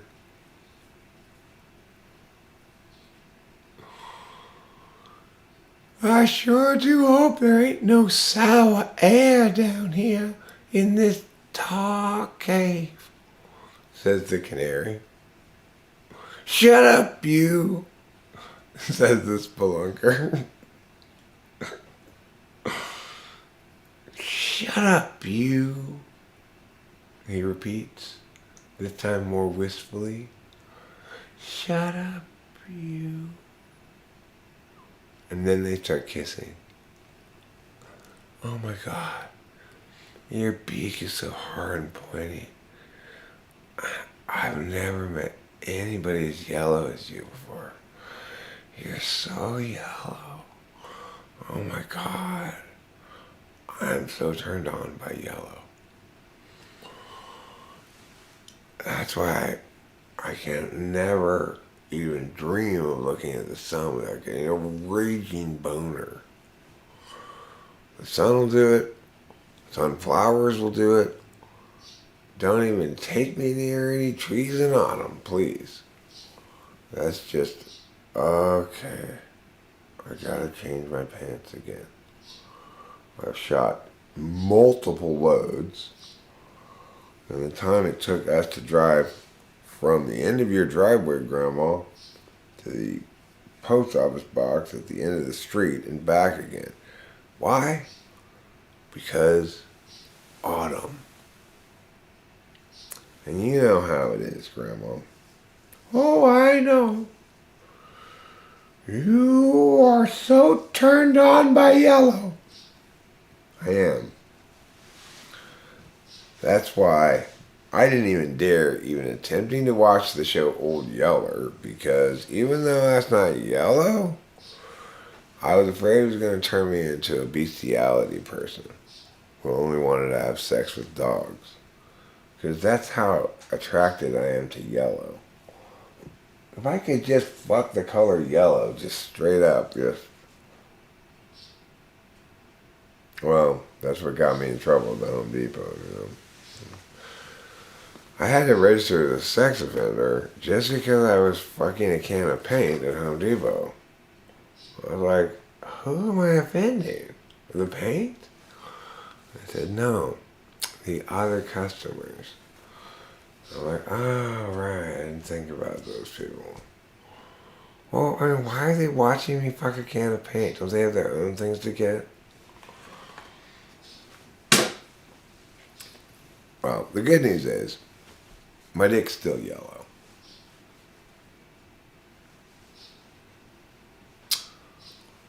I went out of my way to find a can of lead-based yellow paint. So that, you know, obviously the only way it's coming off my dick now is if I use paint thinner, and I'm not going to dip my dick in paint thinner. That would be stupid.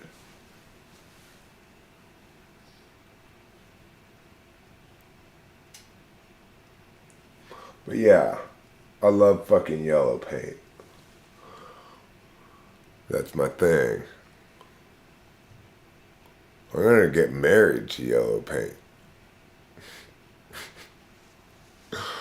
I haven't told Rachel yet. We're having a polyamorous relationship. It's me, Rachel, yellow paint. Rachel's gotta have a sister wife. But, you know, yellow paint's pretty important, so Rachel's gonna have to call yellow paint Miss Paint. That'd be heartbreaking news to her.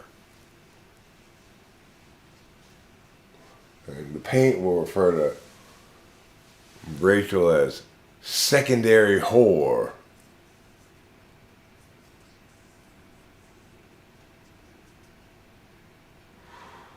Because, you know, once you've had yellow paint, you ain't never going back to human vagina.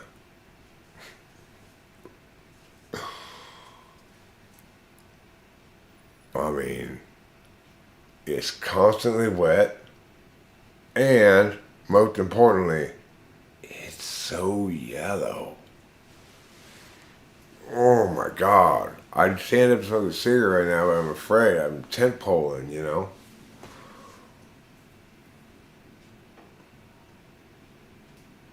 I think that I still have it in my heart someday to paint a bookshop with the front yellow and pink in the evening, like a light in the midst of the darkness. Vincent van Gogh. Vincent van Gogh, you know, but you know, is not very reliable because, after all, you cut off your ear. And therefore, you should not be giving people advice about how to paint houses. You can't paint a house if you only have one ear. How will you hear what the color palette is saying to you? You won't be able to. What was I about to do? I need to go get cat food. That's what I need to do. I have to go get cat food. And what? I have to go get cat food. And then I gotta anally wreck your mom. Then your grandma. And then your great-grandma. Then I gotta go to the library to return those books I checked out on anal wreckage. I've There's a lot of stuff to do today. And you know, your great grandma takes a long time to come. It's like, I know you're 90 years old, that doesn't mean it needs to take you 90 years to come. God.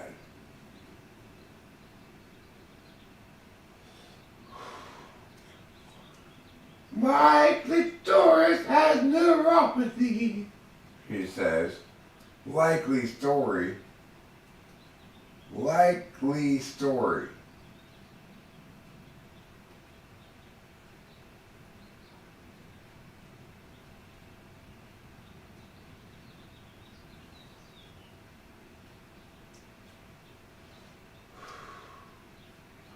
More likely is she's broken her own clitoris from constantly fiddling with it. She's broken it. I'm not sure if I'm going to be able to repair it. When I ask her what she thinks I should do, the answer is always anal wreckage.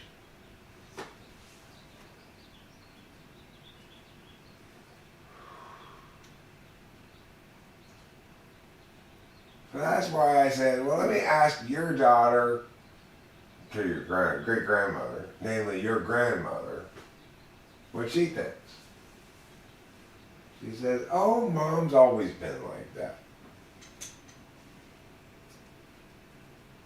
She's like an old car. You gotta let her warm up a bit.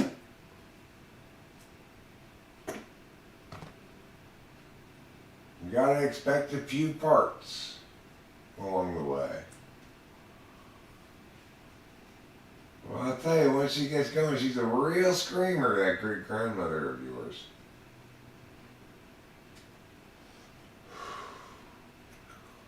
The other day, I was pounding away on her and she screams, oh, by the spirit of Woodrow Wilson! Which I guess is, you know, for her that's a good thing, I guess, you know. What's it mean? Unless she was complaining about the founding of the League of Nations, which seems increasingly likely now, when I think about it.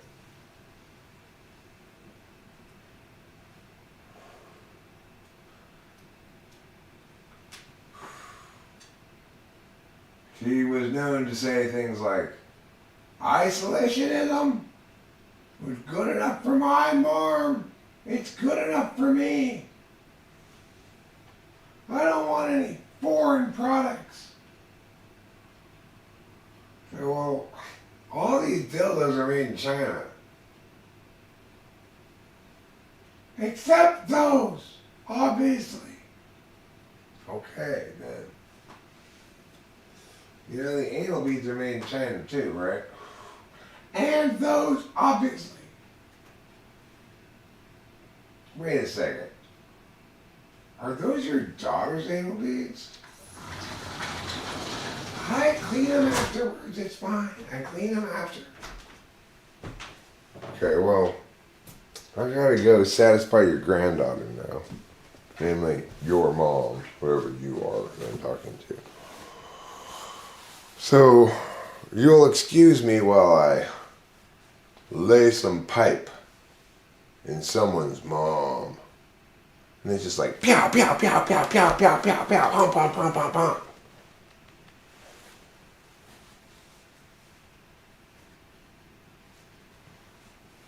Well, that's because I was dealing with your mom, your grandma, and your great-grandma, Boba Fett. If you want to send me your mailing address, I will mail you a bottle of wine.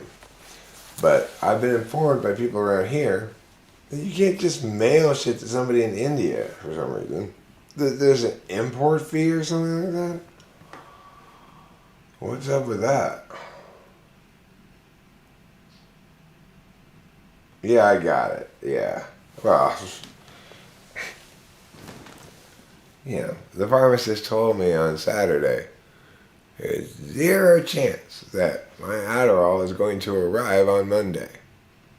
But I told him, I said, well, then I'll have to be here bright and early Monday morning supervising you calling every fucking pharmacy in LA County until you find it for me. So I go back Monday morning, different pharmacist on the job there. That guy's not there, right? Anyway, that lady, I had my drugs by the end. I told her, I'm like, you either fill my prescription or you find me a pharmacy that does have it right now, because I got to go to my doctor and have him resend it to that other pharmacy. And she just filled the prescription. Like, you lying liars. It's not possible for us to fill your prescription. It's going to be at least 2 weeks, at least. There's not even any possibility that we have any of this drug. And we're never going to be able to give it to you again. And then, just like I told him, well, I will get this drug Monday. I mean, granted, I said the same thing about Friday, but I was pissed by Monday because on Saturday, that fucking pharmacist told me it was a problem between me and my doctor. And I stewed about that and steamed about it. I thought, how fucking dare you tell me that your failure to fill my prescription is a problem between me and my doctor. And he was basically saying, your doctor and you have to figure out which pharmacy has the drug, not us. The fuck? You're the pharmacy. I'm just a guy, and the doctor's the doctor. Let's all do our jobs. I'll be a guy. The doctor can be the doctor. And you be the pharmacy, you tards.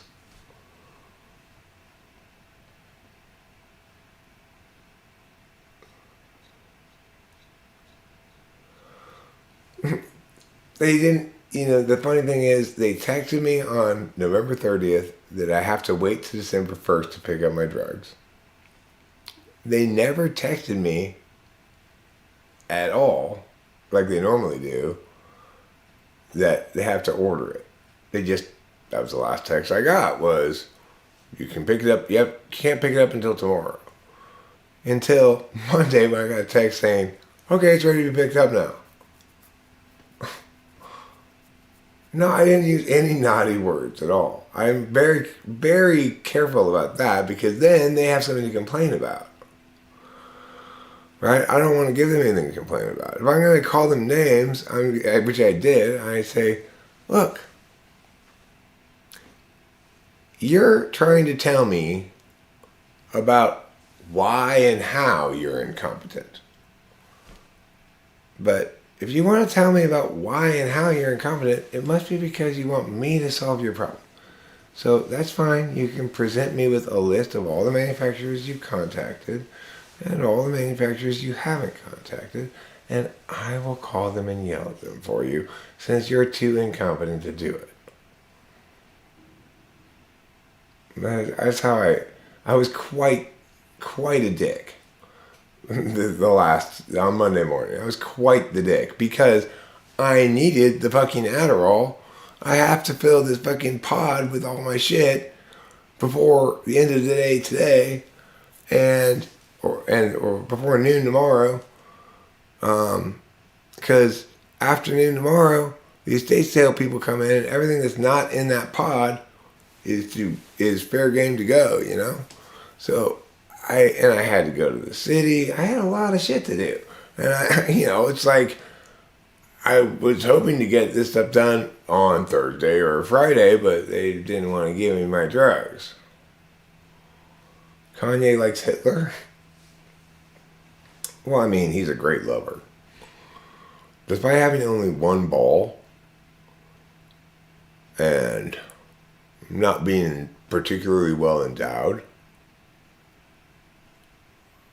I when I've slept with him, he made me butt come like 50 times. So, I get it. He's the stud that every woman and man with a woman inside of him dreams of having. That wild romantic adventure. You know what? I'm just gonna cut loose tonight. I deserve this. I'm gonna have sex with Adolf Hitler.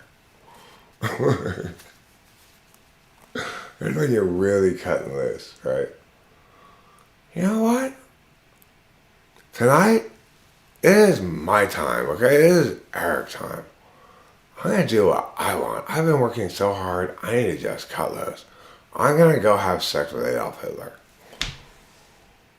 After him, I might have sex with Mussolini too. And maybe stop by Tokyo for a bukkake at the loins of Emperor Hirohito himself.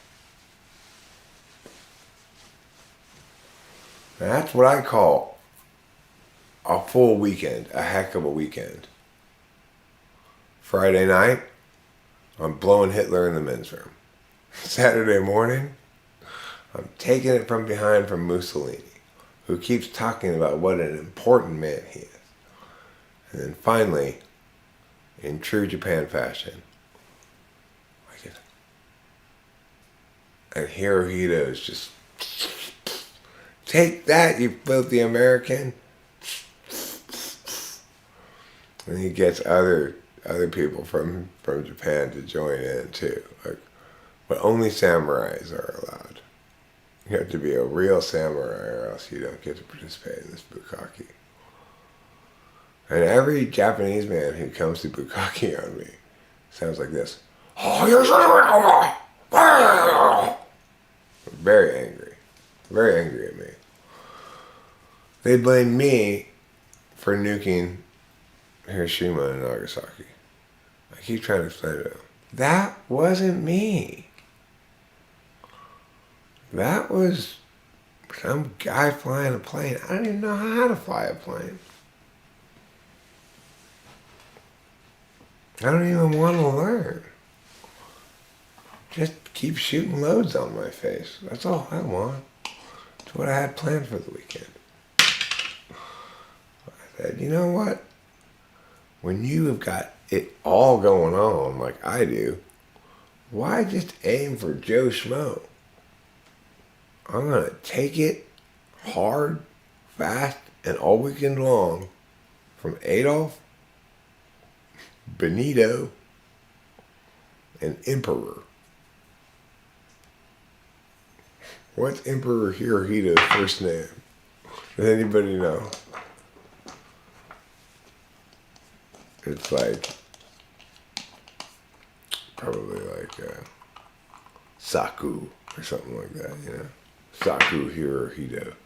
He's Hirohito Domo. That's who he is. Nobody ever gets to say his first name because he's the emperor. That's way too casual. Toby Hirohito. That's a good name. I can see why his parents named him Toby. He looked like a Toby. He really did. He looked a lot like a Toby. At least when he was coming. He made that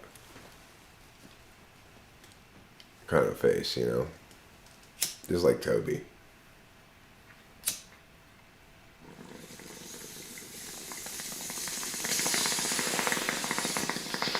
It would have been cool if in Spider-Man, when Kirsten Dunst was all like, kiss me upside down, Spider-Man. When she closed her eyes, he just whipped out his dick and came on her face. That would have been such a surprise. I would have been like, wow, I did not see that coming. But Kirsten Dunst so deserves that. It's just that whole thing. Obviously, somebody needs to shoot some cum on her. face. Yeah, just basically what she's saying is, my face doesn't have no cum on it. I know Kirsten does the same constantly. Everyone's like, oh, yeah, but I don't really want to shoot my load on your face, Kirsten does. I mean, I guess I could, but bring one of your hot friends to stand next to you so I can look at her while I'm doing it. That's rude! You're not unattractive at all, Kirsten Dust. I don't mean to say that. I was just joking around. You're fine looking. You just can't act. And that's fine too. You act fine in Spider-Man. Because all you had to do was act like you wanted a load of cum on your face the whole time. That's natural for you. It's just, it's how you always look. Let's see here. How old is he? Born in 1889. How old is he? And does the story goes that he eats Hollywood babies baked by Hillary and sold by Hunter to stay forever young? Or is he buying vitamins from Alex's Parkland? Oh, Adolf Hitler? Oh, he just has good genes. You know, he's like 130 or something right now, but he did not look a day over 95. Have I polished that couch leather? Maybe with my butt. Not on purpose. I like my couch leather matte rather than glossy. Don't get glossy couch leather. You're just gonna get glares of reflected light shining in your eyes and making you squint like French Stewart. Man, you just came back to this. Well, you came back in the nick of time because right before you got here, I finished talking about that other stuff, but this right here, this is what I've been saving for you. Well, we're talking about my dream weekend. Given what a huge whore I am, my dream weekend is to really cut loose and have sex with Adolf Hitler Friday night, Benito Mussolini on Saturday morning, and then quickly fly to Tokyo for bukkake at Emperor Hirohito's penis's hand. That would be like, wow, I am such a slut, but I love it so much.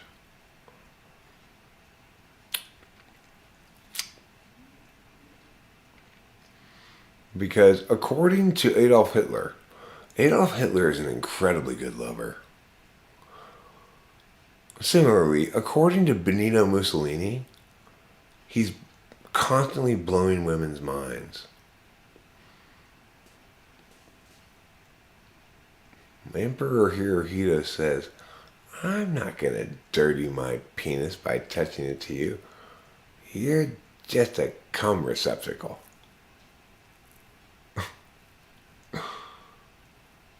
And I say, well, you're the emperor. That means I have to obey what you say, I guess. You have an empire. If I have an empire, do you have to obey what I say? There can only be one emperor? But there's not just one empire. Listen, Hirohito. First of all, could you please, I'll tell you what, let's both sit down. You're craning your neck and I'm feeling, well, you're not really turning me on right now. Because of that hat you wear. That hat, that cane, that bow tie, it's a dated look. Let me take you to the Gap. I'm going to get you some smart contemporary clothes. You'd look great in this turtleneck.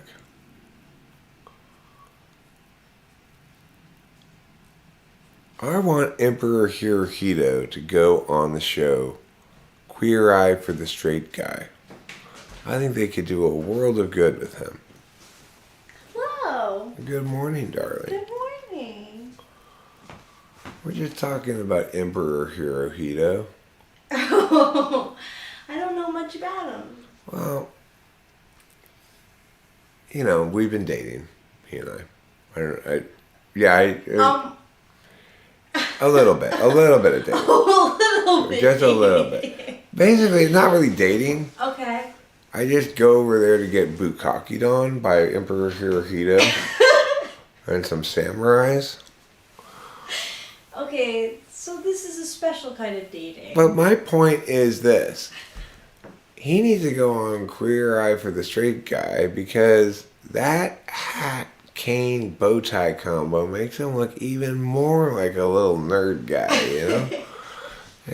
I want to see him really be him, you know? Leather jackets. Instead of a top hat, a baseball cap that says, "Fuck you" on the front. Oh. Yeah. Pol Pot. Pol Pot is for Monday morning. That's when you really are at the bottom of your, like, oh, I can't believe I drank that much cum this weekend. And now Pol Pot's calling me? You know I can't say no to Cambodian dictators. I think this is so hysterical. So, you know, if they talk about there being like the killing fields, from what I've seen, it's nothing but fucking fields. Pol Pot's house is like 24/7 orgy. Wow. Yeah. Like just him. This is stuff you're enjoying? He's sitting on a couch like this. He's got chocolate fountains on either side of him. And there's little crackers. You could dip a cracker in the chocolate anytime you want for free. This sounds very glamorous. He's got monkeys feeding him bananas. Which is totally the opposite of what you'd think. But, you know, he's a revolutionary. I mean, he's literally a revolutionary. So... I mean, I understand why you're with him. yeah. He's got the most amazing collection of garden gnomes. You would not believe it. Some of them date back as far as 600 AD. 600 AD? Yeah, they're quarried straight from local marble. Garden gnomes. One of them has the most quizzical little expression. I say, "Oh, you quizzical little guy, what are you asking me?" But he never says a word.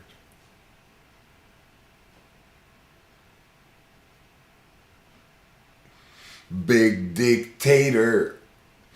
Think Pol Pot was packing a horse cock? Maybe. But maybe not. He sure did kill a lot of people. Joseph Stalin also, fan of killing people. He really did it. He really said, you know what? The song is Purge. Sure, it's a cover, but I'm going to make it my own. I'm going to really... So when people hear of purging, they think of me, not Willie Nelson. He wanted to be the Patsy Cline of politically motivated massacres, you see. Or also slave labor camps, of course. He didn't have... You know what? A smart dictator like Joe Stalin realizes, I don't have to kill all of them. I can put them in slave labor camps in Siberia as well, and they'll die of natural causes. Oh. Yeah. He's a smart dictator like that. Yeah. That's the modern dictator. That's a thinking man's dictator. You look very handsome. Thanks. I cut my beard. I noticed. It looks nice. I use scissors. That's good. Yeah. Pretty tidy for just scissors. Yeah, I was just gonna say, very tidy for just scissors. Because I was on a lot of speed. It makes me a little more meticulous in my dealings with things, you know. Unlike boring old slow Eric, you can't expect that guy to get anything done. Boy, he is lazy. Whereas amphetamine Eric is also very lazy. But it's a lot more activity apparently going on. I like your service of showing it. Right. Activity. Yeah. It's a lot. Yeah. It's just as lazy, but it looks more like activity. It's like that episode of Seinfeld where George is always eating something when his boss comes in to make himself, or he's like, oh my God, it's just, oh Jesus, I'm so raw, you know. Mm-hmm. And he's not really doing anything, but every time his boss comes around, he looks like he's burdened to the top of his head with work concerns. The eating something thing was another trick of George Costanza's to talk to chicks on the phone. Like take a bite of something, then talk, hey girl, what's up? Because then it's obvious you don't really care that much, right? Wow, he's eating something. He took a bite of something right before he called me to ask me out. Huh. I guess I have to go out with him. And since he doesn't care that much, you know, girls love it when you don't care that much, supposedly. I've not found that to be the case, but supposedly. I've never found that. Who's the most efficient genocider? Pol Pot, Stalin, Hirohito, or Hitler?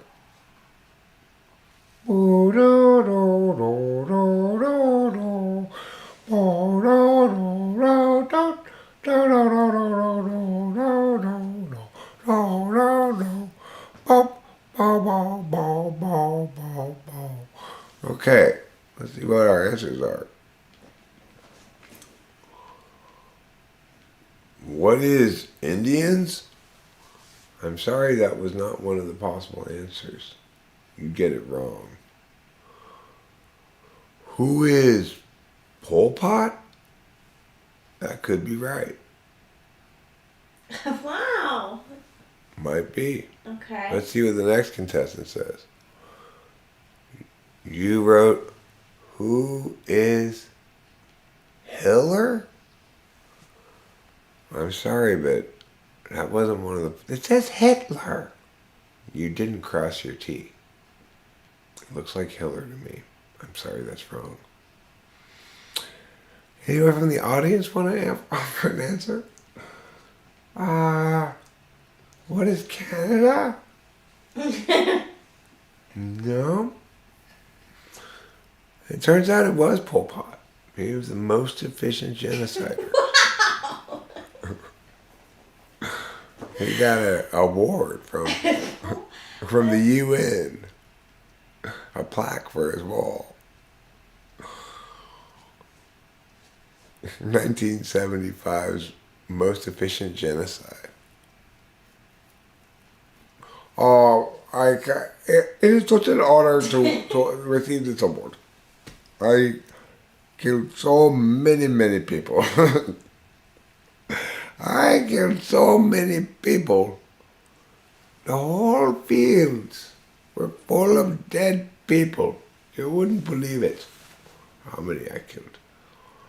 And yeah, I want to just say, nice try to Joseph Stalin You did fine, but I'm Pol motherfucking Pot.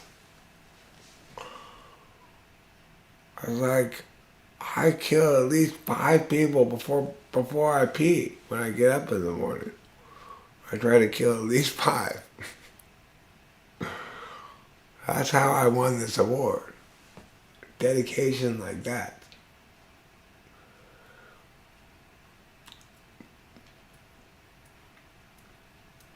There should be a movie called Pol Pot's Hot Sister, in which it shows some Americans on vacation, R&R from Vietnam, and their names are Jake and Steve. And Jake's like, oh my God, look at that chick over there. She's so hot. I gotta go talk to her. And Jake says, no, dude, that's Pol Pot's sister. He's totally gonna kill you. And Steve's like, do you see how hot she is, though? Then there's a long conversation about whether it's worth it and how he could possibly get away with it. He says, look, I'll just go chat her up. And I'll say, hey, do you want to go look back behind this thing over here with me?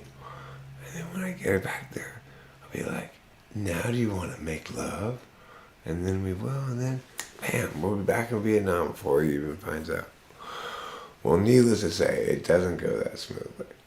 It turns out that he takes her back where he thinks he's going to have sex with her, and that she requires to get turned on this very convoluted role play scenario that takes like an hour and a half just to set up the props and bring the camels in and the donkeys and stuff,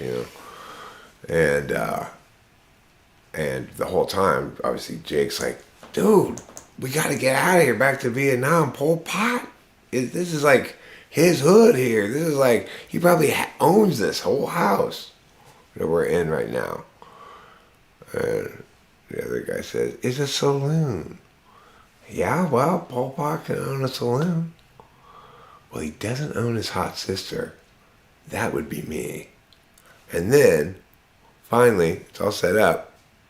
And they lit all the candelabras. And the American GI just gets in getting her naked when who pops in the room? Pol Pot. He says, what the hell is going on, Miranda? Polly. You're right, Grandcore. Her name's Polly. What the hell's going on, Polly? We Pots are good people. The Pot women, Polly, your sister Pam, your other sister Palm, and your last sister Pum, all of us Pots, Polly, Pam, Pot, Pum Pot, Pom Pot, Po Pot, all of us Pots have always been sexually modest. It's like our calling card. Here, it's written on my business card. Pol Pot specializes in genocide and sexual modesty. You have an equivalent card. I know because I had them made for you. Polypot. Never has sex. It says right there. Now look what you're doing. Getting naked with this American.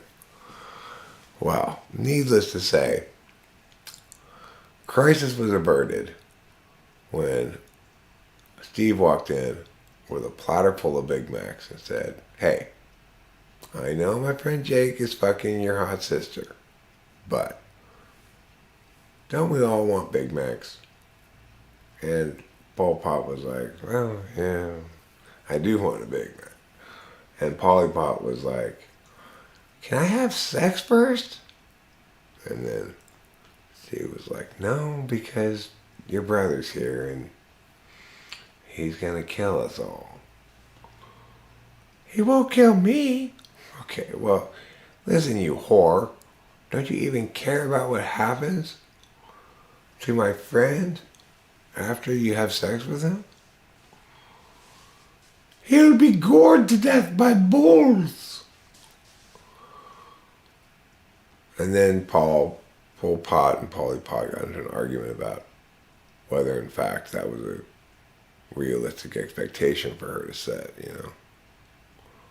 Once she said it's going to go like this, she expected it to go like that. And Pol Pot immediately started thinking, can I really convince bulls to gore this man to death? I guess if I dress him up as like the enemy bull or something, I have to find out who the bulls dislike them and dress him up as that guy or bull. And anyway, seemed like a big hassle to him. It's just like, forget the bulls, man. Listen, Polly, stop coming up with crazy, inefficient ways to kill people. That's why I won the award and not you. Okay? How many people did you kill today? 3. And how did you kill them? I fed them to sharks. See, this is what I'm talking about. We have guns. Okay? You're never going to win a genocide award like me at your style of killing people. How long did it take you to find the sharks? Well, a few weeks. Okay, see what I'm saying? How many people did you kill while you were looking for the sharks? I don't know, 17, 18. And how did you kill them? With sharks? No, Polly, you didn't. Okay, you're lying. You just got the sharks today, and that whole time you've just been waiting for the sharks. Frankly, I'm surprised Amazon delivers 8-foot live sharks to Cambodia in the middle of the 70s. But I'm not disappointed. This way, we can feature more live sharks in our Cambodian dictatorship. The lives of the Cambodian people from that moment forward were much more interesting. And there was always a threat of death by shark attack.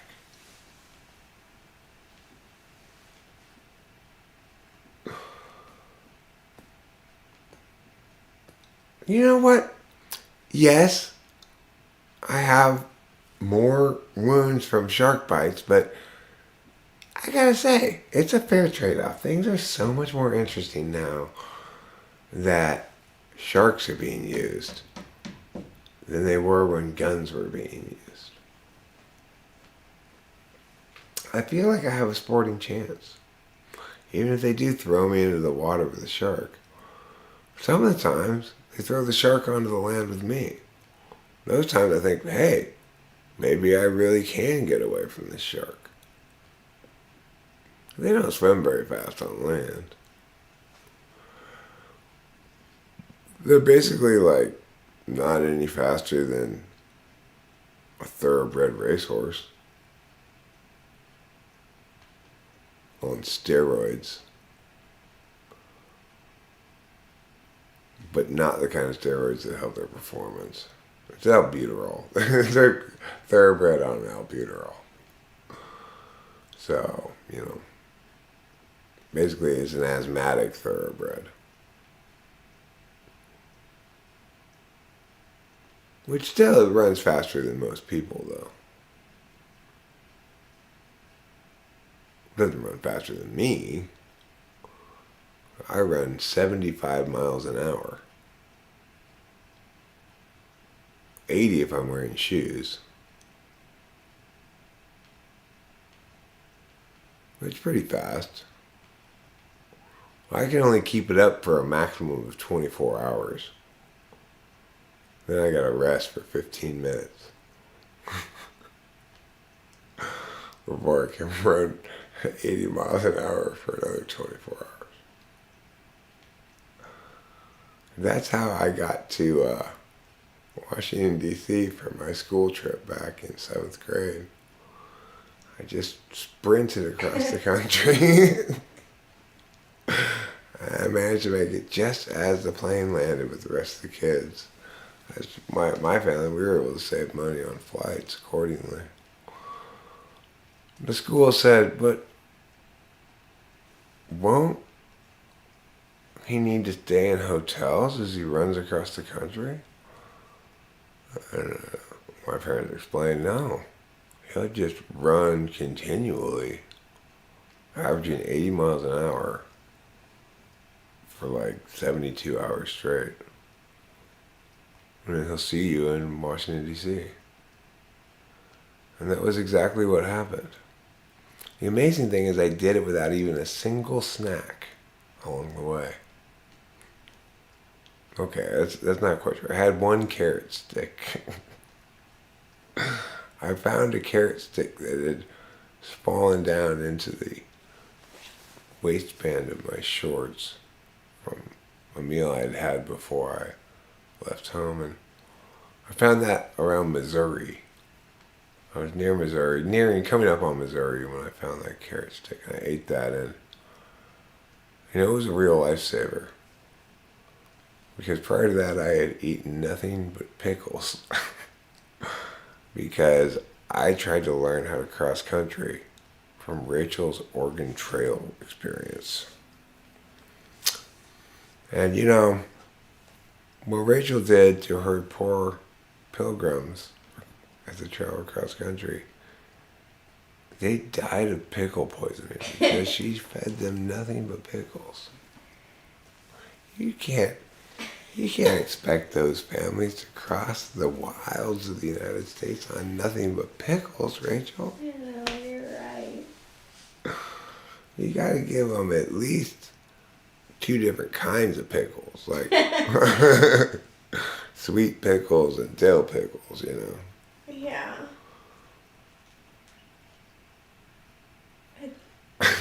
I mean, I like pickles a lot, right? Yeah, I do too.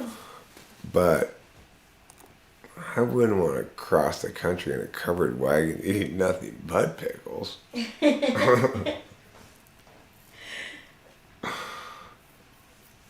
Yeah, if I were in your covered wagons, I'd be shaking my fist up at you. Get us something more than pickles. We want omelets. That's Wow, omelets. Yeah. Well, people in covered wagons survived almost exclusively on omelets, usually. See, I didn't know. I got the food wrong. Yeah. It's fine to eat nothing but omelets.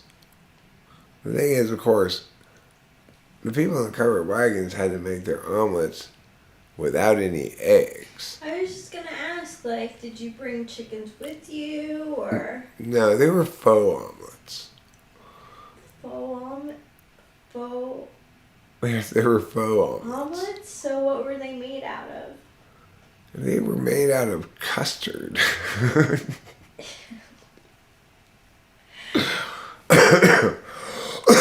Traveling in a covered wagon, it has basically a built-in custard maker.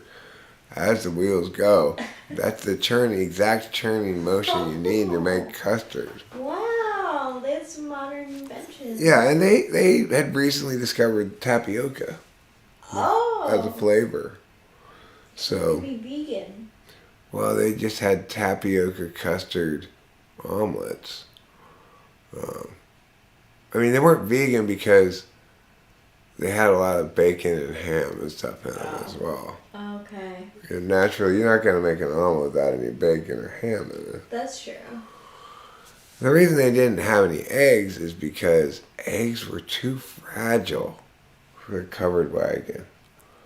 Covered wagon, every time it's always like bang, bang, things clattering around everywhere. You know how a covered wagon goes. There's like 40 soup ladles all hanging from the inside of it, and they're all clanging back and forth. Well, needless to say, with all that soup ladle action going on, the eggs would break after like half a day of travel.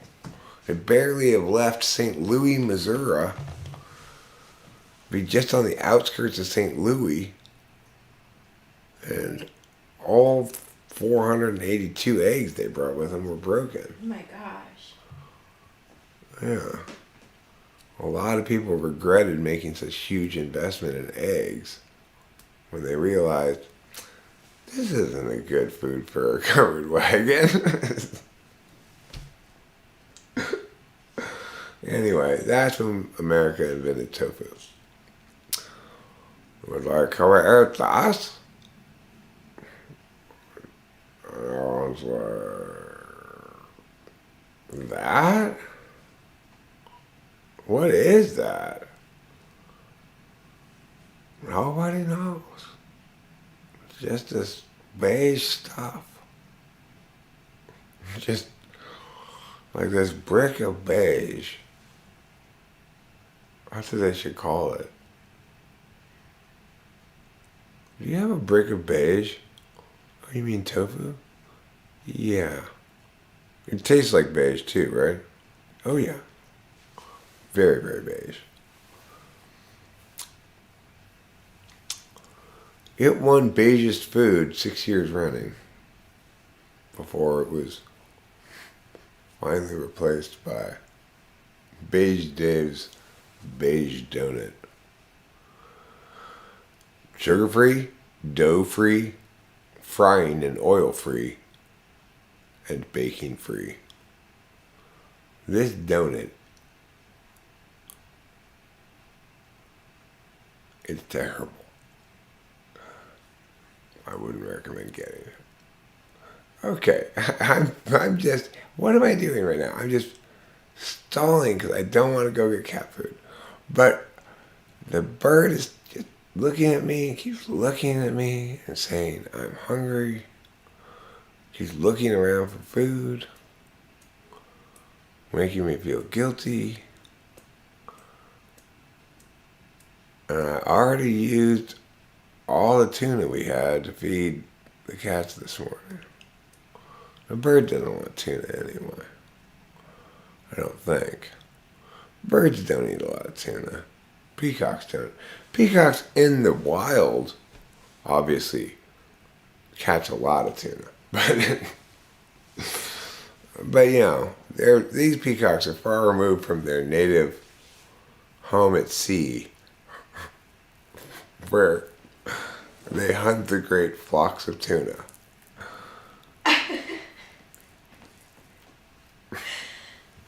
So anyway, I could give the boop and stirred something else to eat besides cat food. Do we have any, Well, that cereal. We got some cereal. Yeah, we do. You give them some cereal. Is that even Peter right there? I'm not sure. I don't know.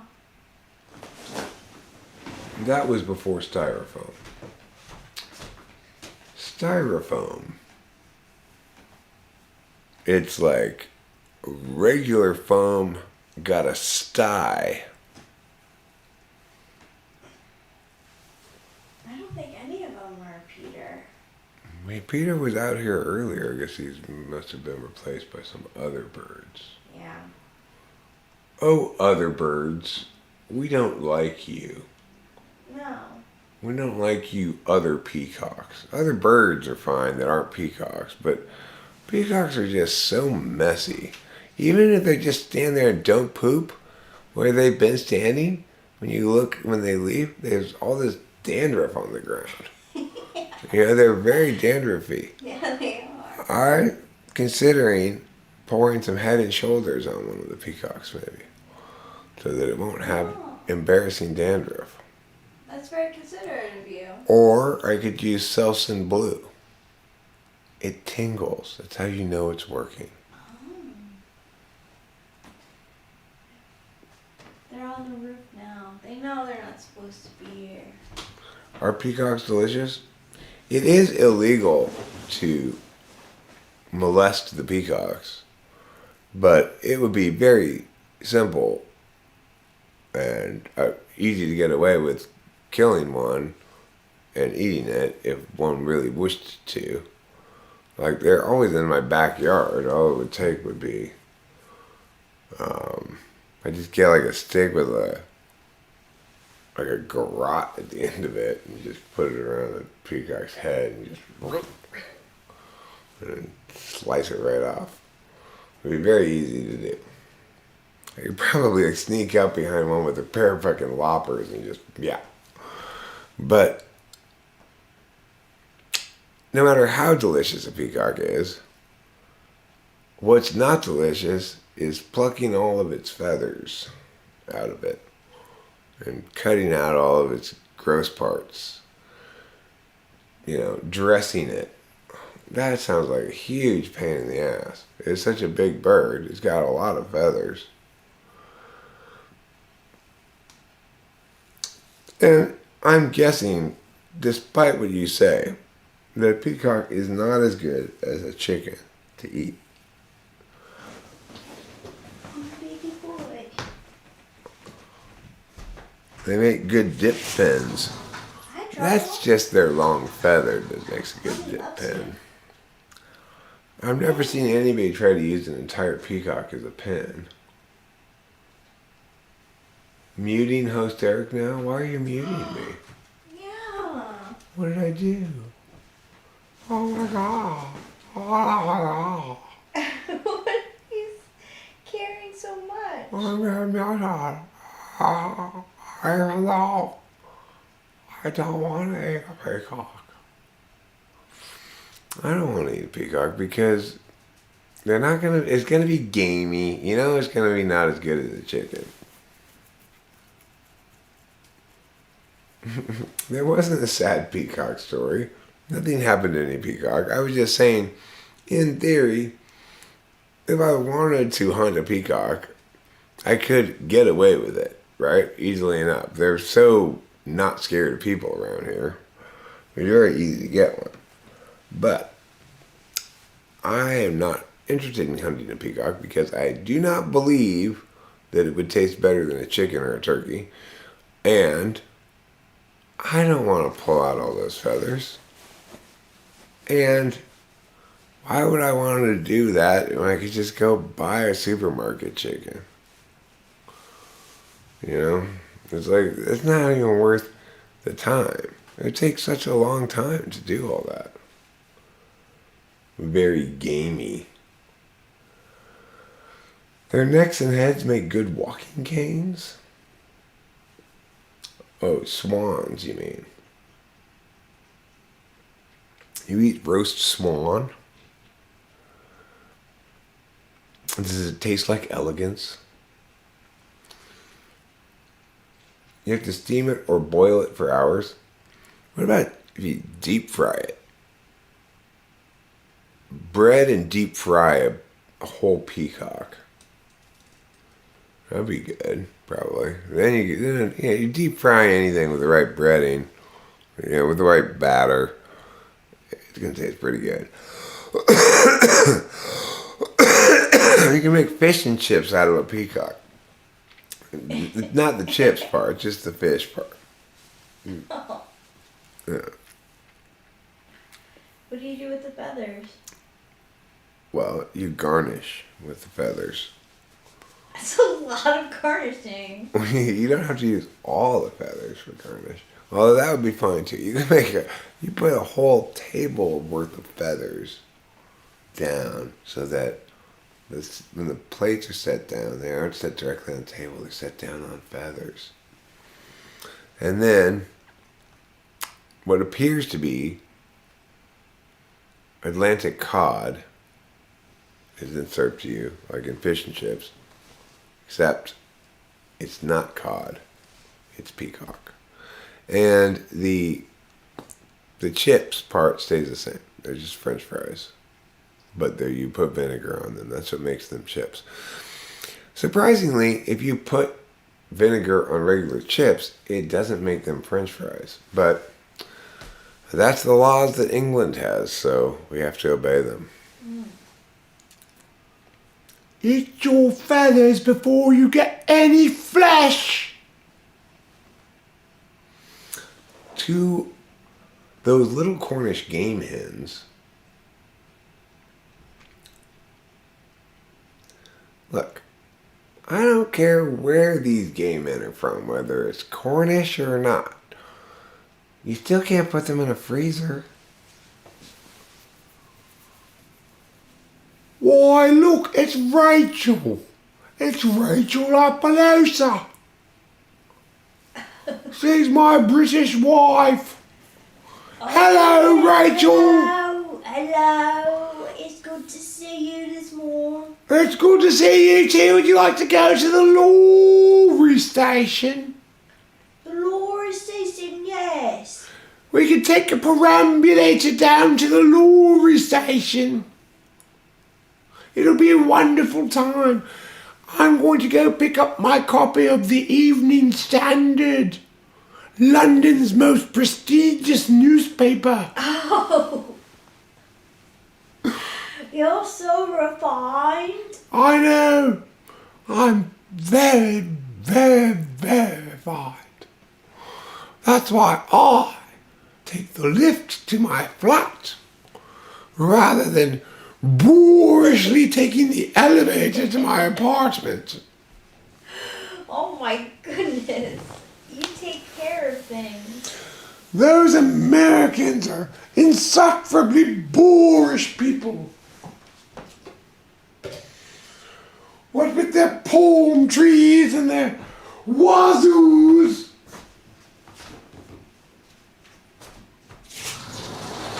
Bloody Yanks. It's those bloody Yanks, isn't it? They're at it again. Those bloody Yanks. They're at us again. So, you know, keep your Yank stuff across the pond, over there, in America.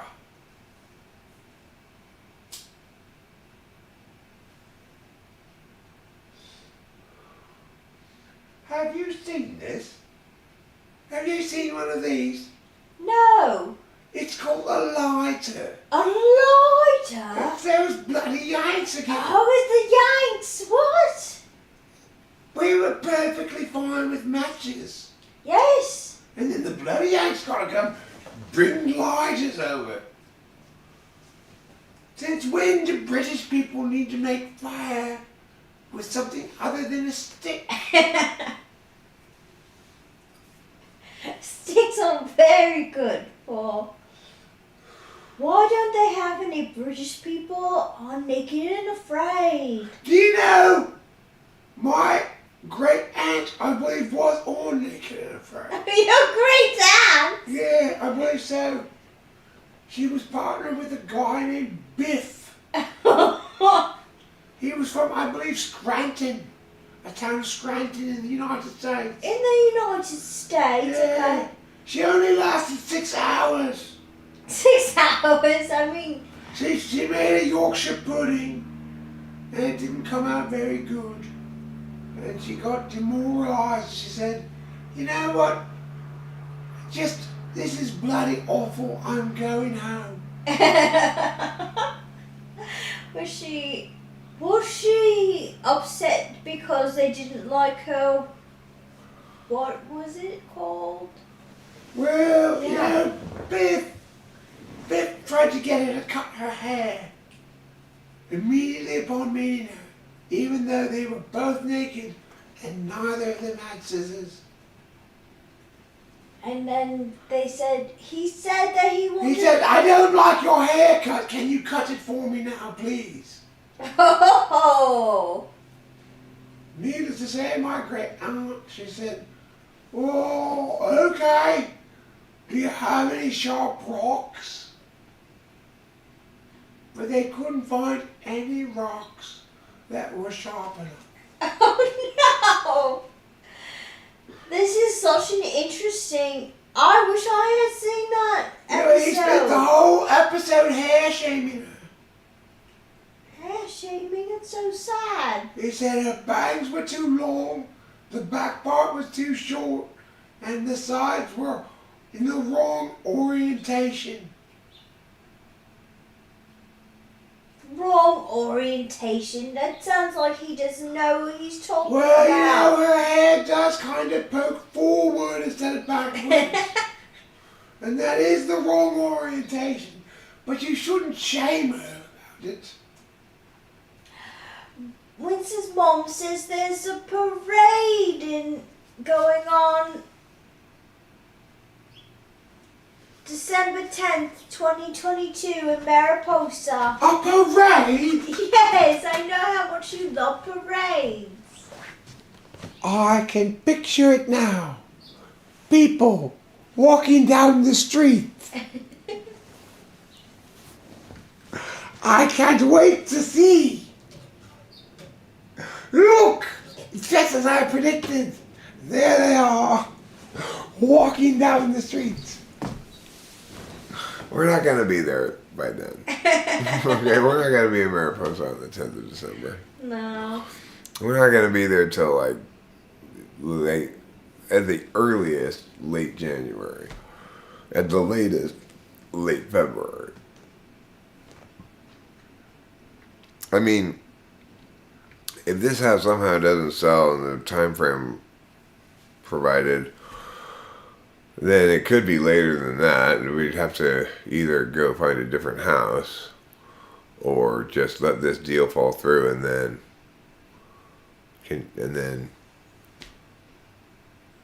if they still don't have any other offers, just buy it again, I guess, you know. But buy it again for the first time then, if that were to happen. But I don't think that's going to be a problem. Our other realtors, like for here, they don't think it should be a But problem. they don't think it's going to be a problem either. They're quite confident Okay. that we can get this house sold, assuming we stay on our schedule, which we are, that they can get this house sold by within a couple of weeks after listing it. Cool.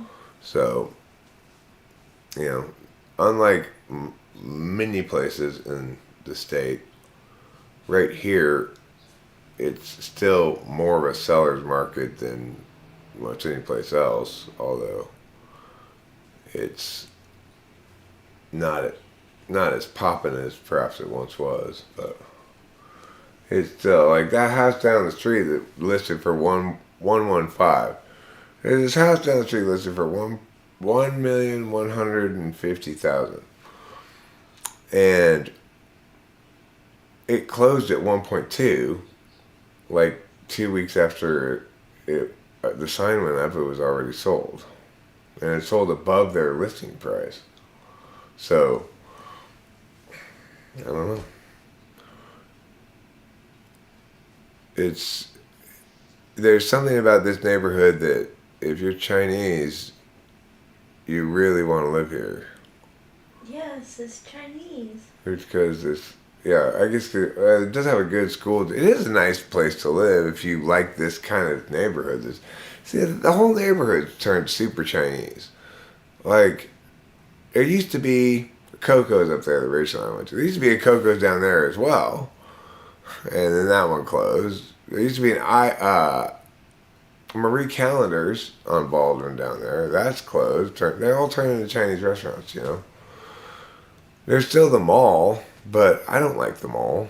The San Diego Racetrack's fine, but I can't seem to figure out their stupid machines without losing my voucher. Yeah. So, I don't know. I've had a couple of bad experiences losing a $40 voucher because I left it in the machine or something. That's kind of soured me a little bit. I still really like the racetrack and would like to go there again before we leave town, but not before we leave town, but before we move away. Okay.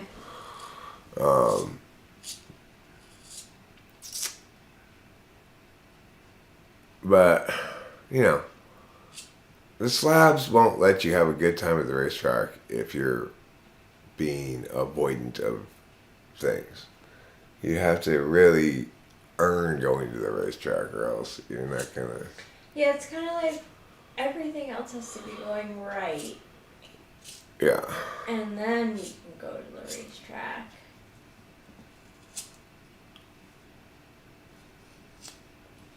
We're going.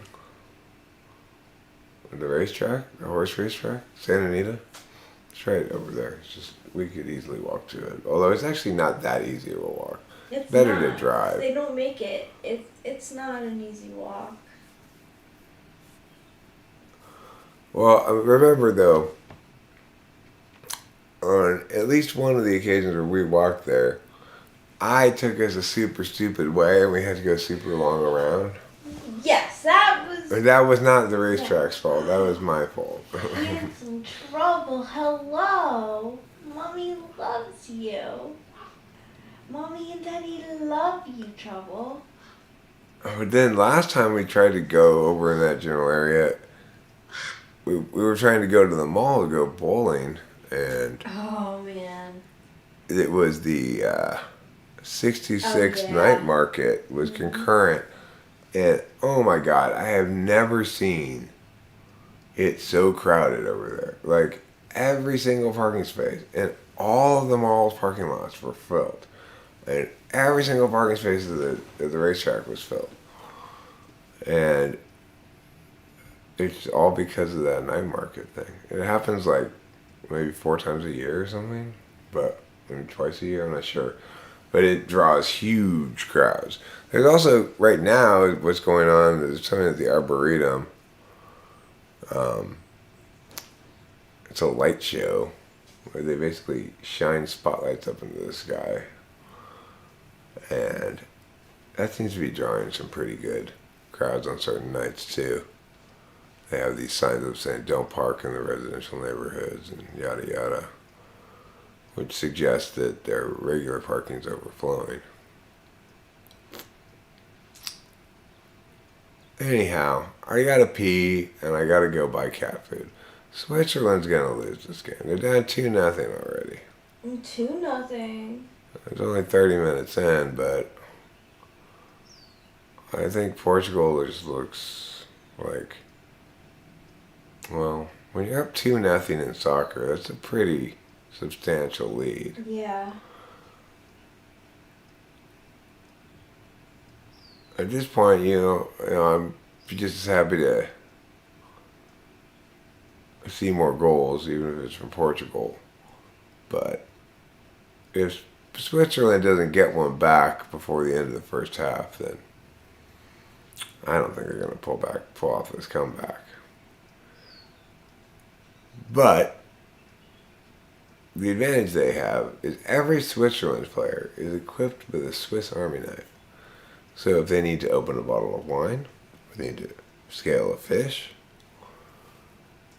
we need a toothpick, they're set. But I don't think there's anything on the Swiss Army knife that's going to help them play soccer better.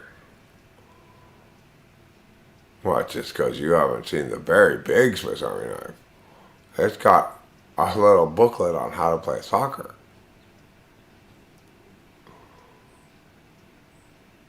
You're right. I forgot about that. Extra large Swiss Army knife. Anyway, regardless, sorry Switzerland, looks like you're going to lose. Portugal, I think, going to win this game. But you know what? I was sure Japan was going to beat Croatia, and then Croatia came back and won. So,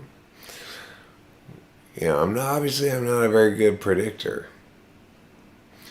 Anyway, see you later. Thanks for watching. Don't forget to eat plenty of cheese. And I love you with my emotion heart.